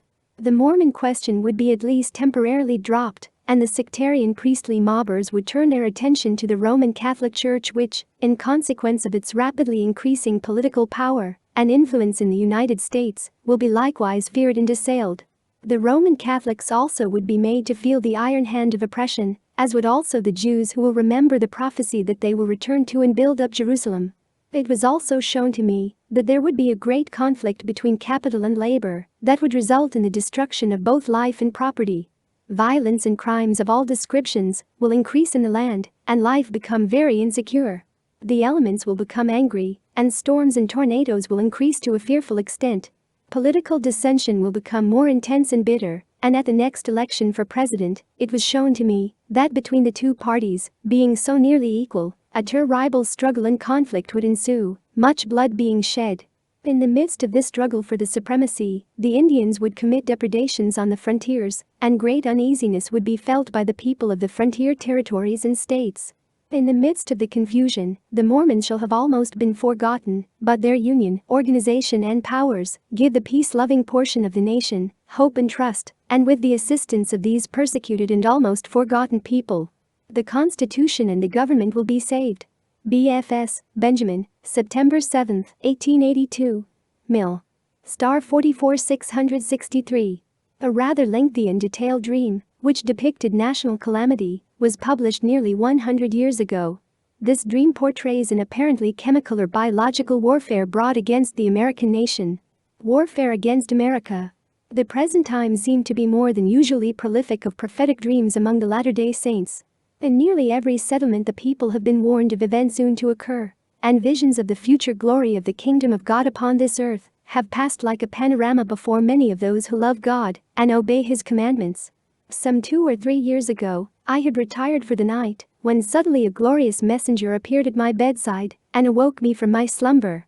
The light of his presence filled the room, so that objects were discerned as clearly as at noonday.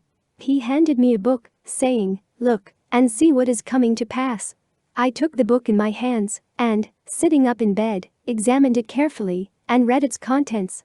In size this book was about 7 by 10 inches, opening like a copybook and bound in beautiful covers, on the front of which was stamped in gold letters its title, which was the Book of the Plagues.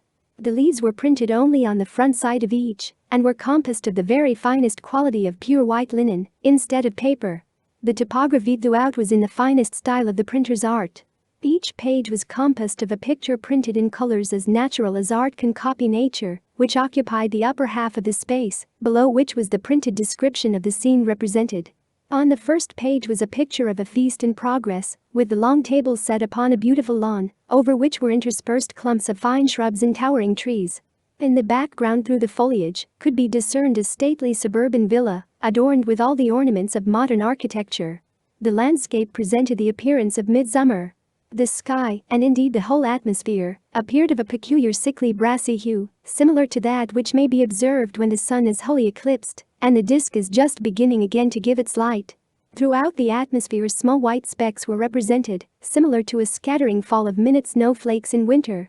About the table a party of richly dressed ladies and gentlemen were seated in the act of partaking of the rich repast with which the table was laden. The minute specks falling from above were dropping into the food apparently unheeded by all, for a sudden destruction had come upon them. Many were falling backward in the agonies of a fearful death, others drooping upon the table, and others pausing with their hands still holding the untasted food, their countenances betraying a fearful astonishment at the peculiar and unlooked-for condition of their companions. Death was in the atmosphere. The judgments of God had come upon them as silently and swiftly as upon the proud Sennacherib and his host of Assyrians. In one corner of this picture was a small circular vignette showing the front of the store of a dealer in pork.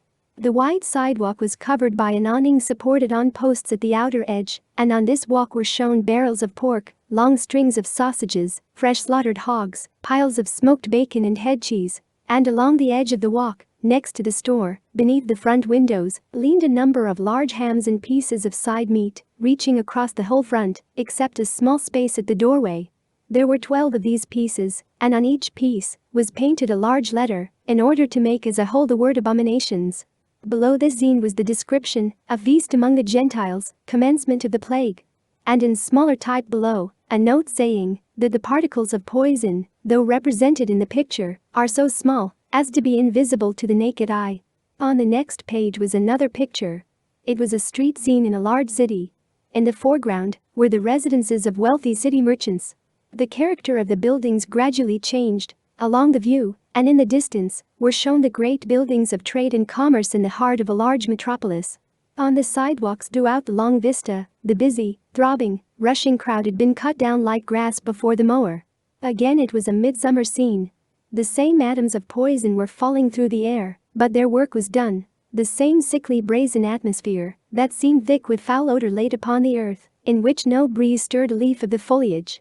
Upon the balconies of the richly decorated residences, across the thresholds of the open doorways, along the walks, and upon the crossings, lay the men, women, and children who a few days before were enjoying all the pleasures of life. Further on, the dead were everywhere.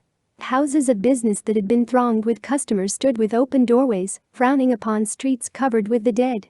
Across the thresholds of the banks lay the guardians of wealth, but no thieves were there to take the unlocked treasures within. The costly merchandise of 1,000 owners laid untouched upon the counters and shelves. In the noonday glare of the sickly sun, not a soul was shown alive, not one had been left to bury the dead, all had been stricken, or had fled from the death-dealing plague in the doomed city. Along midway upon the street, a hungry drove of those horrible ugly slaughterhouse hogs, which may be seen in the pens attached to the filthy slaughtering places in the outskirts of many cities, was tearing and devouring the dead, and feasting upon the bodies of rich and poor alike with none to molest them. Below this picture was the description, progress of the plague among the Gentiles. A street scene in a large city. Nearly 50 of these pictures I carefully observed, wherein the fearful effects of this and other plagues were almost as vividly portrayed, as if I had actually seen them. The last scene in the book was descriptive of the same plague as the first. A beautiful park-like grassy prairie was surrounded by elm and cottonwood trees, the area embraced being about 80 rods across. In the center of this enclosure was a large cone-shaped tent of a bright purple color, about 30 feet in height by 20 in diameter at the base. Midway in height in this tent was a floor dividing the inside into 2 stories.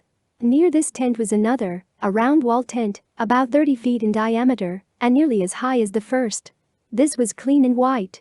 Leaving a space of about 100 yards from these central tents were hundreds of shell rectangular wall tents in rows, reaching as far as the surrounding trees, each tent clean and white, and appearing to be of a size suited to the wants of an ordinary family. Not a human being, animal, bird, or vehicle was in sight. Not a breath of air appeared to be stirring. The same atmosphere, as in the previous pictures, with the atoms of poison, was represented, and the same time and season of the year. Below this picture was the description, a camp of the saints who have gathered together and are living under the daily revelations of God and are thus preserved from the plague. I understood from this that each family was in its tent during the hours of the day that the poison falls, and thus were preserved from breathing the deathly particles. Handing the book to the messenger, who all this time had remained by my side, he vanished from my view as suddenly as he had appeared. I awoke my wife, who was soundly sleeping, and commenced to relate to her what I had just beheld. After telling her the description of the 2 pictures at the beginning of the book, and commencing on the third, this third picture and all up to the last was suddenly taken from my memory, so that I have never been able to recall them. But still I remember that they were scenes about the plagues and judgments. In the revelations given to the prophet Joseph, among the many plagues and judgments portrayed, that given in the Doctrine and Covenants, Sec. 6:17-20, has always seemed to me to fully coincide with what has been related in the account of that dream. But whether that plague or another is meant, it does not matter. Plagues will come, and the wicked must suffer, but the saints will be preserved by the very principle for which the wicked persecute them, which is present revelation from the Almighty. Contributor 5411. The last dream given to Joseph Smith was the night before he was martyred. He related the following, which has been without an interpretation: the old farm. I was back in Kirtland, Ohio, and thought I would take a walk out by myself and view my old farm, which I found grown up with weeds and brambles, and altogether bearing evidence of neglect and want of culture. I went into the barn, which I found without floor or doors, with the weather boarding off, and was altogether in keeping with the farm. While I viewed the desolation around me, and was contemplating how it might be recovered from the curse upon it, there came rushing into the barn a company of furious men, who commenced to pick a quarrel with me. The leader of the party ordered me to leave the barn and farm, stating it was none of mine, and that I must give up all hope of ever possessing it. I told him the farm was given me by the church, and although I had not had any use of it for some time back, still I had not sold it, and according to righteous principles it belonged to me or the church. He then grew furious and began to rail upon me, and threaten me, and said it never did belong to me nor to the church.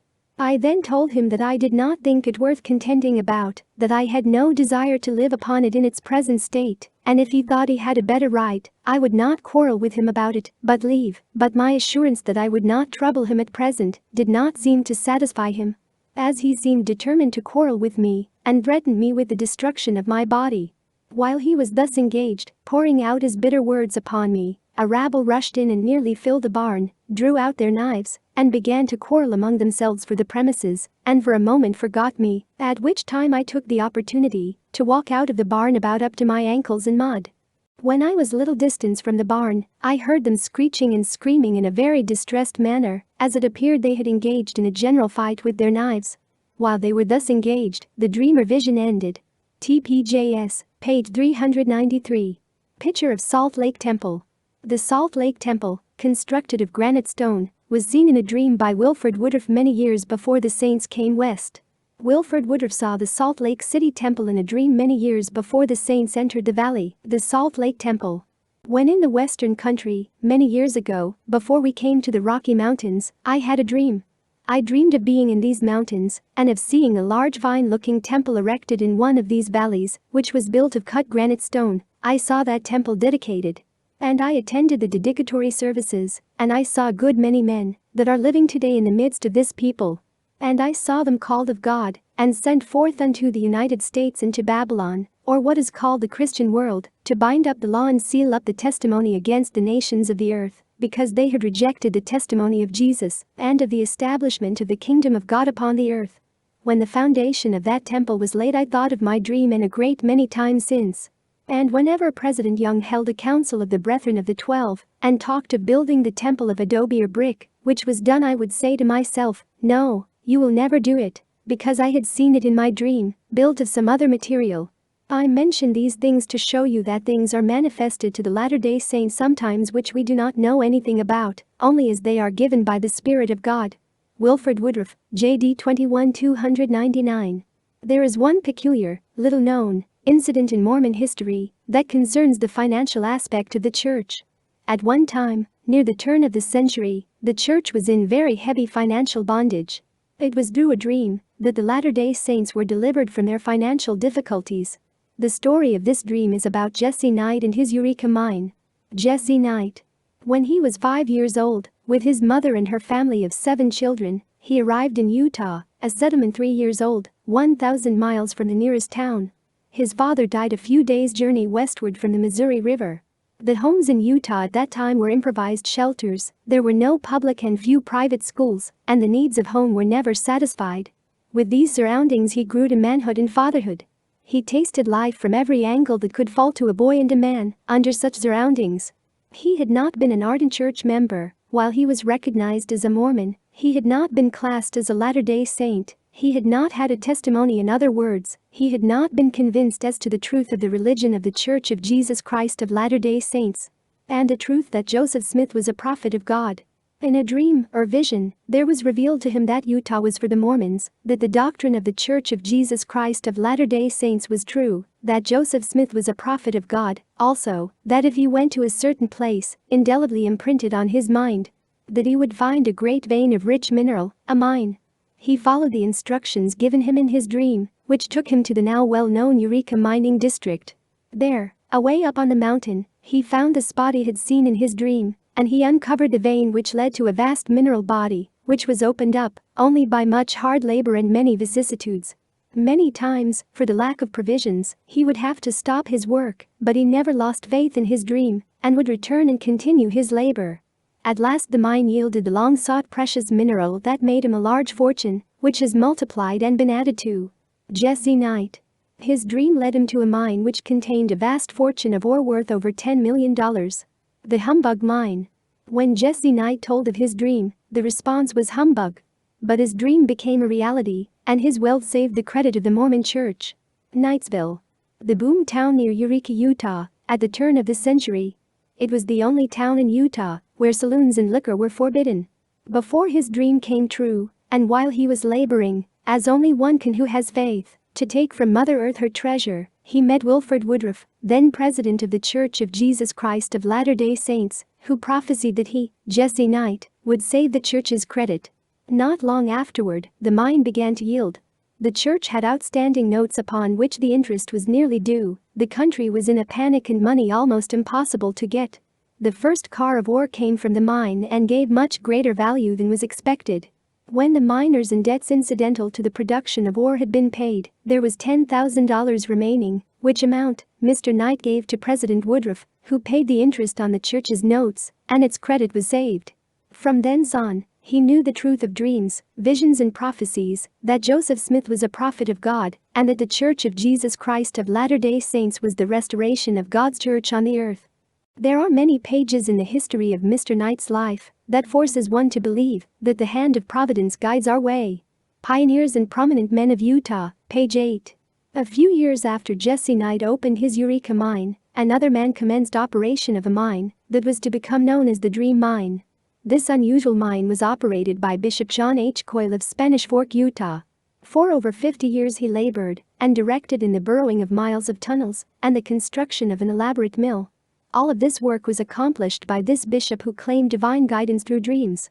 However, in 1947 the leaders of the church took a stand against the bishop, and though he died a year later, the controversy about the mine continues. He maintained that the gold ore of the mine would be uncovered at a time when this country and the world would collapse through temporal and spiritual bondage. Whatever has been said in favor of or in opposition to this mine, all who were acquainted with Bishop Coyle testify that he had the gift of dreams. Nothing of greater importance can be revealed by prophecy than the future that reaches beyond the portals of death. The life to come is of greater mystery than the future of our lives in mortality. A most beautiful and edifying dream of the spirit world and the celestial kingdom was published in the Millennial Star of 1867. The name of the lady who had this marvelous manifestation was withheld, but the editor of the Star wrote, "The following dream was had by a lady of this city, about 30 years of age, and the wife of one of our most respectable citizens. Her name is withheld from motives of delicacy, but her veracity is unquestioned." This young lady wrote the following story of her heavenly dream, Paradise and Heaven. Great Salt Lake City. February 17, 1867. I dreamed I was at home sick and sitting in an armchair, surrounded by my husband, mother, children, and friends.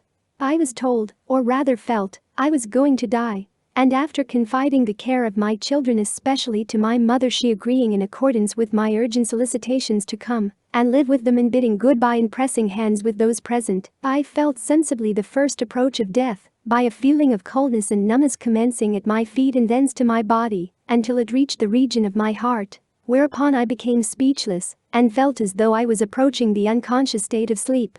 My head involuntarily dropped back in the chair. At the return to consciousness, which was instantaneous, I found myself standing by the body from which I had just emerged, in a stooping posture, experiencing a sort of crampness in the breast and back, together with a feeling of general exhaustion. On looking up, I discovered a female standing beside me in the attitude of one waiting, having her hand upon the chair, and attired in white flowing apparel. She at once introduced herself to me as my attendant, and invited me, when I was ready, to follow her. I inquired as to the cause of the peculiar feeling before referred to, and received in answer the following, which were her very words. "Oh, everyone feels that just after leaving the body, it is but momentary," accompanied with a smile which indicated that she had often answered such questions before. While she was speaking, I stood upright, and the feeling of crampness had already passed away.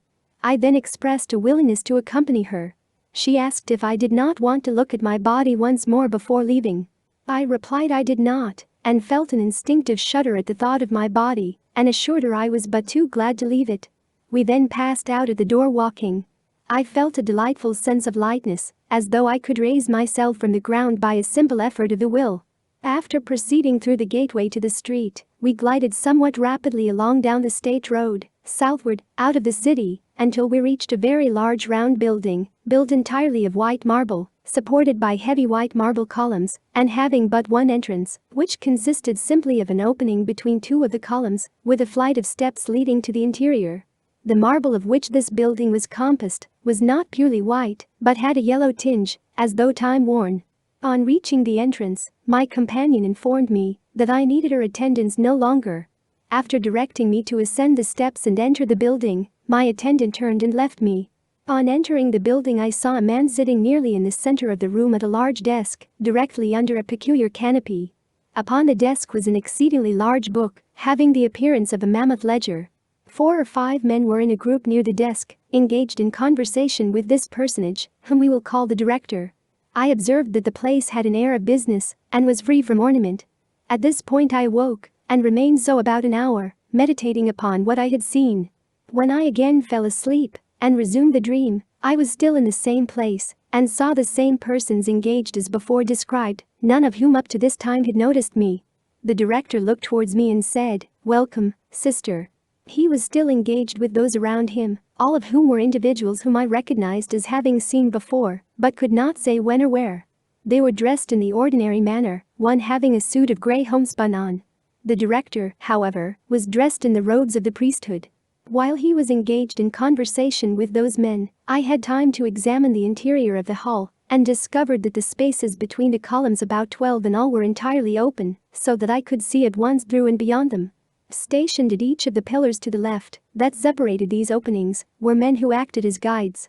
I ascertained this by seeing the director point towards these men and directing each of the men around him to go, some to one man, some to another, and hearing him say, "There is your guide, go there."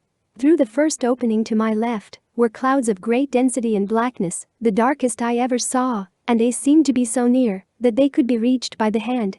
The second opening to the left revealed dark reddening clouds, but not quite so black as the first.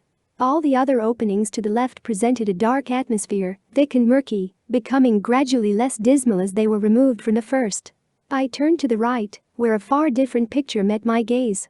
Through all of these openings I saw the pure azure of heaven, clear and bright. Through the first space to my right I saw a city indescribably fair and beautiful, enveloped as it were in a thin mist of gold, and exquisitely beautiful. Clouds of roseate hue were visible in the distance. The city was dotted with temples having lofty spires and other buildings, combining in architectural designs more beauties than I had ever conceived it possible to exist, all of purest whiteness. Strains of lovely music floated on the atmosphere that was more heavenly in its influence and spoke more to the heart than any music I had ever heard. It seemed to come from a legion of musicians. The space between the third and fourth columns to my right, almost directly behind and to the right of the desk, was filled up by a massive iron door, grained like oak, the only door in the hall, before which a sentinel, dressed like the director, was pacing to and fro. I was so enraptured by the sight of the city and the sound of the music that for a time I was insensible of what was transpiring around me, from which I was aroused by the voice of the director, saying, "Sister, that is the celestial city," looking, as he spoke, toward the city I had seen. He then asked my name. I stepped toward the desk and replied in a language I had never spoken before, which greatly surprised me. He, however, understood it. After glancing rapidly over the index, he at once turned to the latter end of the book, which, by its great weight, made a loud noise as it fell open on the desk.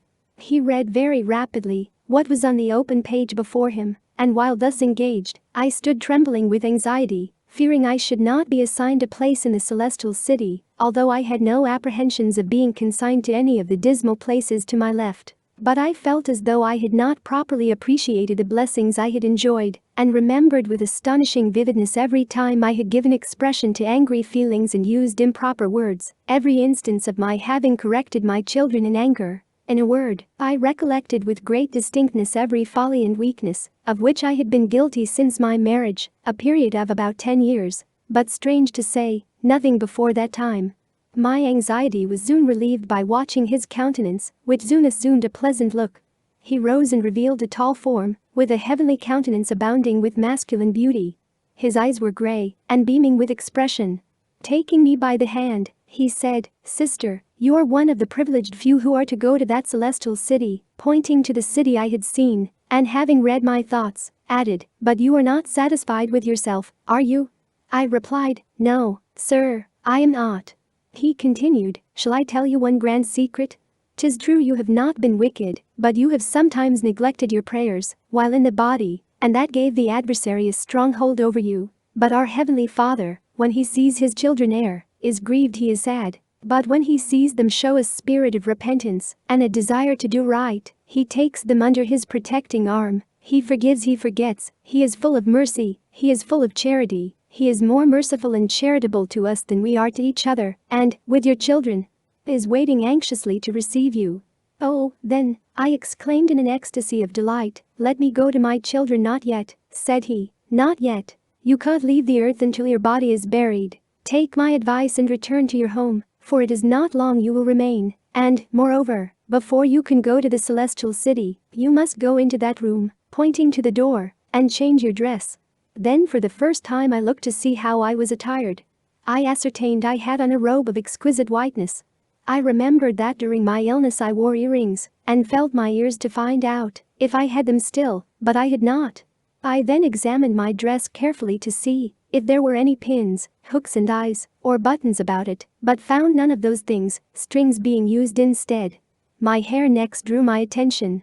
I found it free from hairpins, combs or net of any kind, but instead of hanging loosely on my shoulders, the ends were nicely curled under in waves, and it was glossy and soft as the finest silk. I then looked at my hands and found them almost transparent, having a pink look similar to the natural hand when held between the eyes in a strong light, and yet my sense of touch seemed as real as ever. On the whole, I was extremely gratified with my appearance and thought it could not be improved.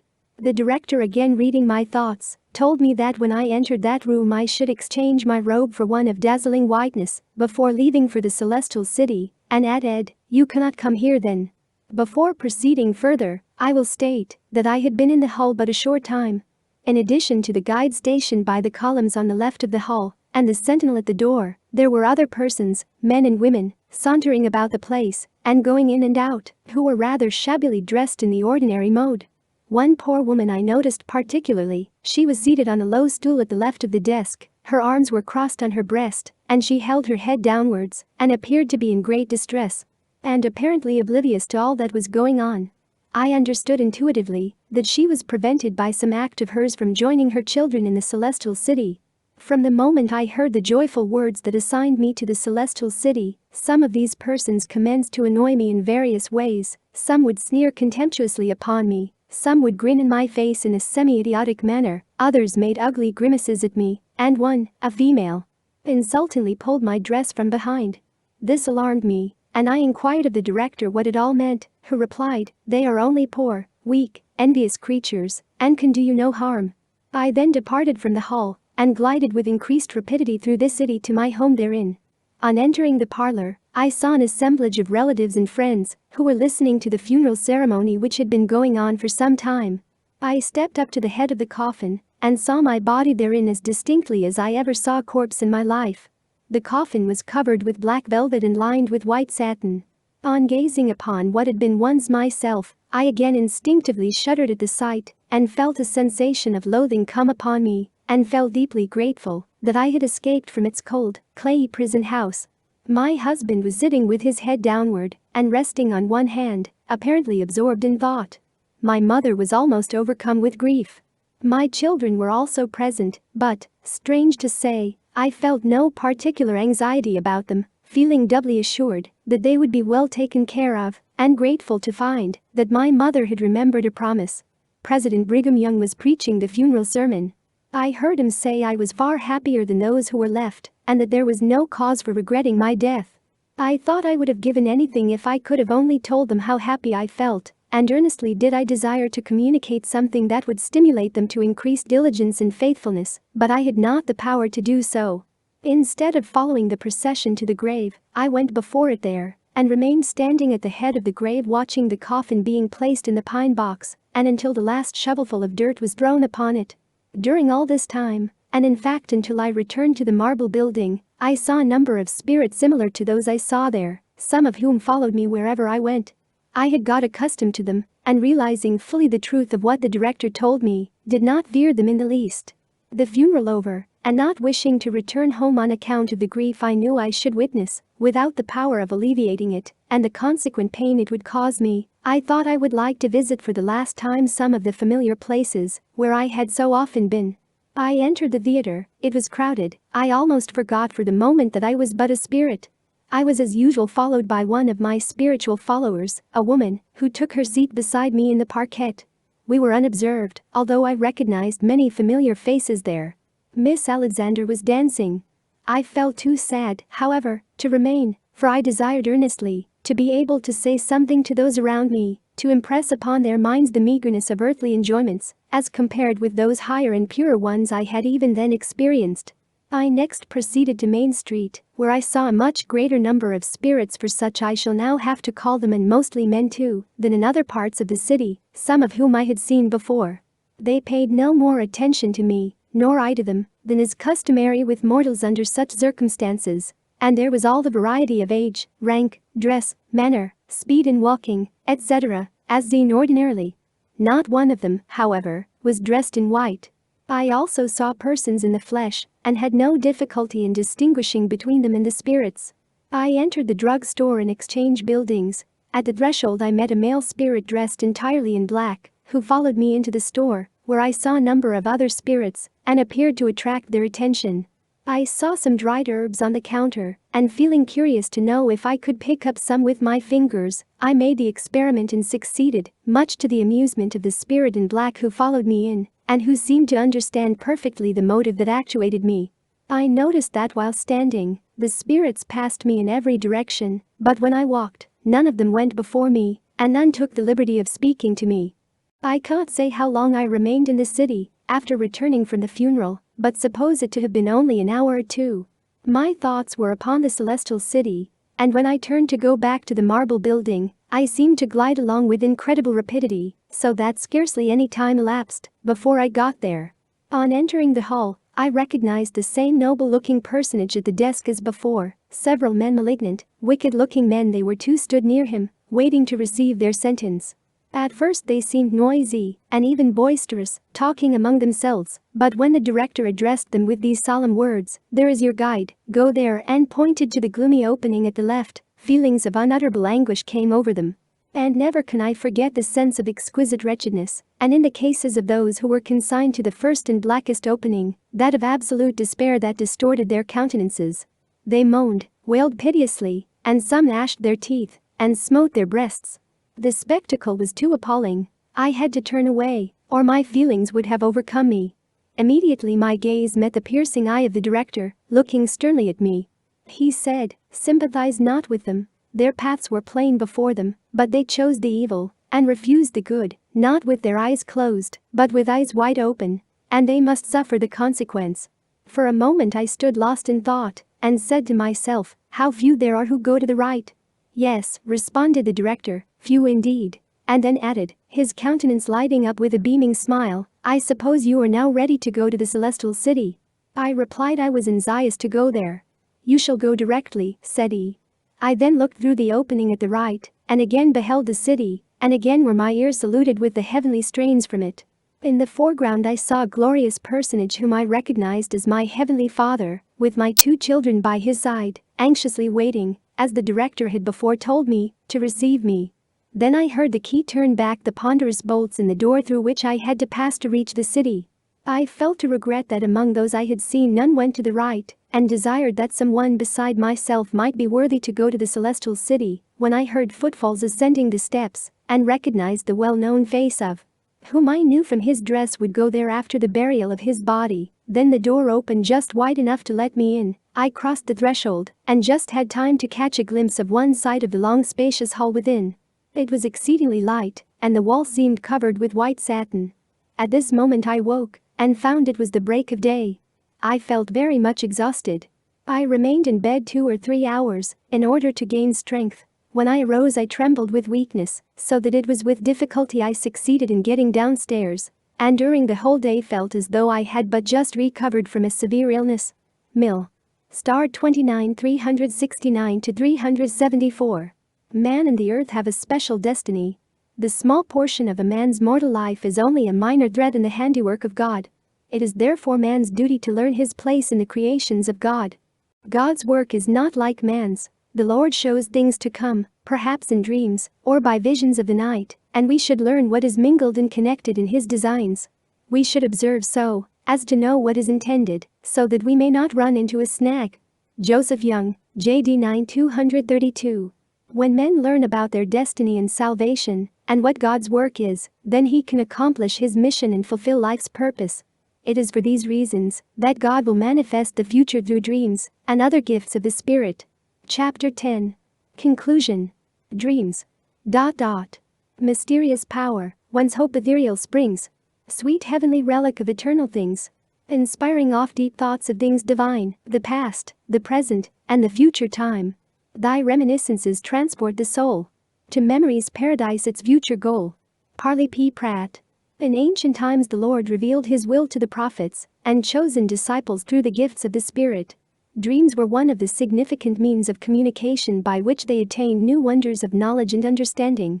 From the realms of the spirit world came the scenes of the past, the present, and the future.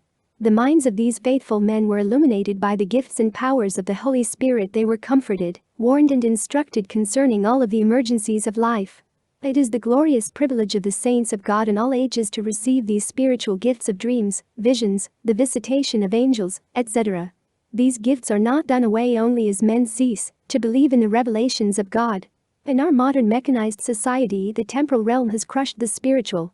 The luster of wealth and the passion for pleasure has diminished or extinguished the deeper and richer blessings of heavenly things. Our generation cries out that God is dead, but it is they who are dead, spiritually dead. Through disobedience they have, like Saul of old, offended their God, that he will not speak. For when Saul inquired of the Lord answered him not, neither by dreams, nor by Urim, nor by the prophets. Sam 28:6. However, there is as much a necessity for these various manifestations from God today as there was anciently. It is through these various gifts that all of the members of God's church are profited. See I Cor 12 and D and C 40, and all of the churches who do not enjoy these gifts do not have the Holy Ghost, and God does not acknowledge them. Individuals who do not enjoy the gifts of the Spirit are likewise somehow amiss.